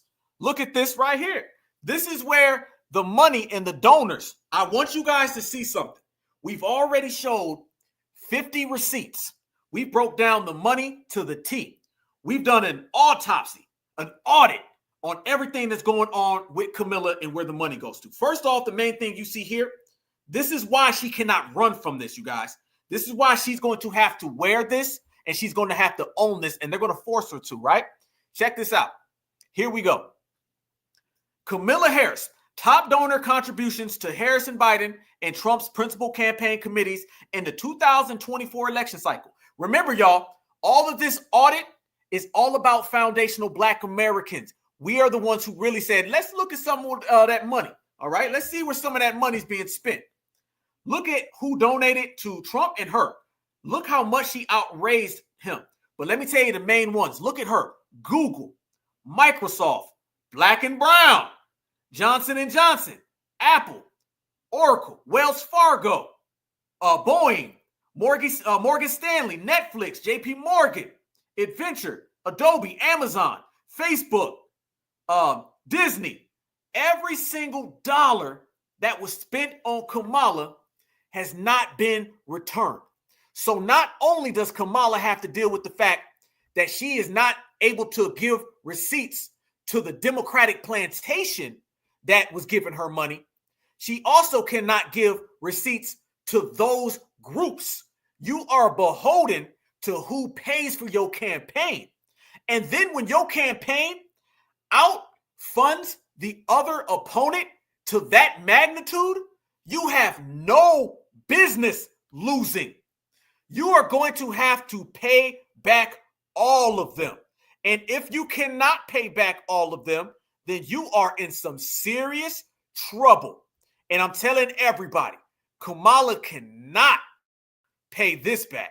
So she is going to be in some serious, serious trouble. And the only way that they can get any return back from this family, a 360 deal. You ain't lying. You ain't lying. You ain't lying. You ain't lying. At this point, the only way Kamala can pay back all those campaign losses and that $20 million in debt and all that money that she flushed down the drain is going to jail. That's it. At least at the bare minimum, getting charged and being outcasted from not only the Democratic Party, but from the political atmosphere in the United States of America. That's the only way you can pay that back. Somebody gonna have to pay. Somebody gonna have to pay. And you and I know it ain't gonna be the donors. It ain't gonna be the campaign staff. Nope. It ain't gonna be nobody from the dominant society. The only person that can pay this back is Kamala. And she's gonna have to pay that back in an orange jumpsuit and with some handcuffs on. That's the only way. You don't have $1 billion. You outfunded Trump completely. She outfunded her opponent more than anybody in modern history and lost the biggest in modern history. Whoa. One more time. She outfunded her opponent the most and she lost by the most. Both are in modern history records. Damn. You're going to have to pay that. And then on top of all of this, you got this certified black society problem. You did all of that, and then you still lost the black vote. And she is going to have to wear the fact that you are the first person that is responsible for foundational black Americans crippling the Democratic plantation. So you lost money, you lost credential, you lost clout, and you lost the black vote. Oh, you're going to jail. You're going to jail, you're going to jail, you're going to jail. She will be disgraced and she will be sent packing by the dominant society. Republicans and Democrats alike, everything that happened is going to fall on her. And then on top of that, let's not forget this point. This is a good point, and I can't forget it. They spent millions of dollars trying to keep Trump from going back in office. They put bogus charge on him. That's millions of dollars. They spent hour after hour after hour of bad promotion, or shall I say, they spent hour after hour after hour of slandering Donald Trump on the news. This costs money. Everything. This is capitalism. It costs millions of dollars to put charges on Trump. It costs millions of dollars to slander him on the news. And you drained all of that from them and flushed it down the drain. I'm telling you, there's nowhere to go from that. You lost money in every single corridor of the political world, the political structure. You lost people money. You lost corporations money. You embarrassed your party. And then on top of that, family, how many more on top of that can I say? Literally, the black vote, then you got the plantation, then you got the supremacist relative, and then I leave out the part that you embarrassed the Democrats. The Democrats right now are the laughing stock. I was just watching something from Australia, and they were laughing at the Democrats. So you cost them money that they spent on trying to get Donald Trump to never be in office again. Donald Trump is about to go to the inauguration and be sworn in. Kamala gonna take the blame for that. Kamala, you were supposed to be the one to stop him from winning. Joe Biden did, allegedly. Joe Biden stopped him. How come you couldn't? So you wasted all the money they spent on trying to stop Donald Trump from being president again. Then you wasted all the money that they spent on trying to keep black folks voting Democrat blue blindly. You wasted all the money trying to get black folks to stay on the plantation. And then you embarrassed the party because you lost in a landslide. You are about to get charged. And I'm all for it. Let me tell you like now, as a taxpaying American citizen, I support Kamala Harris being charged. Please, anything I can do to assist, I will help. I am down to press full charges and see her punished at the fullest extent of the law. This should not happen in the United States of America. We should not have politicians who think they're bigger than the system. Lock her up, lock her up. I do not mind it. We will go. I will pay for the orange jumpsuit if I have to. It does not matter. Kamala, maybe you need to sit down for a little bit and you need to pay your debt to society. You already got a $20 million debt with the Democrats. Look like y'all done money laundered a little bit. Looks like maybe you need to pay another debt. The debt to the Democrats and the debt to society, and that only comes with falling all the way back. You feel me? So yes, it's coming, y'all. Watch it. And everything's coming. So we're going to sit here right now, family. It is almost December, and we're in the last month of the year, and it's been beautiful. I love y'all with the passion. It's been so great this year. It's been an amazing year, y'all. From the rally in D.C., microphone checking people, some of the political events I've been to. I met a lot of y'all in person. It's been a crazy, great year. And the election, we sat here and bubbled up for like 7 hours. We had the best election coverage, bar none. Y'all know the Black Alpha Network family. We different, and we just shining right now, shining brighter than anybody because of you guys. So that's been a great thing that's been going on. But now, it's about to get even more fun. Every single person who's been disrespecting us, we're going to watch all of them get checked. We're going to watch all of them have to get that awakening. And the best part is we're going to sit right here. We're going to do this while it's happening. Why it's happening. We're going to watch every single one of the people get that work. All the politicians, all the tethers, all the fleers. Yep, they all going to get that work. All the vote blues, no matter who's, all the Karens, all right, the male and the clear ones. They're all going to get checked. Matter of fact, already are. So it's going to be even better than it was. And it's going to be fun watching all them damn ICE videos. I can't wait until me and you are sitting right here, family. We watching these people get dragged out, snatched out. It's going to be wonderful. Yes, it is. But it don't stop there, y'all. No. Why would it? Why would it stop there? Kamala Harris is about to go to the same place that Al Sharpton and everybody else is going. And order in the court, order in the court, order in the court. Kamala, you are about to go to supremacist court. And we're about to see a lot of supremacist court, y'all. Supremacist court is for everybody who tries to snuggle up next to the dominant society, tries to get real close to them, and they all get in trouble. Well, now that's about to happen. Definition, where a black puppet goes to be judged by his W masses when they don't carry out their duty of keeping certified black people in order. They are all about to go to supremacist court, and they are all about to be judged by the supremacist judge. And there's going to be a supremacist lawyer and a supremacist jury, and they will all be punished for the fact that they fumbled the bag in keeping foundational black Americans subservient on the Democratic plantation. Yes, it's going to be like watching a movie. Yes, it is. Yes, it is. And I'm glad you brought up watching the movie, because we're about to make a movie of our own, okay? You know, sometimes we talk to the ancestors, and, the ancestors just give us insight to where we see some things. So I've been sitting here, family, getting these vibes and these frequencies, and I got a vision about what's going to happen in 2025, okay?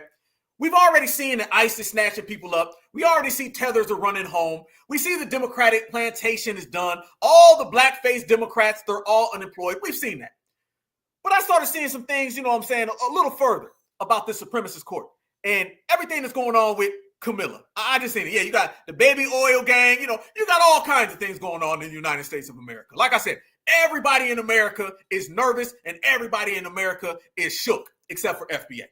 We are our great exceptional selves as across the board. Absolutely. So do y'all want to see Kamala Harris in the supremacist court? And can we go down a chain of events? Somebody brought up a movie. It's kind of like a movie. It's just visuals that I've been seeing as Black Alpha, all right? You know what I'm saying? I see some things sometimes, and I wanted to illustrate it for the family. So maybe we should go along and pull out some receipts and put some visuals of things, because I like putting visuals of things so we can see what the future holds for Kamala. Remember, Kamala took money, stole money, lost money. Kamala broke down, melted down, bowed down. Kamala drank, popped, and smoked, and Kamala crashed out. So maybe we just go ahead and play out everything that's going to happen. Let's go there. Supremacist court is now in session, you guys. Kamala Harris, this has been your few years, and we're going to show everybody the end game to what happens when you play the game with the dominant goddamn society. Oh, yeah, by the way, I need y'all to go ahead and crank up your dial and turn your petty level all the way up to the maximum. I need it to redline.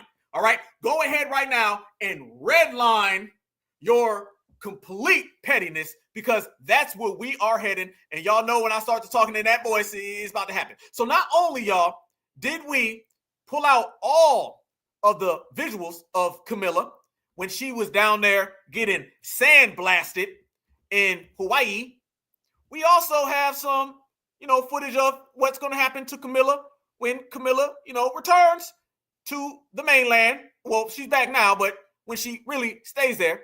But we about to have a petty alert. So there's a petty alert, y'all, brought to you by the Black Alpha Network, Petty Pendergrass Productions, Triple P. Let's go there, family, and see what it's like when you play the game with the dominant society and you're racially homeless. Supremacist court is absolutely, positively in session. So it all started off, family, with Kamala Harris versus Donald Trump, the presidential election. And then Donald Trump ended up winning this election by a landslide. That looks like a landslide to me, y'all. That looked like a landslide. He was out there. He was doing the YMCA, wasn't he? He was doing the YMCA. All right. He was out there dancing, and Kamala was waving by. Kamala left all her fans. They weren't there for her. It was just bad day. Bad day. However, things ended up getting worse. All of us certified foundational Black Americans and the Black grassroots, we started doing a little investigation. We started calling out the Democratic shields and how they've been receiving money. We started calling out how these people been conniving us. And we said, maybe y'all should go ahead and look into some of those campaign funds, and maybe we should see where the money went. Then people started finding out where the money went, and they found out that Kamala Harris been stealing some money. Okay. Well, then the landslide came, and then the dominant society got mad. Jethro got mad. Trump got mad. Trump said, wait a minute, you are all going to pay. And then all his supremacist relatives said, well, why don't you put it on the Indian woman? And then Trump said, well, that's a good idea. So after that occurred, you ended up seeing Kamala Harris say goodbye, and she got canceled. And then she tried to run to Hawaii. When she was in Hawaii, she was over there drinking on that Punjabi passion and got towed up. Trump said, I see you, Mala. Kamala, I see you. So Trump advised all of his members of his cabinet to go ahead and bring Kamala Harris to justice. He said, we are not going to let her flee the country and run. We are going to put her in supremacist court. Yes, because she thought that she was going to embarrass the dominant society, and she thought she was going to cosplay Black Americans. And now Trump said, we are going to charge her. So after they charged her, Kamala Harris tried to flee. Look at that. Flees to Hawaii. They thought she might be a flight risk. So family, Kamala Harris was apprehended. Kamala Harris was caught, apprehended at the airport, trying to flee, y'all. Damn, I can't even get through my own petty. Let me put my petty up even further. She was a flight risk, so she tried to run and hide, and they apprehended Kamala Harris at the airport. And they said, you're going to court. So she went from the airport to supremacist court. And now she has bedtime story. You ain't lying. Yes, they caught Kamala Harris. After they caught Kamala Harris, she was booked and charged with fraudulent pretending to be a foundational Black American. She was charged with embarrassing the Democratic establishment. She was charged with cooking her collard greens in the bathtub. She was charged with losing money. She was charged for wanting to be a Karen. She was charged for lying about her grandma. She was charged that she's not one of us. She was charged that she's got 12 accents. And she was charged for completely crashing out in public. So after she was a flight risk and they arrested her, as you've seen right here in this previous photo, and then she was booked on 100 counts of being a loser, then the fun started. She was brought in for the preliminary hearings. After she was brought in for the I'm wrong, I know, bad. And y'all wrong too, because y'all here with me 1,000 deep. And we're going to ride together as an FBA family. Love y'all. She was brought in, y'all, in the preliminary hearings, and she was visibly upset. She was crying. You seen crocodile collard green tears going all down her face. And notice the Karens were locking her up. After this occurred, family, supremacist court started. And it was the trial of the century. Oh, it put OJ to shame. Oh, nobody was talking about Diddy no more. Nobody was talking about R. Kelly or anybody. It was all about Kamala. They said, what's going to happen to Kamala? All the news channels and stations were watching, glued to the television, seeing what we could see. And here we go. It all started in the courtroom. We all had a good time. They brought her out in the orange jumpsuit. Didn't y'all earlier say she had an orange jumpsuit? Y'all was wrong. Y'all was giving it a prelude. Damn. She was in there with her lawyers. She had good days and she had bad days. This bad day was followed by a good day. And then she thought she was going to win. And he was out there talking and she was having a good time. Trump was overseeing the whole situation as the new commander-in-chief. And he wanted her to get locked up, not like anything else. There were some days in the court that was very tumultuous, y'all. Even the W. Karen lawyer, who was the prosecutor, was grilling Kamala on the stand. This lady said, black people, they don't put collard greens in the bathtub, Kamala. And Kamala broke down in tears. She said, I was only doing what Roland told me to do. She started snitching. She turned state. She turned state, family. She blamed Vanessa Jones, Al Sharpton's perm. She blamed Stacey Abrams, every goddamn body. She was just telling on everyone. And the dominant society lady was saying, you were supposed to win. Black folks won't go fall for something like that, Kamala. And Kamala was breaking all the way down on that damn stand. A lot of people feel sorry for her. Matter of fact, damn, I didn't even know it. Look right here. Look at the damn, the security in the back. The security in the back looking like, damn. Look at the Karen right here. She like, damn. Look all the way over here. Look at the judge. The judge is smiling. No remorse for Kamala. This is what happens when you're in court. Check this out. Oh, it got worse, y'all. It got worse. Kamala had the nerve to show up drunk one goddamn day. And the lady was sitting there grilling her. And then the judge blurted out in the middle of the courtroom. The judge just yelled. He said, who the hell pays Roland? Now they calling you out, Kamala. You had the worst campaign, Kamala. Not only are they calling you out about all of the campaign funds, now they're questioning some of your tactics and how that stuff don't work on FBA. No, yeah, hold your own collard greens. Absolutely, Black Truth. Yes. So the damn judge stands up and says, who the hell pays Roland? All the damn people you can pay, and you're going to pay somebody who is a non-influencer, irrelevant as irrelevant can be, fired 13 times on his day off, can't get a job, and hangs out all day at Applebee's. Even the judge was wondering who in their right mind would pay Roland Martin money, thinking this guy's going to influence something. No, only thing Roland could influence is whether you're going to get a 5 or a 4 at the damn Zaxby's. However, that wasn't the end of it. Kamala was toasted too, y'all. Look at this one. Then you see Kamala right here, toast roasted. And then she started mumbling and they couldn't hear what she was saying. They were like, what's she saying?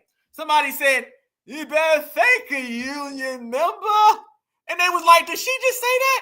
And everybody in the courtroom was tripping. They had to say, order in the court, order in the court. What you say? She said, thank a union member. There you go, right there. Everyone wondered how she showed up in the courtroom drunk, but she did. And now the moment of truth. The judge came and said that the jury has reached a verdict, and we are going to find out what Kamala Harris has done and what is going to happen. This is it right here. Let's see the verdict, y'all. The verdict is Kamala is guilty on all charges. Damn. Supremacy don't play. You better listen to Foundation of Black Americans. That's what you better do. You better quit worrying about union members. You better listen to an FBA because we don't try to get next to them. We stay on code. We stand on business. You thought you was one of them, and now you guilty on all damn charges. Yeah, drinking that prison hooch. Absolutely. Here we go. And after that, family, everybody was sad. All of the K-hivers were crying, having all those tears, upset, really, really upset. The one in the back with the blonde hair, the one next to her with the real blonde hair. They were sad. Everybody gathered in front of the courtroom, and they wanted to hear the verdict, and they didn't like the way it all turned out, family. And then Kamala was immediately extradited to the nearest prison cell where she was guilty on all charges, and she was forced to be held accountable and prosecuted to the fullest extent of the law. And now she will be sentenced to jail for the rest of her life, and she will be serving a collard green life sentence where she can never come around anybody from the Democratic establishment, anybody from the dominant society. P. Dougie left her for their new nanny. Roland Martin quit coming around. Vanessa Jones quits talking about her. Foundational Black Americans are laughing. Foundational Black Americans are celebrating. Foundational Black Americans are rejoicing. And they escorted her immediately to her cell, where Kamala Harris will never be seen or heard from again. Her family wept and cried. Everyone cried. And Kamala Harris ended up in the jail cell, locked away, and no one will ever have to see her face anymore. It's a bad day when you want to cosplay Foundational Black Americans. You end up in the cell waving goodbye.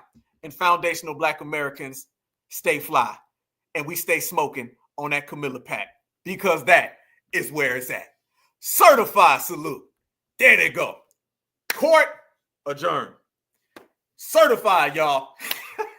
We break records all the time over here. All damn day, family. All damn day. Goodbye, Camilla. See ya. Peace. One love. It was fun while it lasted. Gone. Justice served. There we go. We got to put that on up. Justice served. Yes, the end. Moral of the story. There they go. It is on. Y'all cold, boy. Y'all cold. Thank you. Great story. I mean, it be like that sometimes. When you FBA and you see some things, you just want to put it out for the world to see. So when it all happens, family, we will revisit this episode. And when Kamala Harris is in that jail cell, we'll be sitting there saying, we told you. Yep. Same way we told you, don't know FBA, wash their collard greens in the bathtub. We'll also be saying, hey, we told you that you was going to get locked up. So there it is, family. My story from everybody in this holiday season. And the moral of the story is you don't fuck with FBA because you end up having to deal with the consequences. That part. Family, but there's somebody here that I want to show y'all. Damn, that was funny as hell. Damn, boy, they mad, boy. They mad out here in these streets, family. They don't know what to do. Good. Court adjourned, y'all. Court adjourned. Let me remove the petty alert. There will be more petty alerts, I'm sure. We will bring more of them up. The more petty we get, family, and we just keep winning. So I hope no one thinks that the petty alerts are going to go away, because we're going to continue to keep on winning. But there's somebody that I definitely want to have come on here real quick. I'm going to show y'all this individual put out something. And this was an individual that played a very, very significant role in why Kamala Harris lost, why Kamala Harris got embarrassed, why the Democratic establishment got canceled, folded up, and why Foundational Black Americans stick together. There's nothing more powerful than when Foundational Black Americans, brothers and sisters, stick together. And that's what we do. No matter how much they try to tell us, family, that we don't stick together and we don't ride for each other, they know we do. They know we do, and they're afraid of that. And that's a good thing. We're going to keep them right where they need to be, family. Right there, disturbed and scared. That's the place for them, and on top is the place for us, y'all. So I want to show y'all this right here on this beautiful Foundational Black American Friday night. And there's an individual that wants to leave us a message, I believe. And I'm being honest. This came out, and there was a lot of things that went on in this election. And there was a lot of things that were said. And there was a lot of hating going on. And people were really just jealous that Foundational Black Americans stood on code and we stood together, right?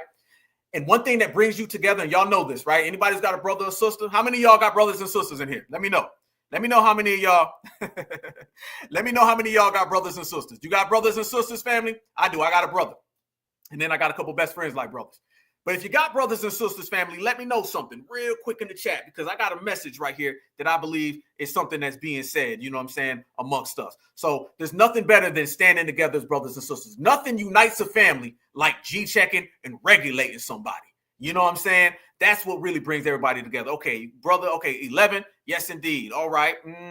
Much respect. Much respect. Family affairs. Always a family affair. The FBA family tree. There's nothing like your brother. Okay, Thanksgiving just came and whatever. People can celebrate whatever. Y'all know all these holidays to us mean just getting together with the family. We don't give a damn. We remix everything because there wouldn't be no goddamn American one for us. All right? Yes, okay. Brothers and sisters, we got a lot. Twin, okay, you got twin brother. Half brother, two sisters. Yep. Much respect, family. You got sisters and brothers. Much respect. Much respect. One brother, two sisters. Yeah. I got one brother. Certified salute, boy. Yeah. Here we go. All right. Oh, okay. 8 on your mom's side, 8 on your dad's side. Okay. One step brother, much respect. There's nothing like brothers and sisters. Nothing like them. Nothing like them. What we do, family, we created the brothers. Family. Why do you think we call each other brother and sister? We are the only lineage that calls each other brothers and sisters. We're the only humans that call each other brothers and sisters. Don't let nobody tell you that we don't get along. We call each other brother and sister. The main thing for anybody who's ever traveled, okay, I see y'all with y'all family, man. Much love and respect. I always send love to you guys, but I always say much love, health, and prosperity to your loved ones, because life is nothing without your loved ones, family. This is what we live for. You feel me? Much respect to all of you guys. Certified salute to all of your brothers and sisters. Much love, y'all. We stand together. We created family. Nobody is more family-oriented than foundational Black Americans. Family, we stand on this. We call each other brothers and sisters. A lot of people I know that travel, when they leave America, they think that other people say, what up, brother? What up, my sister? They don't say that. That is the rude awakening that happens to everybody when they leave. You think you're going to go somewhere and these people going to call you brother and sister. You find out very quick, and I'm talking about on your first day, that nobody in the world addresses each other as brother or sister. That is a foundational Black American creation. Don't let nobody tell you differently, family. We are certified all the time. This is a family affair. You guys are my brothers and sisters. Like I said in Washington, D.C., at the Rally for Reparations, I started pointing at people in the crowd. I told one of my brothers in the crowd, the first person I locked eyes on, I said, you my brother, not because some ancient king in Africa. You my brother for right here. I pointed at the random sister I seen right there, and I remember her. I said, you my sister, not from some ancient queen in Africa. You my brother and sister because of right here. And we got some aunts and some uncles and some cousins, y'all. Now it's November, and we're going to continue to go through our life. And yesterday when I was typing it in on the community tab, I was asking everybody what y'all was cooking, what y'all was up to, and it's all about us getting together. Don't let these people come around and say, we don't celebrate no damn holiday. That is the white man holiday, and he did, man, damn that. We ain't celebrating for none of that, family. We getting together with family, and it's a family affair. That's what a holiday is. It's a day off where we can be around our brothers and sisters, our aunts and our uncles, our cousins, our moms and dads, because you only live once, family, and you never know what happens. Enjoy the moment. Don't let nobody come around here and tell you that spending time with your family is some stuff we don't celebrate. Ain't no foundational sitting there talking about no goddamn pilgrims, okay? But I tell you what we doing. We sitting at that damn table, we chopping it up, and we talking, and we enjoying every single second with each other the same way I enjoy every single Tuesday and every single Friday with you guys, and when I'm with you guys in public. This is the new era. All of that, that's the old stuff. That's the white man. Damn that, y'all have that, and where'd that get you? No goddamn where. But where does this get us, family, far? Foundationals don't have to sit down. We don't have to have a meeting. We don't have to discuss it. We already have that spirit, that soul in us to where when we see each other, as soon as we lock eyes, we already know that we family, y'all. So there was a lot of nonsense from everybody that we just named, and we regulated everybody on this episode, all the way up to the vice president, to the president, to the ex-president, all the way down to the lowest denominator. All of them got packed up, G-checked, and sent out. But one thing you never do, y'all, is disrespect foundational Black American family, because we gather up. Nothing cleanses the soul or brings you together than a brother or a sister getting together and riding on somebody. So I have a message right here. Shout out to your 5 brothers and 2 sisters. Much respect. I got a message for you right here, okay? This is from a young lady that had to deal with a lot of stuff during the election, and she said something that she stood on business.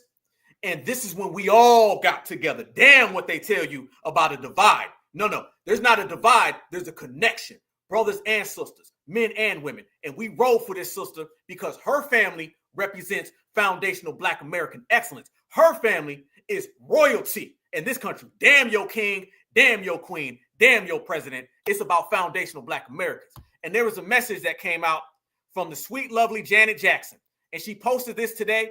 And tell me, family, if she wasn't low-key talking to us. This is for her fans, but don't tell me that she wasn't saying something to us. Miss Janet, go ahead.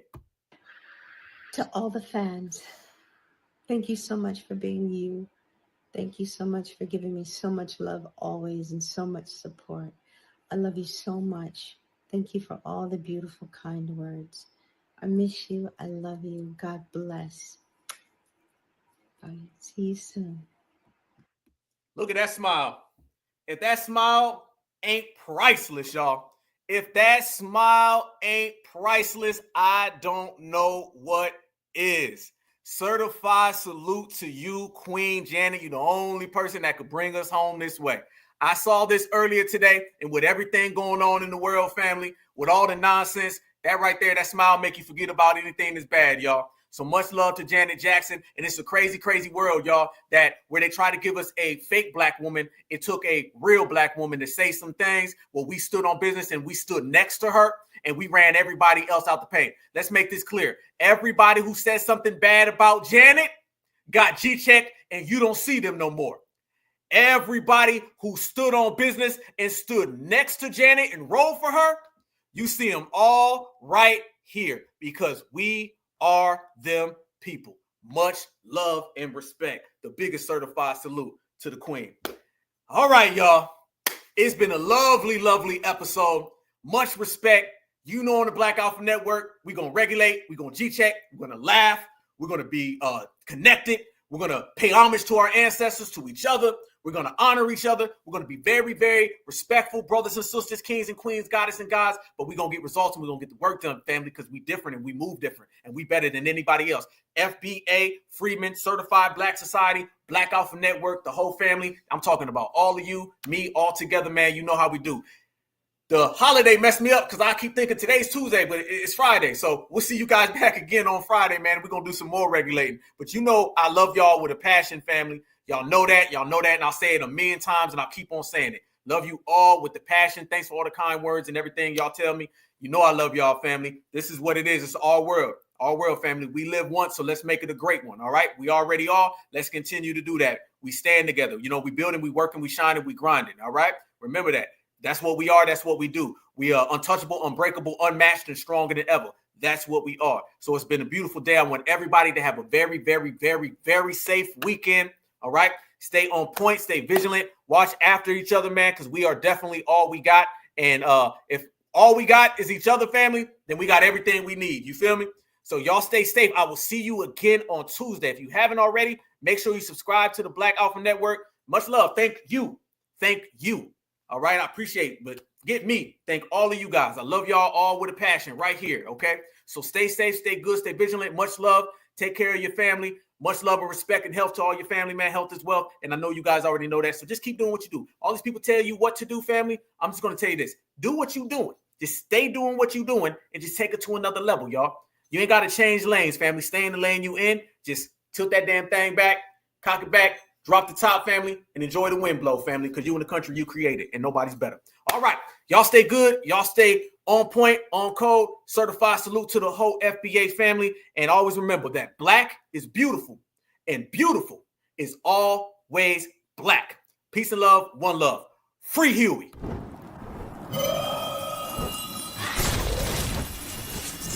Black Alpha Network. Home of Black excellence. Power to the people.